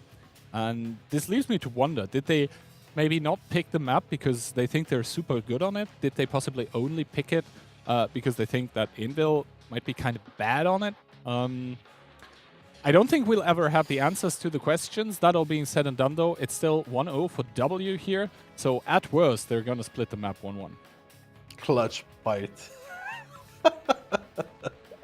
Clutch bite, by the way. What a name, bro. What a name. Clutch bite. I mean, 5 more seconds, he would have been alone in the attack standing again. So, yeah. Yep. No, but like that move, I think that move from Invil comes forward because W rotated too much to the city, so they can't hold 9-0 line. 3 times from Invil, like double 907 and an Eskung, ruined the whole strategy that they were applying there. Like 30 more seconds and the game is over. So the other move was really good from Invil, just late. Yeah, also I am left to wonder, basically, if the 260 and the KPZ suicide were worth it. I mean, the KPZ suicide it gave them an STRV. Because it gets the STRV. But the 260? No, I don't think that was bad. I think that was really bad. Especially alone. Either you commit there with like 2 or even 3, or you don't. And basically they committed with 1, so essentially they didn't. Okay, round number 2. W here with the first victory. Narrowly snatching the win from the jaws of defeat here. And Indel going to be a bit unhappy with themselves because realistically, and they know this as well, they should have won this round. They just needed to be this half a minute quicker. They weren't. So W here with the defensive victory. Sides are going to be switched now. It's going to be Indel defending, so the side is going to be in, the time is going to be in their favor. But we all know that the bottom left on Live Oaks can be kind of very good. Let's see how W approaches their attack, though. Their defense seemed to be well planned out outside of a few mistakes. But, you know, they picked Live Oaks. 1-1 is not really enough for me. They need a 2-0, and they're going to try to tease 2-0 with 6 60 TPs, double KPZ, triple 279, and Eskunk CS, a 268, and an EVI. Yeah, Invil on the other hand, bringing triple S-Conk, 1 CS, 1 STRB, double EBR, double 279, 1 mouse, and 5 260s to round it off. Now, 268, we saw double 268 yesterday actually in the NA part of the tournament. I don't think we've seen any 268s yet for EU, at least in the playoffs. Obviously, the 268 does have kind of a pretty good gun. It got buffed fairly recently. Still those 395 pen on the heat rounds that are going to melt through anything. Also the AP shell velocity got buffed, so it's not as horrible. You don't feel like you have a parachute at the back of your shell holding it back any longer. But now Monster seeing a lot, actually only a few of the enemy tanks. Invil with a big split though. Passive hold north, sent the 260s south. Yeah, but I believe that they can make this work if they cross wide now. They know where Hannes is, by the way. I mean, Monster sees that 3 fall, and he doesn't think that the threes are just talking and just randomly falling over. Mentos here in the south takes a lot of room as well, which will probably spark an Invil push across the JK line. And a JK line push is very potent, actually, Kihan. And Mentos is so aggressive, and I'd love to see it. He could even take all the way 3 line if he wanted to. Yes, indeed.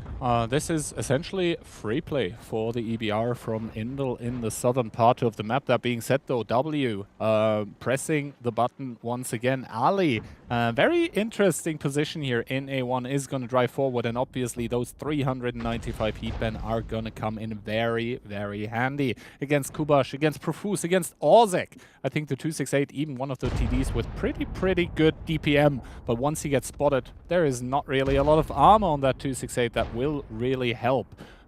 He does seem to have No, he doesn't have a shot here. He's, I think, waiting for the other tanks on his team to clear the shot for He him. shot So he can Katsai. stop melting through it. He shot Katsai. But yeah, now we see the W tanks converging onto that hold that Invil is trying to pull off here in the city. But the 260 push that was going on in through the southeast of the map actually now coming to hurt them, because Ozek just melting like ice in the sunshine. The first pickup onto the mouse. And yes, you want the mouse to get collapsed upon, but not like this. Not without anything as backup. Not without anything as backup, but there's so many snipers here though for Invil. Never and the STRV trying to do what they can, but W with that tank, with that alpha advantage, are just trying to do what they can. Mentos getting absolutely outplayed as well, because his 260s are shooting under instead of helping him, so he realizes he can't sit there, and it's 5,000 lead. Make it 5,000, make it 6,000 lead almost for the side of W, who have cleaned up these 4 tanks relatively easily. Indeed, 4 kills in quick succession for the team in the navy blue, and now just here with the flank. Hannes even coming in with the EBR, putting one into Minairos, who falls in turn towards Itox. Pansfury, the next one to die. Double kill coming out from Invil, though 3k only now separating these two teams. But I think there is a lot of positions that Invil have currently that will have crossfire onto these crazy amount of spotted tanks that W currently has. They need to solidify. They need to somewhere break out of this contain. The issue is that there's double 260 on the 3-4 lane, Piotr and Konrad. Piotr is going to die, and Konrad's going to take a lot of damage running away, because they lost the spot now on the guys from W. And W looks to pick up this map 2-0 with the current way that this is going. Yeah, Piotr now in the 260, the next one to fall to the grave. And I think W, they realize that they just need to keep pressing on Itox, pushing through that A-line. The A7 position, a non-factor in this round here of Live Oaks. W, they will be able Piotr to send tanks suiciding. unspotted. Ooh, Piotr 40k suiciding, yeah, with the 279. This is not the best kind of thing that could ever happen for W, but they still have the HP advantage. Piotr, there's so many Piotrs in this game. It's crazy to see it, but yeah, Itox is gonna have to cross up here. Takes a shot by Piotrix in the STRV, is gonna drop down towards a one-shot, and we can see Piotrix just lingering, waiting, wishing an HE shell connecting onto Itox, and that STRV DPM once again, it's starting to show its effect. Invil here, they are still defending, they are still the ones who can hold passively. And Piotr's trying to do what he can, just goes under though in that KPZ. Can he find Itox for this? No, narrow miss there. Marcel now pushing back across to Miku. That's not really the greatest play from that 260. He's going to take a lot of damage. He's even going to get crossfired for this and just die. Not too aware of the angles, I think, is Marcel right now. That's just that tank for free. Yeah, and meanwhile, Frugo also with a good kill shot into the other 260 that was there. And now Piotrix, basically the only bulwark separating Invil from immediate defeat. Mentos trying to do a sneaky play here in the southwestern part of the map. Also getting found, getting spotted out, taking a shot down towards 102. And Ali with the 268. Big swings towards the 260, but currently none of them connecting. The 268 actually surprisingly accurate as well. And now Monster there with that EBR driving in circles, but we can see the cap has been started, and there is a lot of tanks that are trying to hide. The tanks in behind, 10 seconds remaining, and yes, some HE resets possibly gonna come in, but we can see that the tanks, they aren't even spotted. 5 seconds, 4, make that 3. W looking to put that second point on the board, and I think they're gonna get it. Cap does complete. W2, Invil 0. Yeah, 2-0 for W, but a healthy doses of luck in the first game. Not such a thing needed in the second game, though. I think the biggest issue for Invil there is they should have just kept driving south. If they run over the 279, immediately they can put the WBR on the cap and force W to come back and basically drive into their guns. Like, I understand why they went back zero line, to shoot the tanks over pushing, but usually how this defense works, and I think Insane will talk about that more later, is that you continue pushing over JK line, you run over the 279, you put the WBR on the cap, and then you force the guns from W to basically start driving back, start driving under, to which you can just shoot for free. And at that point, it's probably a lot closer of a game than this. Honestly, I think what this game mostly boils down to is that, Invil started off with a split, then W sort of, countered with the aggression through the city, where they got not even a couple, but like actually like 4, 5, 6, 7 pickups for, well, not free, but pretty cheap if you think about it. And then Invil, the reaction was not the one that you talked about. They didn't keep pressing their advantage in the south and possibly putting double EBR on the cap, maybe in 260 to shield. And then, you know, W has to come back and suddenly we're talking a completely different ball game. No, it was Invil trying to remedy the situation in the northeastern part of the map. But at that point, it was just so far gone that they couldn't bring it back anymore. And I think the question whether Invil was trying to outmind us all along with the 350 IQ onto Live Oaks with the ban has been answered. Well, turns out they don't like the map because they're not good at it. I mean, it should have been 1-1 though. It should have, but it's not. It should have been. Maybe they will be able to have a better showing on their own map pick though now. We have seen Invil before on it against Penguins, and they did have, yeah, pretty solid shows there. Himmelsdorf, the home turf for Invil.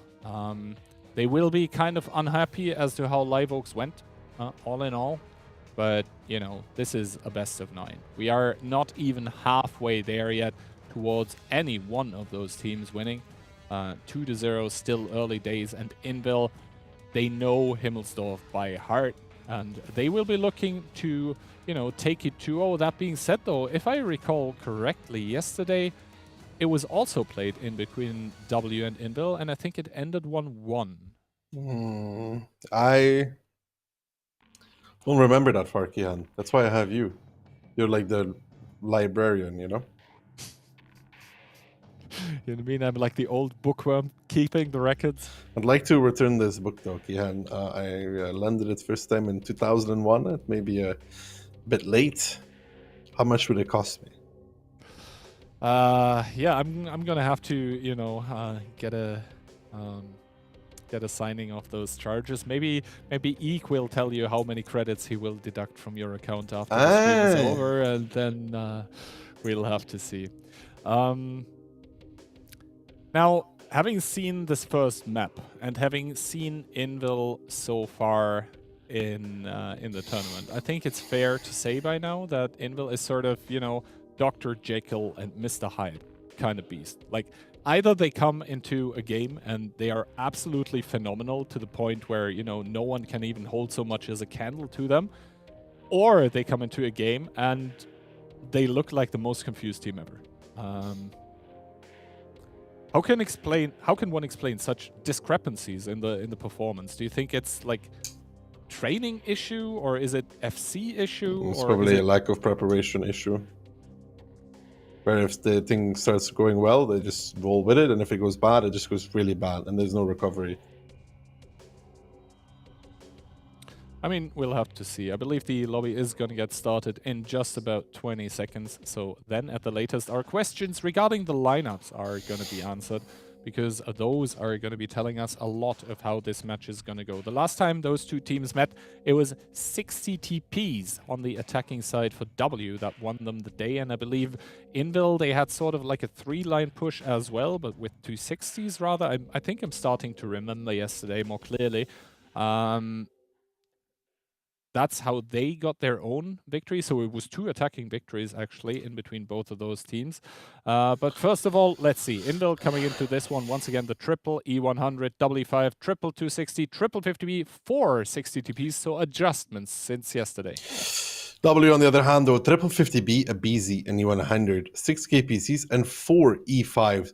So I would say that the alpha advantage here, Invil, is favored with the triple E100, 4 60Ps.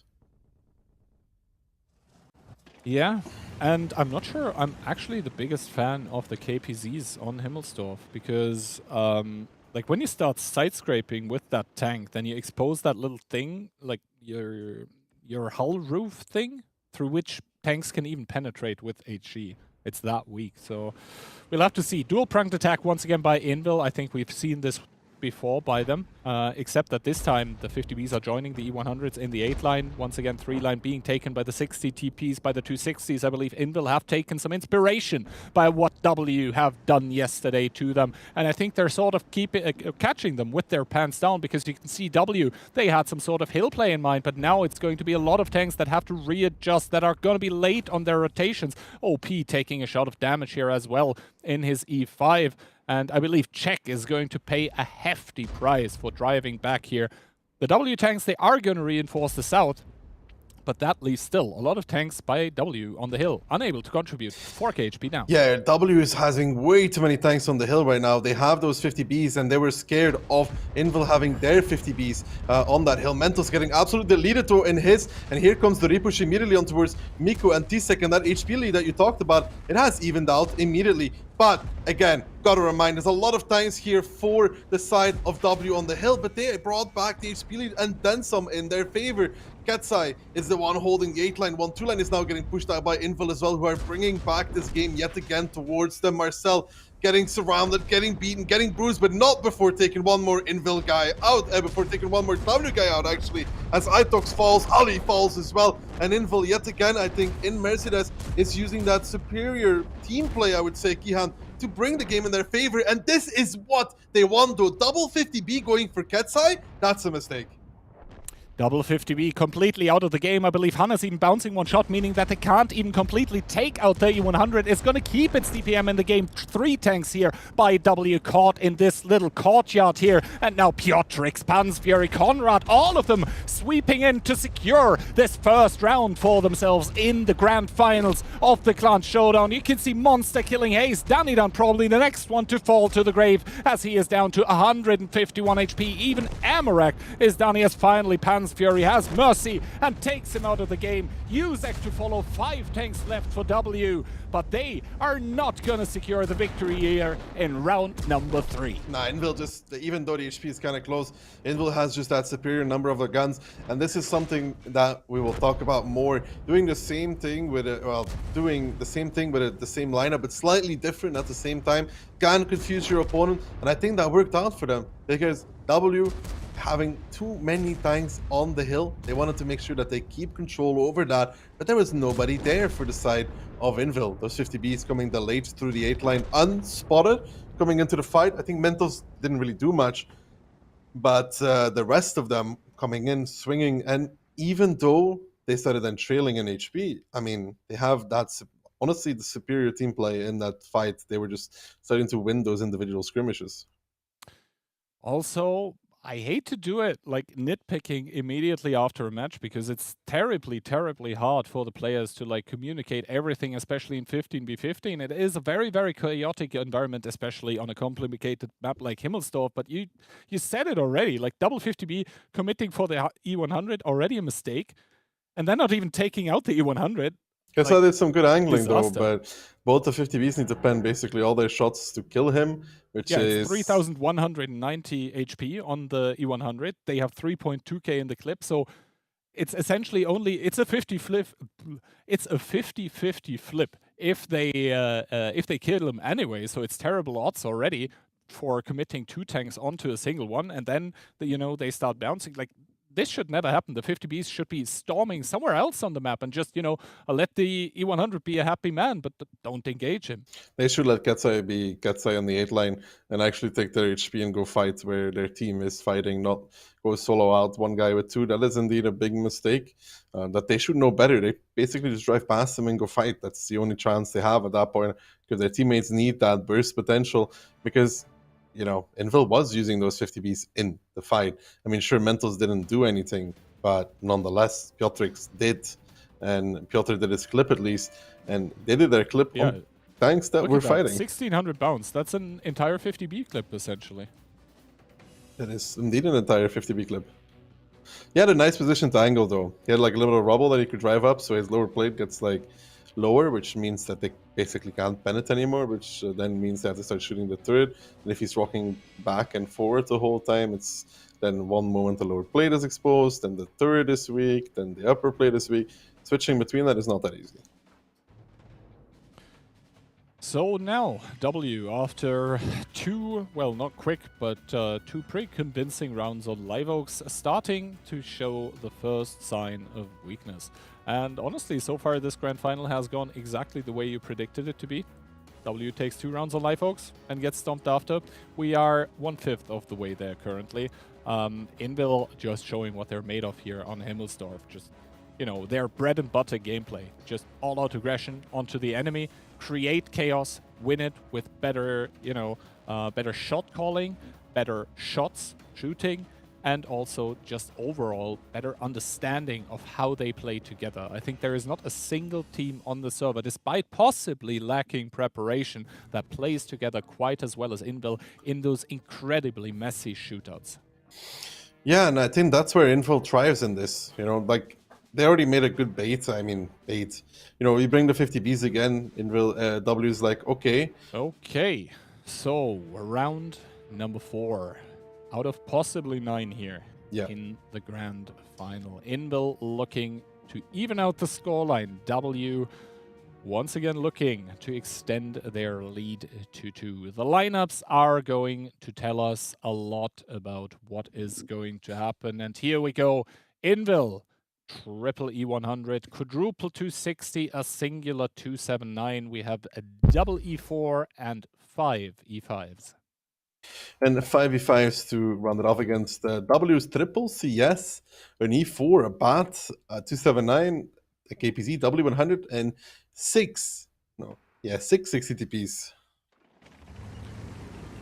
So W here, trying to use the Polish heavy tanks against a team that is from the country they're from. The 60 TPs here once again on the attack, being employed very liberally by the side of W. Though this time I'm not sure entirely if it's going to go exactly the same way, as we see this hit squad by Invil coming in. Orzek being spotted. A lot of tanks now all of a sudden being lit by Invil. Immediate aggression, and W once again has sent tanks towards the hill. Mentos and Never immediately going to divert towards the 60 TP of Danidan, who is going to be in a lot of trouble, in a heap of trouble actually. The mediums from that hill are not really going to have a say in the matter of the game. Never here taking a lot of damage, but keeps pressing on against Danidan, because they know they have this triple super heavy here in the northeastern part of Himmelsdorf. They've got them in the bag. They just need to net it down. Danidan is gonna go down here, and then the E100 and the 60 TP are going to follow to the grave. Yeah, and this is a quick push from Invil to take these super heavies out of the fight. Piotr not going to last too long in his E100 either. Those E5s and that DPM coming into full effect now, and they're going to continue pushing. They're getting pushed back from behind, but they were going on towards just Hannes and the CS. They're trying to do what they can, but they're not really contributing the HP. This is a similar game to Himmelsdorf number 1,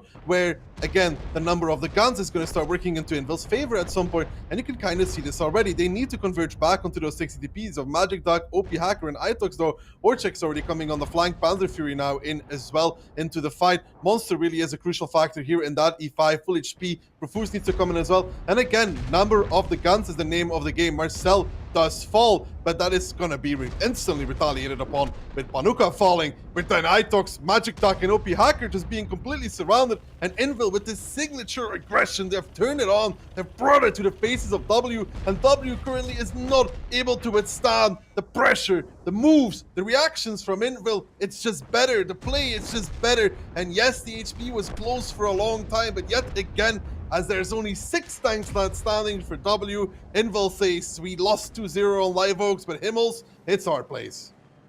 Himmels, indeed, the map, the signature map of this team from Poland here once again, with the team cohesion just pouncing upon every single opening that they get. Piotrix with the blow up, blowing the turret clean off of Ali's E5 here, and now it's going to be Minairos with that E4 with another big swing into check. Kubash coming from behind with a shot into the 279, and this is going to spell the beginning of the end of W on Himmelsdorf. Yes, they had a good showing on Live Oaks, but Invil schooling W in team play on one of the oldest competitive maps.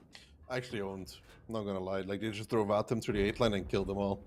And W just like trying to react, trying to make moves. Initially, they also bounced too many shots on the very, very first push. Never drove around that corner and didn't even get hit by the double 60p that was on the D line. It's kind of like unacceptable in a way.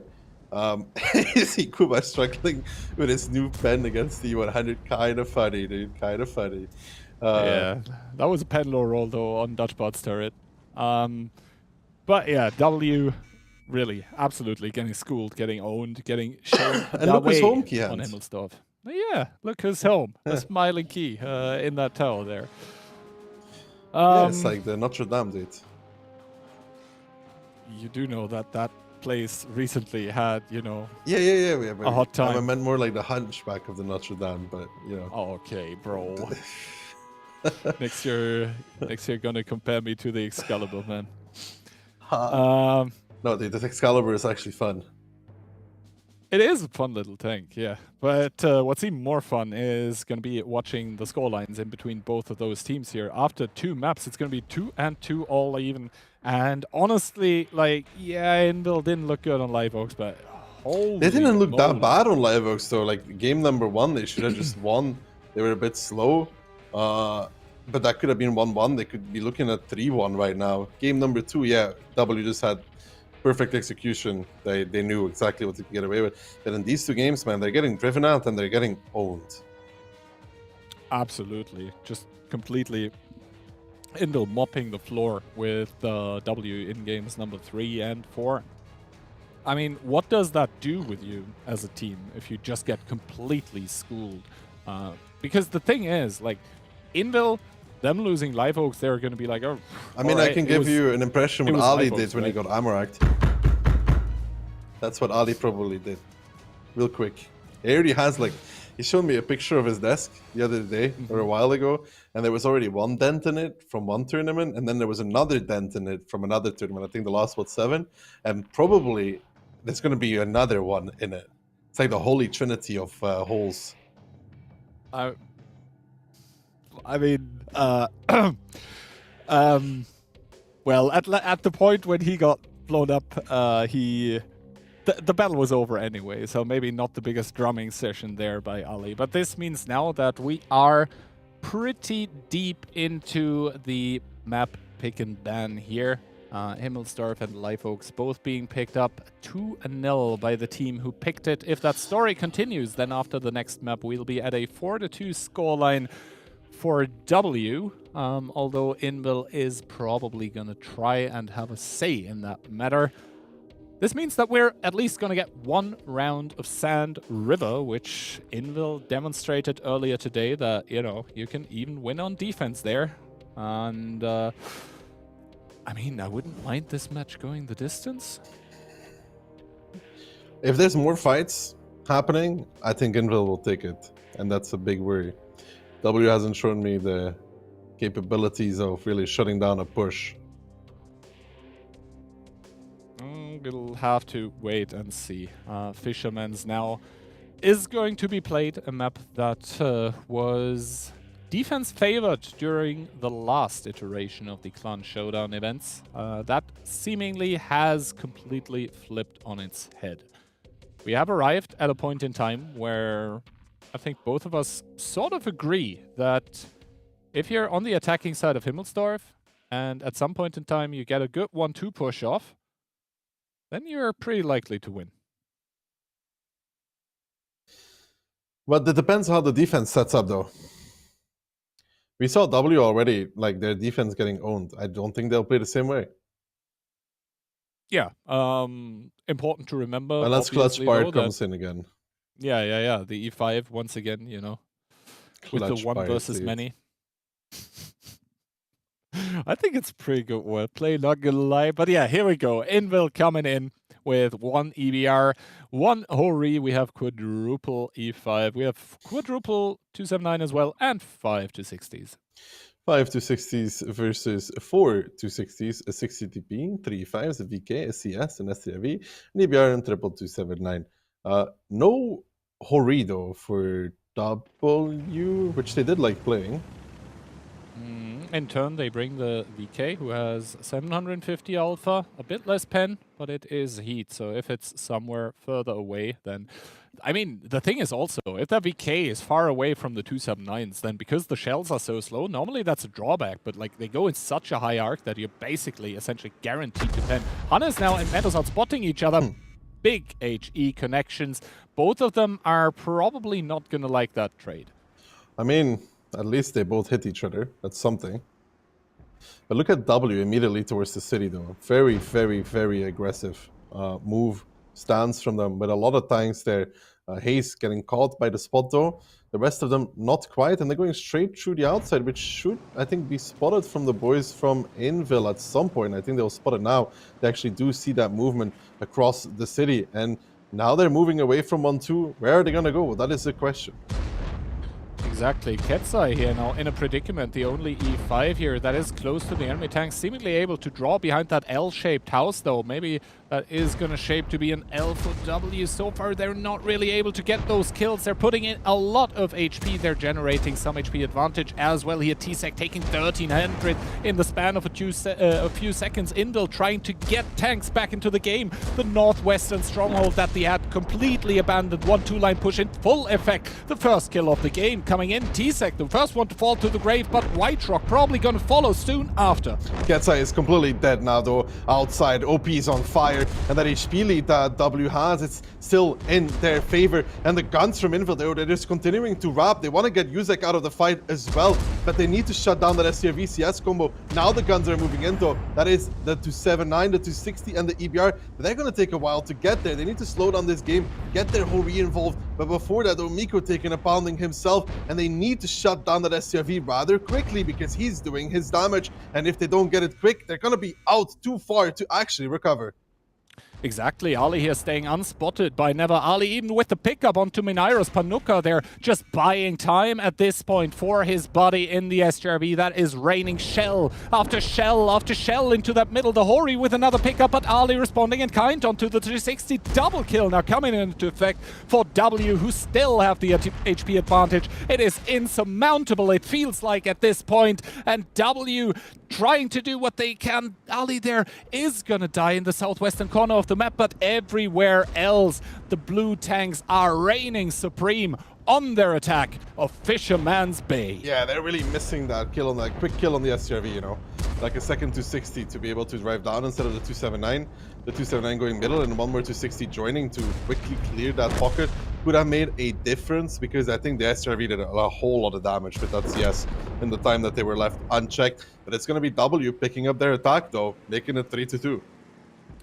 W indeed are going to pick up the Fisherman's Bay attack here. Once again, inching ahead in this match that after the first two maps were played is essentially a best of 5 now with an advantage for W. Inville, 3 tanks remaining here, so it's going to be W methodically clearing out the remainders of the team of Inville here. Pretty fast attack, you have to say it. OP there coming in on towards the Hori. Maybe Piotrix will be able to get one more shot into the 260 as he does, but the kills come through, and now it's only 2 tanks remaining for Inville. They're probably going to go for the cap here. Yeah, they want to close down the game quickly. It's a fast attack for them on the board. No, but honestly, if they have like a quicker 1-2 clear, maybe they could hold. But now I think the SCRV, they're at least 4K, maybe more. Honestly, I think it was kind of a good mind game by W, because most of the attacking teams so far in this tournament in the playoff stage were very focused on towards that 1-2 line. And they essentially, like, they left a delaying force there of a CS and an SJRB, and they even left the possibility open of the CS simply running, right? But they saw that the SJRB was going to deal a lot of damage from there. That's why the CS stayed to buy time for that SJRB to get the kills from the sidelines. And yeah, W not playing to the meta that was shaped so far in the tournament, but with good mind games, taking the victory here. Once again, 1 point up. And Inville have got to do it now. They are going to be attacking. I mean, yeah, the way the games have been going on Fisherman's Bay, an attacking victory on this map, not too surprising, but the way that they did it, actually pretty cool. Actually, pretty cool indeed. very quick as well. Invil didn't seem to be too ready for it.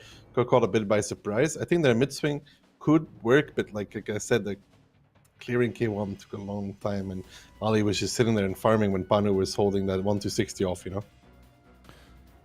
And that is also reflected in the damage numbers here. Ali topping the board for his team, but in turn Piotrix, on the other hand, he was having a pretty good game in the Hori, but unable to have a big enough impact, actually. Invil here on the Fisherman's Bay defense, faltering towards that city aggression that W was bringing to the table.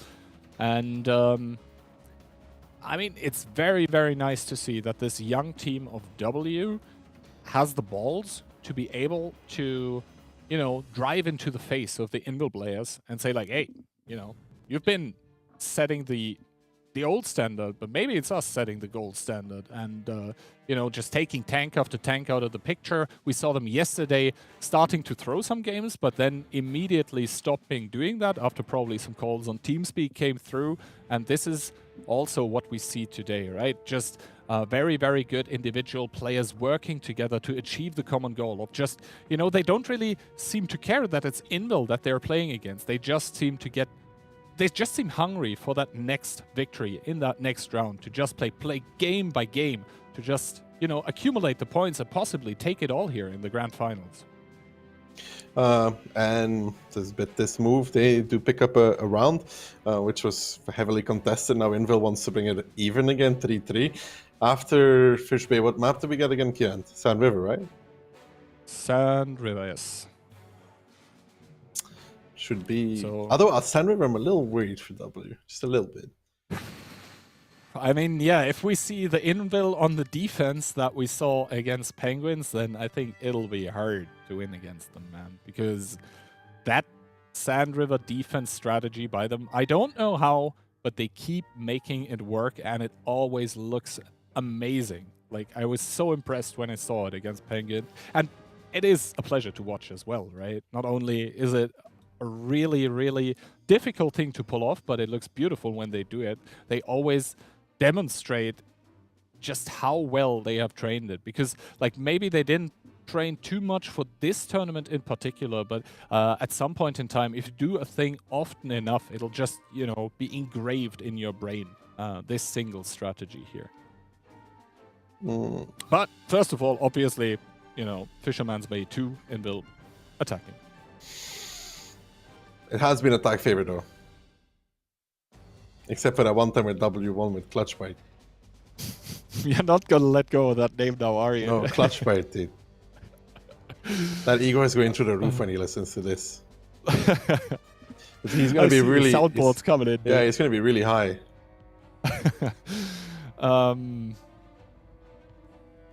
You know, he is going to. His ego is going to fly above the clouds. Yeah, his ego, exactly. Let's get back though.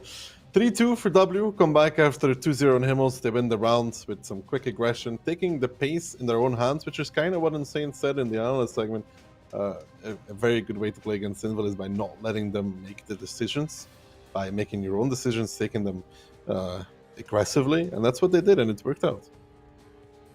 Indeed. Now, though, Invil on the attack here, and time again, Fisherman's Bay seemingly attack favored now.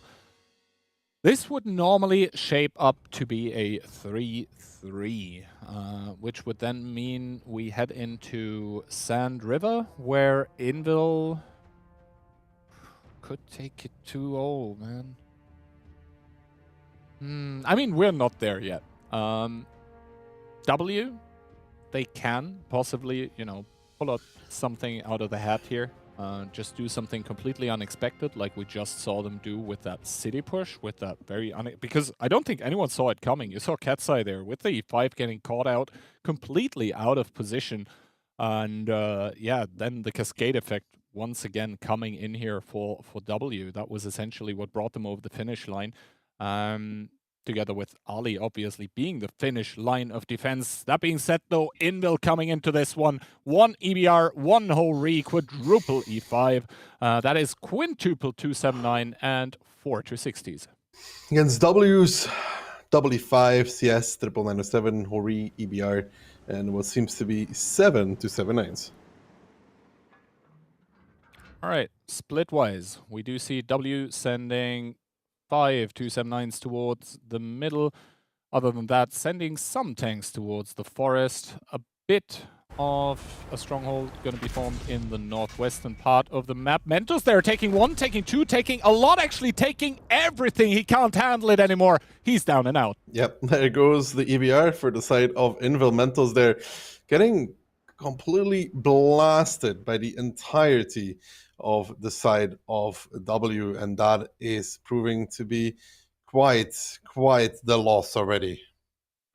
Yeah, I mean, he did a key hand there, trading HP for info. He's going to be screaming his heart out that there is a lot of tanks actually in the northeastern part of the map. He's going to read through his damage log. Who shot at him, and this means that the 260s are starting to immediately aggress through the one line, and we've seen time and time again that once those 260s arrive there, then the 279s in the middle actually are going to have a pretty bad time here. They're going to get crossfired. This is why W now has to react over the middle here. They have to put the aggression onto those tanks by Invil. Invil, they have a lot of tanks in that 1-2 line. They need to get the northwest out of the game, and this is why W is sweeping in the grand finals here. OP taking all the shots, getting obliterated. Yeah, OP getting sent back to an A on the first train home, actually a boat home in that case. Hannes now getting shut down by Monster in the Hori, and this mid push, it is not going to give what W wants right now. 1-2 line being cleared out by the boys from Invil. They'll take about 30 more seconds to do so. Piotr needs to be careful down towards the one shot.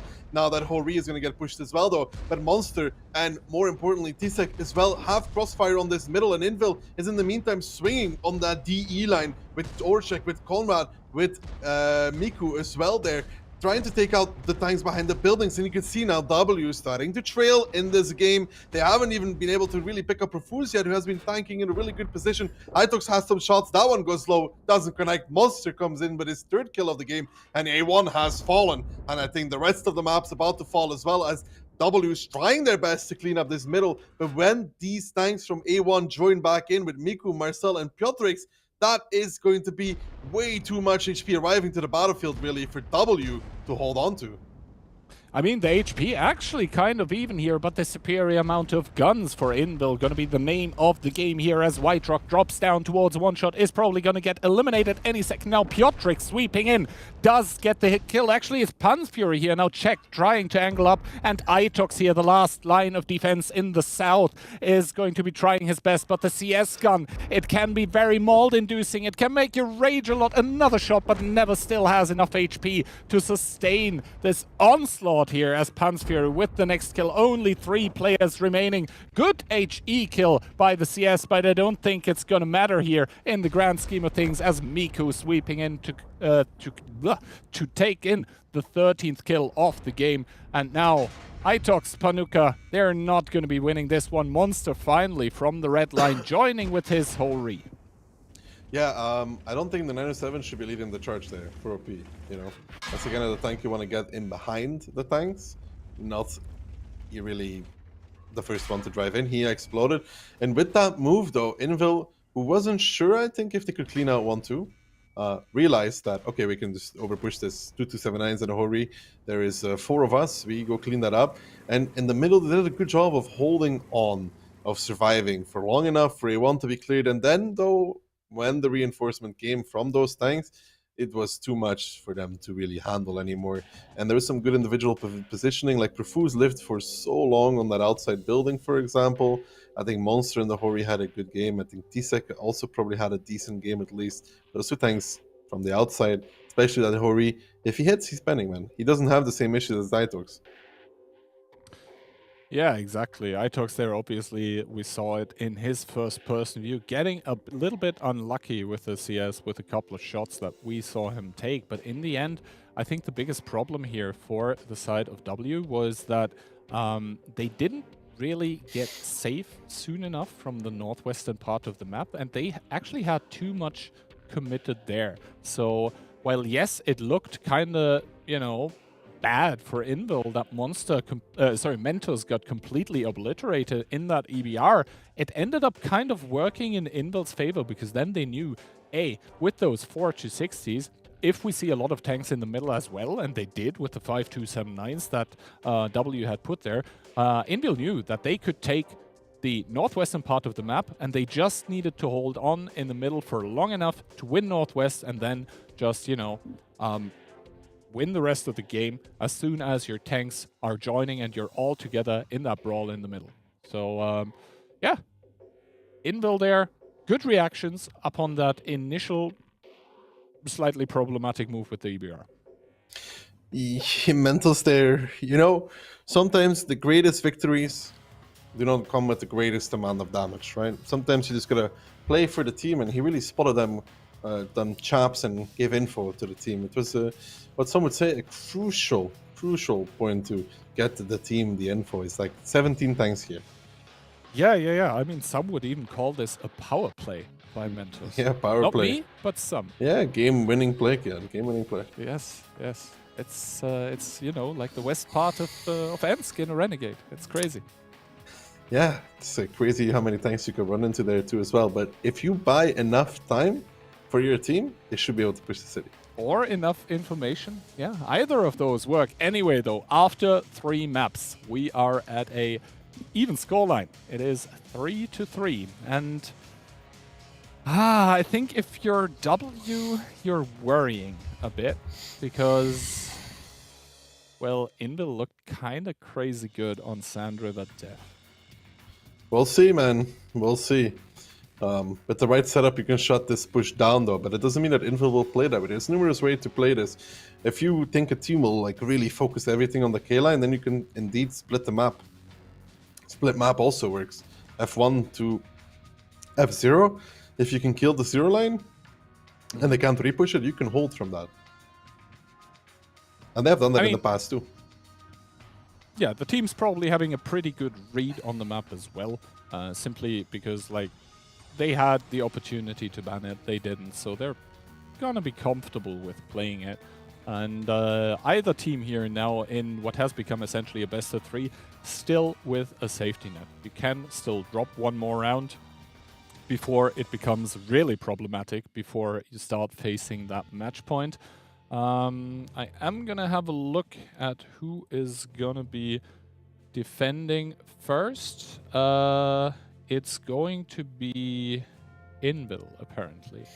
Okay, well, let's see what we get, Kian. Let's indeed see what we get. I think the round is about to be started, and we are going to see on the sunny dunes of Sand River if it's going to be Inbil, the Polish powerhouse, or if it's going to be the fairly new team of W that are going to take it all, or if we're going to overtime. If we take it to overtime, it's going to be a very, very interesting question. But let's see. I think if Invel wins this round, they put themselves in a really prime position, though, to win this match. Yes, indeed. And now let's go into this round here. Inbil bringing the double 9-0, the double CS. We have triple S-Conk, double 260, quadruple KPZ, and double ISM. Double I7 to round it off versus W's EBR, STRV, triple 279 to 60, and what seems to be 9 KPZs. 9 KPZs indeed. That's a lot of German hold-down power being brought here by W. Probably fondly remembering the days of the British heavy tank, the Chieftain. And W now sort of doing what you would do with the Chieftain lineup like this, going south. Inbil once again with this south aggression as the defender as well. We are just going to have to wait and see if they're going to be able to pull it off one more time, because this is almost a copy-paste, although there is one more 260 in the middle. Monster getting all the information here, starting to go into slow mode to start and put some shots, some initial aggression in towards the crossing KPZs. This kind of looks like the onslaught position, yeah? It's I've played that quite often in my CS. They have the double 907 actually drive through the buildings, and I've tried that before as well. They're gonna go for that 279 at some point, or whoever is in that little pocket to crossfire him and take him out of the game. And this is very one-dimensional right now from the boys of W. They're just continuing to plow the K line. But I think they're gonna be in a little trouble here because this push is not one that I see working immediately. Whiterock in that 279 not having a good time at all. Actually, he's just getting crossfired. He will fall. He's getting shot by the 907. It's really good preparation there from Invil. I knew this 907 push would work one day, and it actually worked today for Invil. And this is a surround, Kihan. This is a chokehold if I've ever seen it. And I'm really, really worried for W right now. These 907s are going to bail back out. The 260s are starting to surround.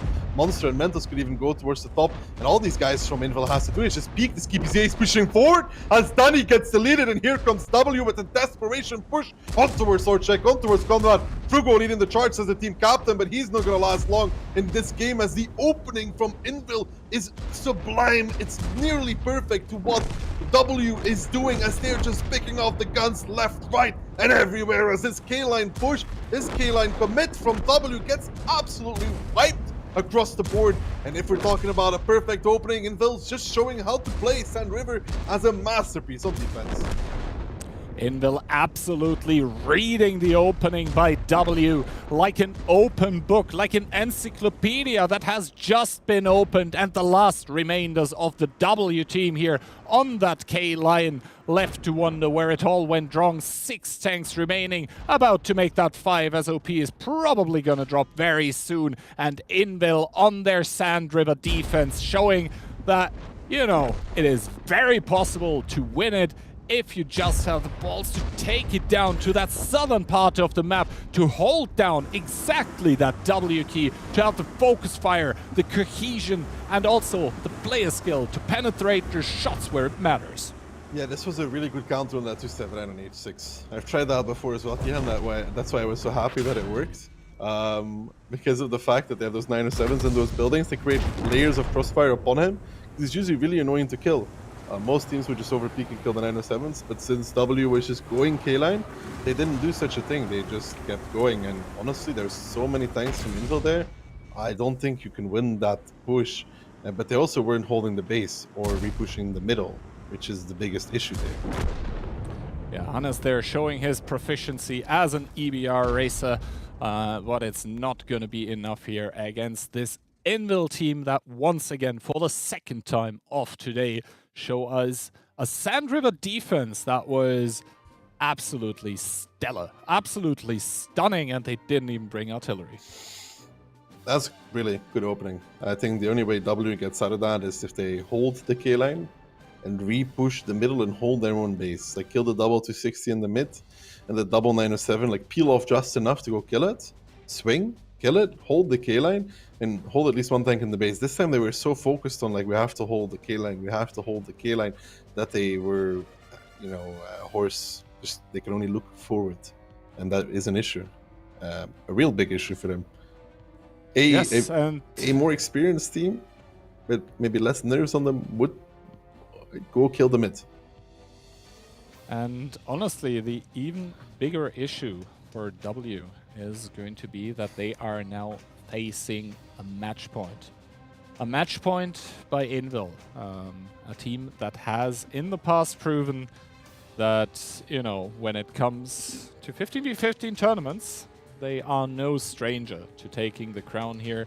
And some of the players here on the Invil team actually edging closer and closer and closer to 3-marking their golden fists, not only the tanks in game. Mentos there with 1100 team damage, not really sure. Yeah, how many are they at? I think some of them are like at 7 or 8 now. So, you know, you need 10. Yeah, ever so close. Yeah, I think Monster is probably one of the players with the most gold fists on the EU server. Piotr as well, I think Kubash too, Ketsai, all of those, Conrad, all of those guys, you know. I mean, I think Phil could tell us how many that they're at, but yeah. Still a bit away from 10 though. Still a bit away from 10, but you know, step by step, they little are by getting little closer here.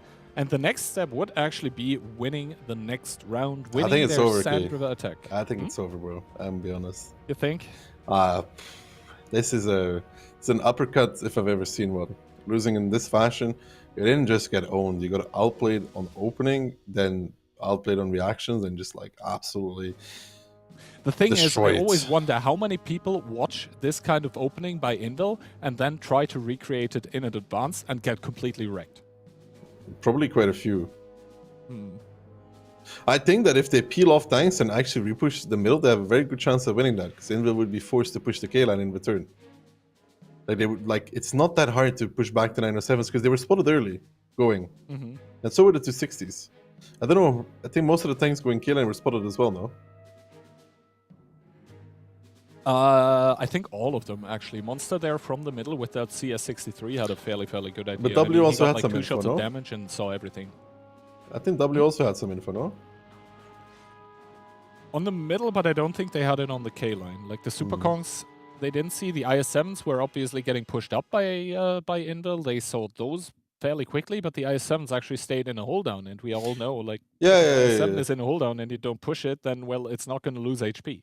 That being said, though, we are loading into the last round, possibly, of the September Clan Showdown here in 2023. It's going to be Invil trying to do it in regular time, doing so with a setup of 1 EBR 1907, double Super Conk 1279, 4 260s, and the rest is 6 KPZs. W, on the other hand, though, 60 TP, double 50B, KPZ, is what seems to be 4 260s. And then S-Kongs behind this and an EBR. The double 50B though. I miss the old Clan Showdown tournaments. We were done so much earlier with reading out the lineups. It's like, yeah, 12 Chieftains, 3 CS. Not going to be the case this time, though. Mentos there with a very aggressive opening in his EBR here. And does see basically the entirety of the team of W. There is 3, no, actually 4 unspotted tanks, although Invil actually with a lot of bleeds on their tanks that are crossing here. Both of the teams looking for that shootout in the south once again. Invil have shown that they can be very proficient at it, but the HP currently favoring W. Yeah, but all the damage taken is really on Mineros on that S-Kong, and he's the last tank anyway, so I don't think that they're too unhappy. But now, I think all of these tanks will come back in for the side of W. I mean, those 50Bs actually seem to be just pushing down the middle, even though they should be pushing back towards the K line, and they're going to be actually doing that. Now we saw what Invil did against this Panzer Fury getting owned. Actually, they're trying to focus out these 50Bs before they get into this fight, but that's not really working out for them just yet. We saw already a repush come here onto a group of tanks, which was Penguins against Invil. It was Invil doing it, and now Invil is going to be the one actually getting repushed themselves. Itox, they're taking all the damage down towards the one shot immediately, but their push up, it's not really just happening. The 50Bs are just peeking and clipping. They're getting deleted for this, though. Ali already falling. Panu now making a shield for Dani. Here comes the rest of the W team, and they are not making this push work quite as well as Invil at this moment in time, Kihan, as I think Invil, it was a lot more together when they made this push, and I don't see it just working out right now.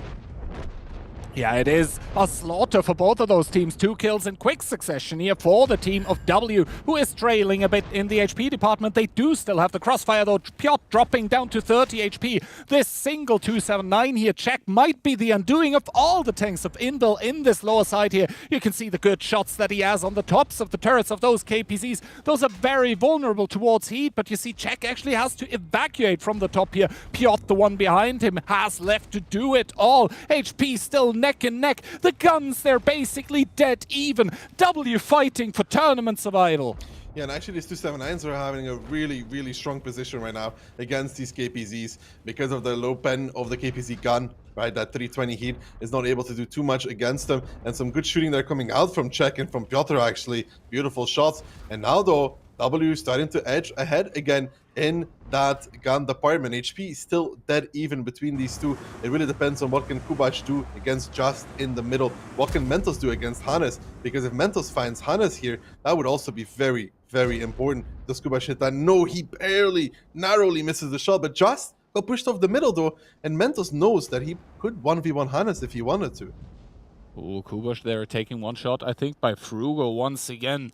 And T-Sec and Miku trying to do a good job of staying alive. So far succeeding with that. T-Sec down towards a 3-shot. Hayes taking one more. And I think Dutchbard in that... Dutchbard took one. And Hannes, more crucially, takes one. Misses his swing onto Mentos. Mentos might be the key player here, eliminating the North presence that W have Hannes here. died. Indeed, Hannes has died. Hannes driving over the edge of the map completely. Oh my god, abandoning his team towards the garage. Not going to be happy about that one. Hayes taking shot after shot in that super conk. And slowly but surely, Invil once again are starting to make it happen, Ducky. Kubash there ruins the entirety of the W team. He was starting to farm Bart on the outside and Hayes because they took back that middle. Invil was getting back in, but the push, Gihan, the push from W, those 50 Bs committing. But where was the rest of the team? When we saw Invil do this, they jumped all over the J2 to J3, right? They just jumped over and kept going. W was not ready for this. W indeed not ready for this. I mean, this is not over yet, but it's very close to being exactly this. OP there with the S-Conk has the possibility of picking up Mentos there with a good and well-aimed edge E-Shell, but we can just see Invil here on the victory march. Piotr taking one more, taking a second. T-Sec to pick it up. Czech trying to retaliate, taking another one. Czech down to 216, and the Invil players, they know it's all over. They know they've done it once again. Hayes falling, leaving OP Hacker, the resident NA player on the team, to wonder why this one is not going to go their way. He's going to have another swing later today, but first of all, it's Invil once again that are going to take home the victory in the September 2023 Clan Showdown Tournament. 6,000 euros for them, plenty of bonds, plenty of gold, and honestly, a very, very interesting performance. I doubted them for the majority of the tournament because really they did have a few quite questionable showings, but here in the grand finals, it's Invil. It's all Invil once again, and it seems like at this point it always has been. Just all around deserved winners though of this match. I mean, it's 5-3. It should have been 5-2 if you look at it this way. Liveoaks won. They should have won. Deserved winners, Saimo. And I think this game they win because W does not push together. I think Insane will hammer down on that when the 50Bs commit, the rest of the team should be committing with it. Now the 50Bs went, and there was no follow-up. There should be in a jump of everybody. Did those 279s going high on the K-line? Fine. But the rest of the team should be jumping over, killing, continuing, and pressuring the K-line, because Invil also put themselves in the same position as they had against Penguins, if you remember. Too many tanks in the dip that could get pushed on and pounced upon, and that didn't really happen. I mean, sure, those 50Bs do one clip each, that's fine to just burst down those tanks, but there was nobody else following up, and that is a synchronization issue. Indeed. It felt like the players of W that were not the 50Bs were just, letting it happen. They were letting the 50Bs drive in, and they were watching the career with great interest, so to speak. And they were like, how much damage are those 50Bs actually going to do? Are they going to do 4-4-4, or is there the possibility to trash talk them after because no perfect clips? And then they were like, oh no, we're in this game, actually. We need to get into the fight. And at that point, it was just simply too little, too late. So from my side, congratulations to Invil once again. I don't know how many times I've congratulated them in the past, but another tournament victory under their belt. And before the customary last words are going to come out from you, I want to thank you once again for an awesome, especially awesome Day 2 here in the Clan Showdown Tournament. We are going to raid you after, and at midnight European time, which is CEST, so at 22 UTC, the NA games of the respective Clan Showdown event are going to start. Some of the player names are going to seem quite familiar to you. And if yesterday's NA games are anything to go by, we are in for a proper content extension. That being said, from my side, I think it's all said and done. Ducky, to you. Invel coming in, proving that they're the best once more, but W having an extremely good run, ever so close to winning the tournament. If they're going to win the next one, we will have to yet see. It was a beautiful tournament. Hope you guys enjoyed this, what I would consider is a new and refreshed meta with completely different tactics and teams coming out on top. But at the end of the day, there can be only one, and Inbuilt takes it away. Good stuff. Congratulations to them. And that's enough talking from me and Kihan. Insane and Geek, take it away.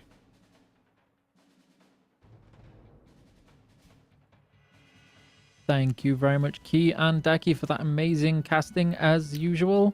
So I just need to make sure that Insane can hear me for a change.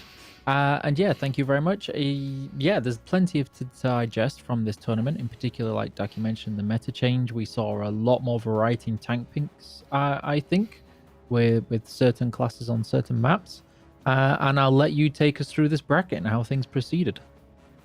Well, first of all, congratulations to Invil making it all the way from the losers bracket. That's a well-deserved victory in the grand finals. Also, you have to congratulate W to make it all the way to there from the winners bracket. And if we can make a quick summary, we had Penguins, Aura, W, Invil, those 4 teams being the winners bracket teams. No surprise there, because you can see that they were the ones that kept on advancing in this tournament, even though Penguins and Invil dropped into the losers bracket straight, and TMG, CTR being the teams making it to the playoff stage, but being only third in their respective groups during the group stage. I mean, we didn't expect them to beat Penguins and Invil, but it was still great to make it to the playoff. And then we had some really interesting matches, I would say, today. The winners bracket final, and also all of those BO5s, Penguin, Invils, Aura, Invils, a lot of like surprises.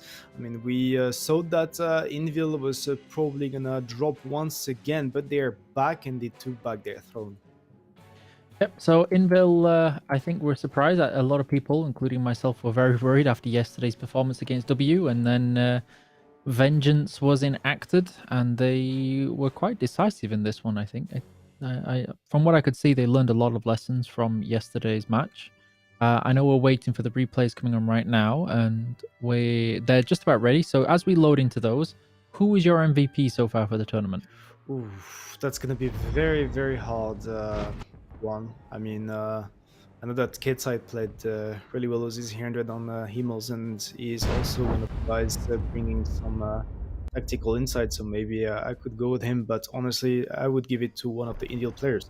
But that being said, we should talk about the replays and about Liveox. Perfect choice for the side of W, because this is the permaban on Invil, and they actually won 2-0 on it, and you could see that on their defense, they went for something very standard with some good map control, and once again, we talked about it yesterday, Invil found the weakness in this defense, but it was too little too late.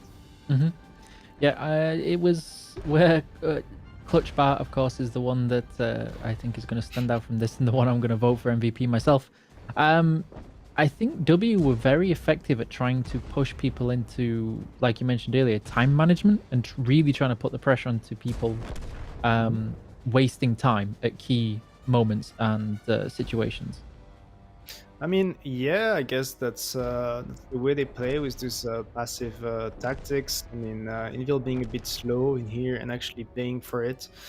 Dutch Bot making it alive there. Also, Daki said something interesting during this round. He mentioned that W at some point could have completely rotated over the 9-0 line and make it even harder for Invil to break the defense with 4 minutes left.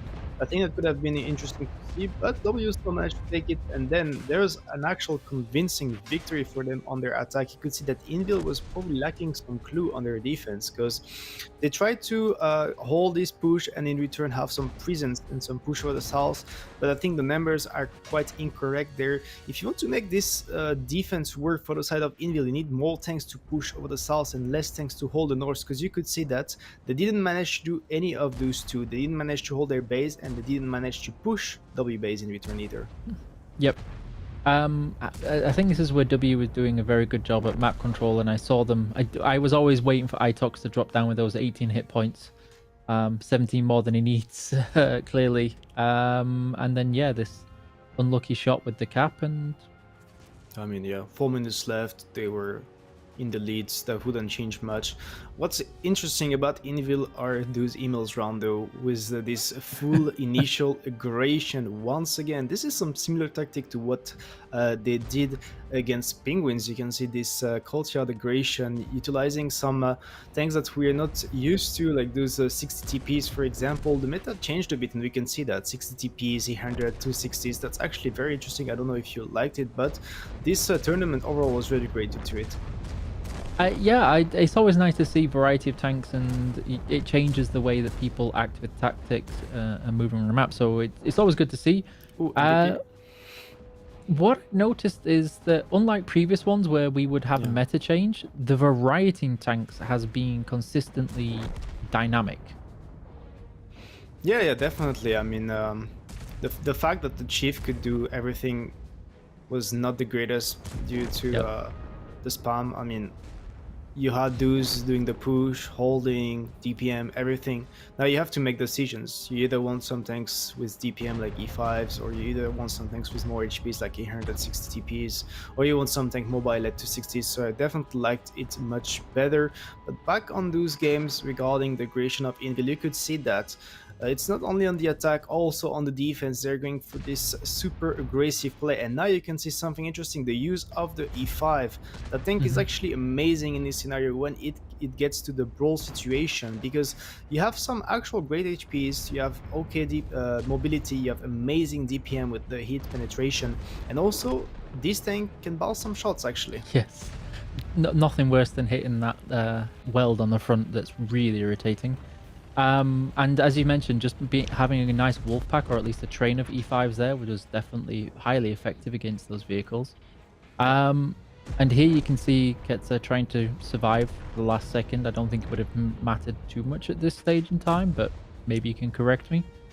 No, I mean, look at this. They managed to make the cap with 6 minutes and a half left. So once again, very, very fast run from Invil, all integration, punishing W for the opening. But then W did the opposite. They took the initiative, and I hope they would do it more during those finals. Sadly, they didn't, and that's maybe why Invil won 5-3 at the end. Because you can see on that features, they are completely surprising Invil with this all integration over the city initially.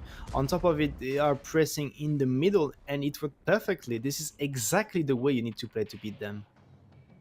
Yeah, it was very, very different, and you could definitely tell that it, like as you mentioned, Invil were very caught out because the way they reacted, and they were very disorganized throughout, I think, the whole match here. I don't remember seeing them being their usual very coordinated, cohesive self. They just couldn't get into that rhythm of brawling and selective focus firing. I mean, they just got out-rotated by this initial, because their opening was definitely not matching what W proposed. This all-in play initially in the city completely surprised them, and caught them off guard. But yeah, we can see Mentos there. I mean, he's winning some rounds, and sometimes he's also dying like this. And maybe after all, it worked into Invil's favor, because you'll see that W will be a bit, let's say, overestimating their capabilities with this middle push. They know that it's not going great in the 1-2 lines, and you can see 907s going first in here. Not sure that was the play. Probably they should wait for the 279 to actually tank all those damage from the front, and in return Invil actually winning the 1-2 lines and holding strong on this middle. You had the E5 and the Ori in the back lines actually covering those did a lot. Yeah, it was very surprising to see this bit where W seemed, I don't, like you mentioned, it probably was down to just some overconfidence, but they seemed to just fall apart on this bit with, I don't know, it was a couple of ammo racks maybe, but they were not as cohesive as they were in that last round. I think it was just an amazing setup from the side of Invil, to be fair. They knew that if they would win the 1-2 lines in return, they would need to hold the middle, and all of those tanks positioned on the middle, all of those 279s in the front line, utilizing the armor, and those tanks covering in the back. That was just the perfect setup, and W actually rushed into it and pretty much donated it to Invil.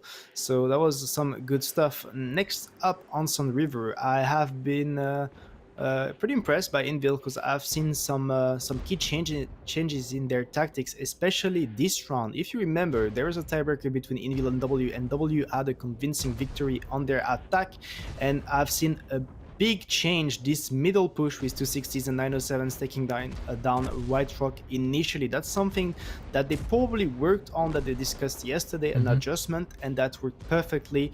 Following up with this overmatch once again on that part of the map, utilizing well the KPZs and S-Conk as support. So here, what would you suggest W should have done differently? I mean, it's pretty hard because from the side of Invil, this initial is pretty much countering what they're going for. This middle push is great because if you rotate back with some tanks from the side of W, you get some shots from those ones from Invil actually committing over the J line. So I think that for the side of W, they don't really have a choice. They have to go for this engagement, but they will need to also retreat from the middle and give Invil pretty much nothing. But overall, it was a really great defense from the side of Invil. And then here, it looked like W was going to try and do something very similar to what Invil were, but then they seemed to hesitate and wait for the J5 push. This is a mistake. This is definitely a mistake. There's a problem in the sync. You can see the S-Conks are not at the right place when this push happens, and you see that they're closing up just now. They're 10 seconds late. When those 50Bs, 260s are jumping over, they should be jumping over at the same time. So, I mean, at the end of the day, it's going to be a very close round, and maybe those mistakes, those timings are making it in favor of Invil. You can also see Mentus outplaying Anes in a 1v1 that is going to panic a bit and crash, if I'm not mistaken. Yeah, I think that was definitely a between a rock and a ground place. Yeah, that was. I don't think it would have mattered too much for him, bless him, but yeah, like you mentioned, it seemed that there was a bit of lag or delay in their reaction. Yeah, I don't know for that one.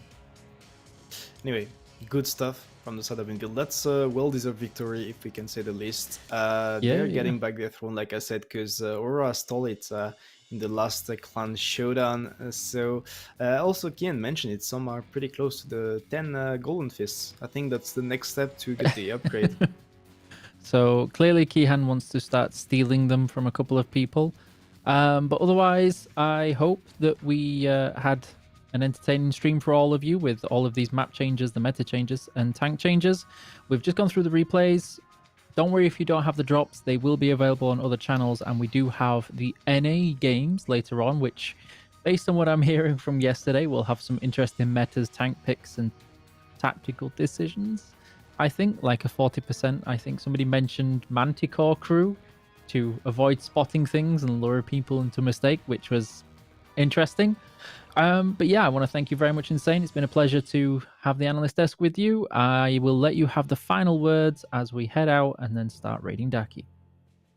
So, well, two things. First of all, it was a great weekend and especially a great second day. We had some great matches, different metas, so we really hope you liked it. And just like you mentioned, we have some NA actions in a few hours, if I'm not mistaken. So it will be covered on Daki stream that will be hosting shortly. Make sure to watch those. Also, if you didn't get the chance to get your drops, you can get them in here. And for the next event we'll be covering, make sure to tune in 3 weeks for the Million Pucks World 7 tournament. That will be 3 days, if I'm not mistaken.